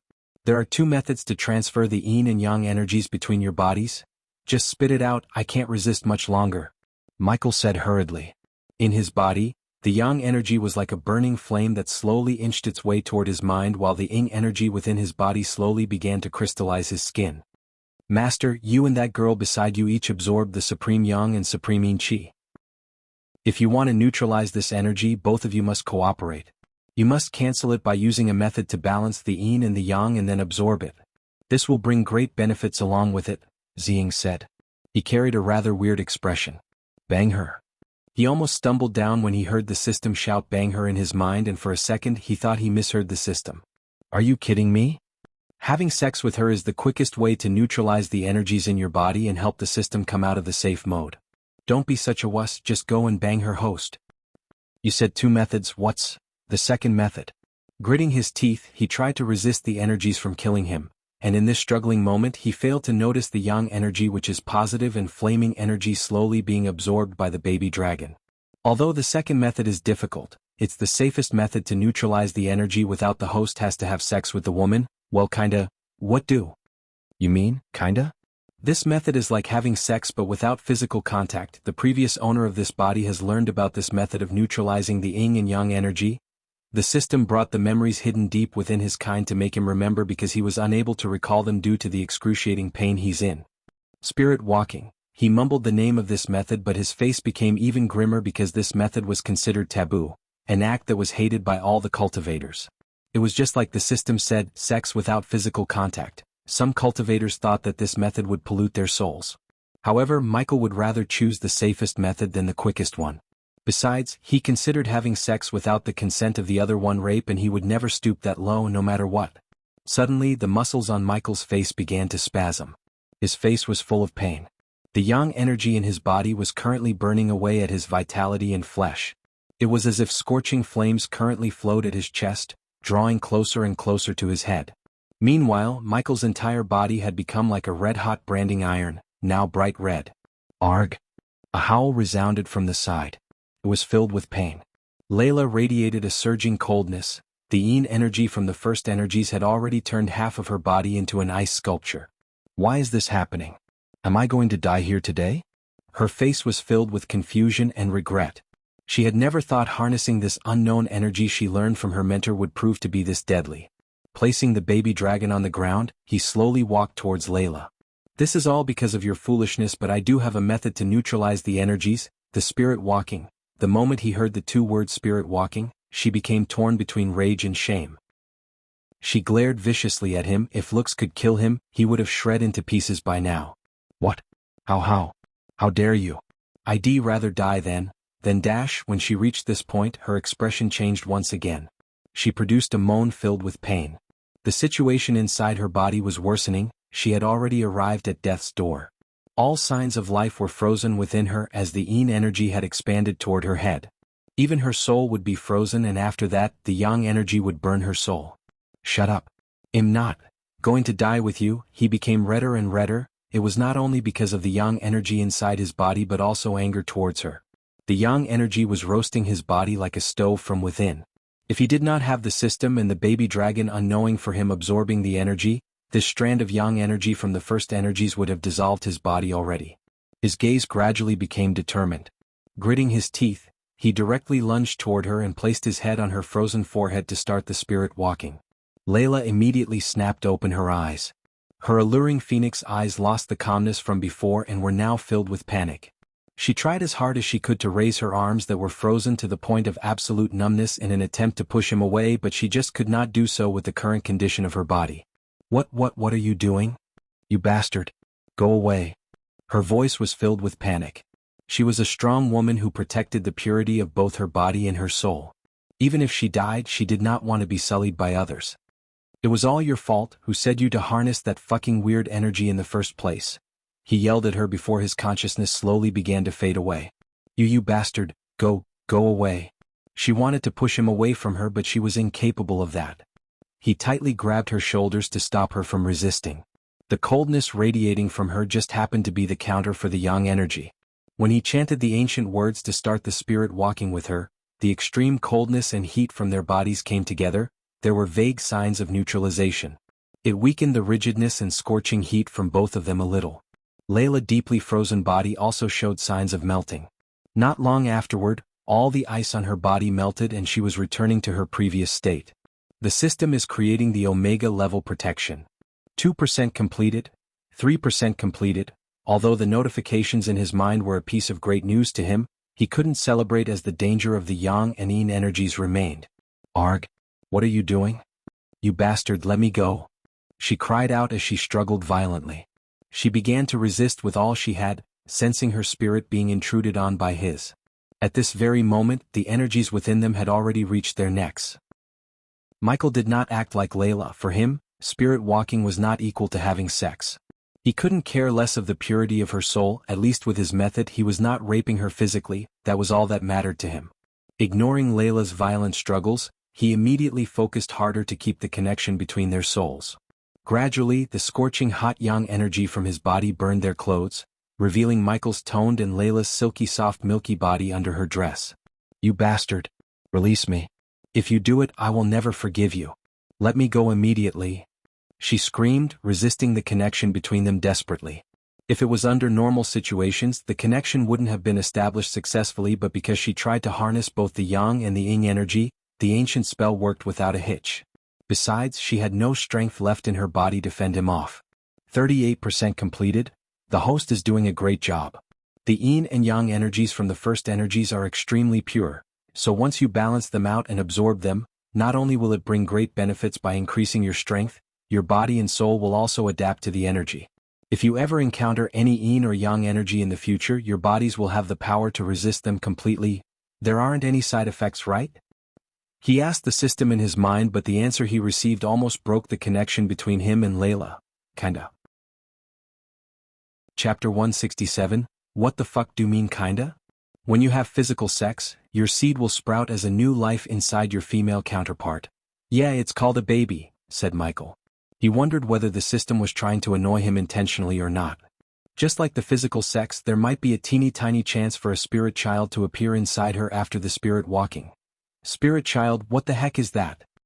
He asked, still maintaining the connection between him and Layla. To put it simply, it's a baby without a physical body, but the system can make sure the spirit child inherit nothing from the host such as talents and characteristics. Do it, he said without even the slightest hesitation.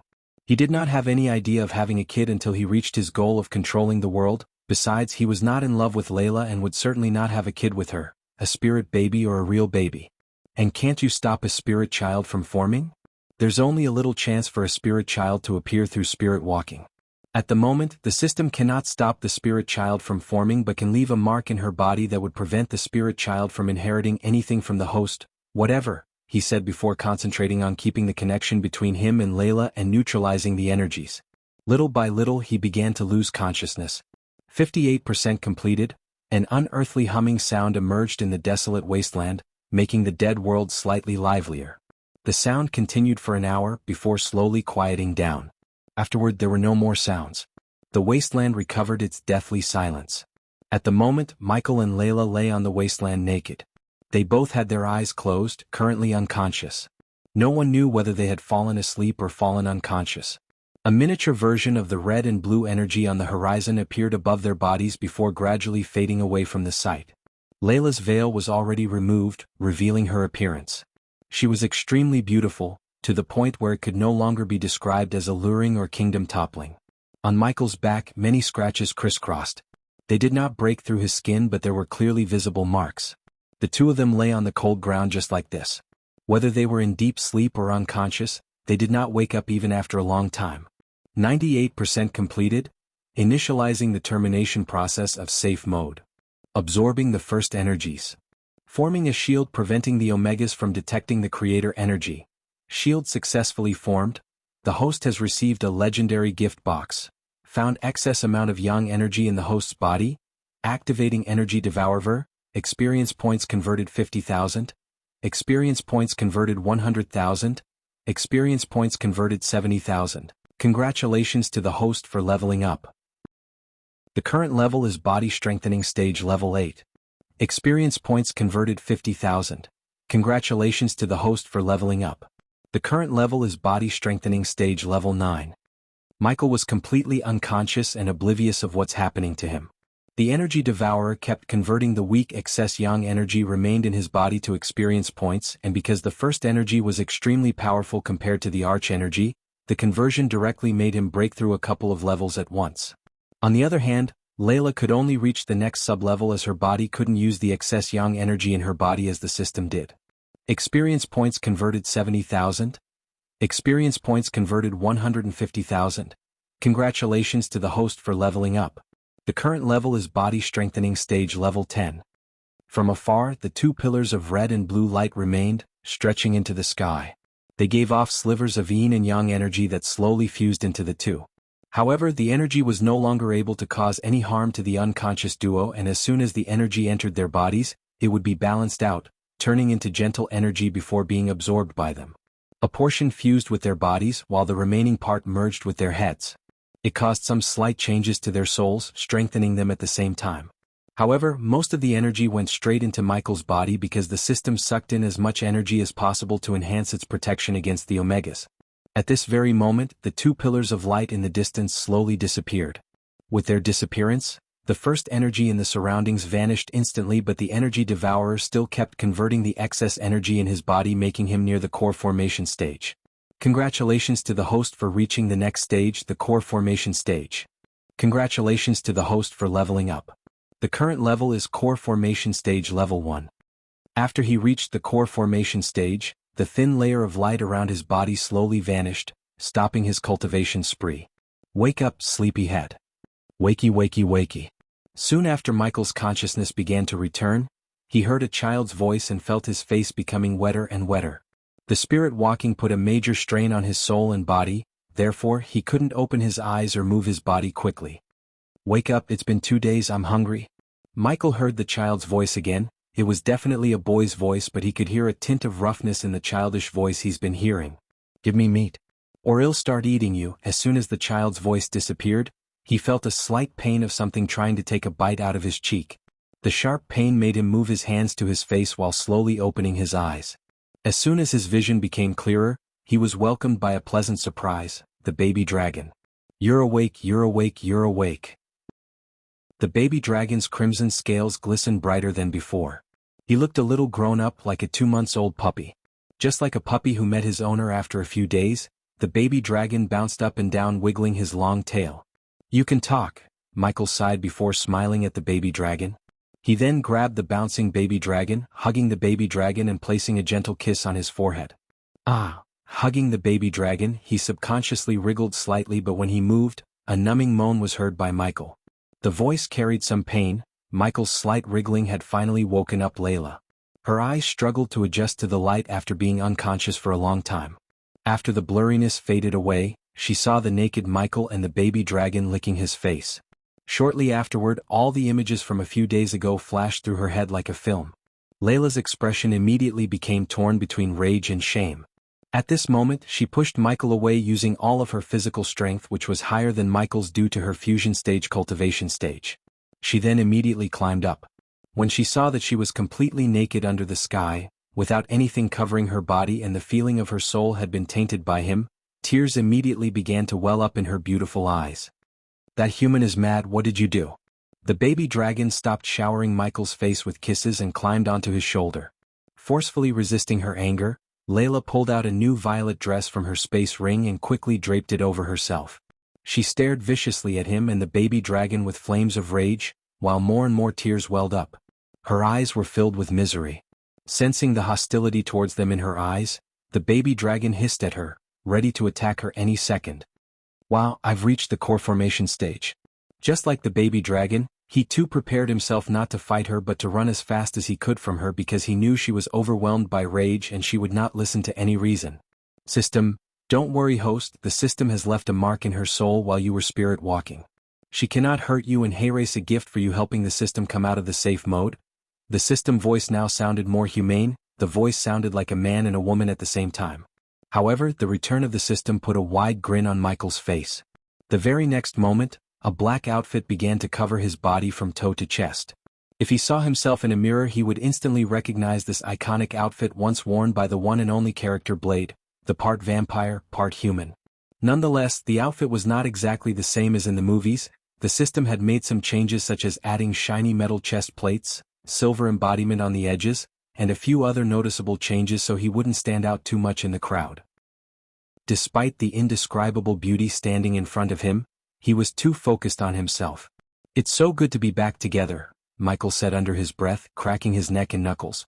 Looking at the grin on his face, she became furious and roared at him, "You bastard, you beast, taking advantage of people. You actually used such a despicable method to take sully my soul. I will never forgive you. After I kill you and that dragon, I'll kill myself."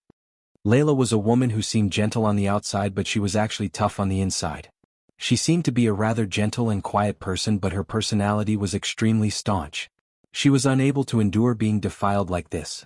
You're tuning in to the Han Lee's Wuxia Adventures YouTube channel. We're so grateful for your support and don't forget to subscribe to join us on this incredible journey through captivating stories.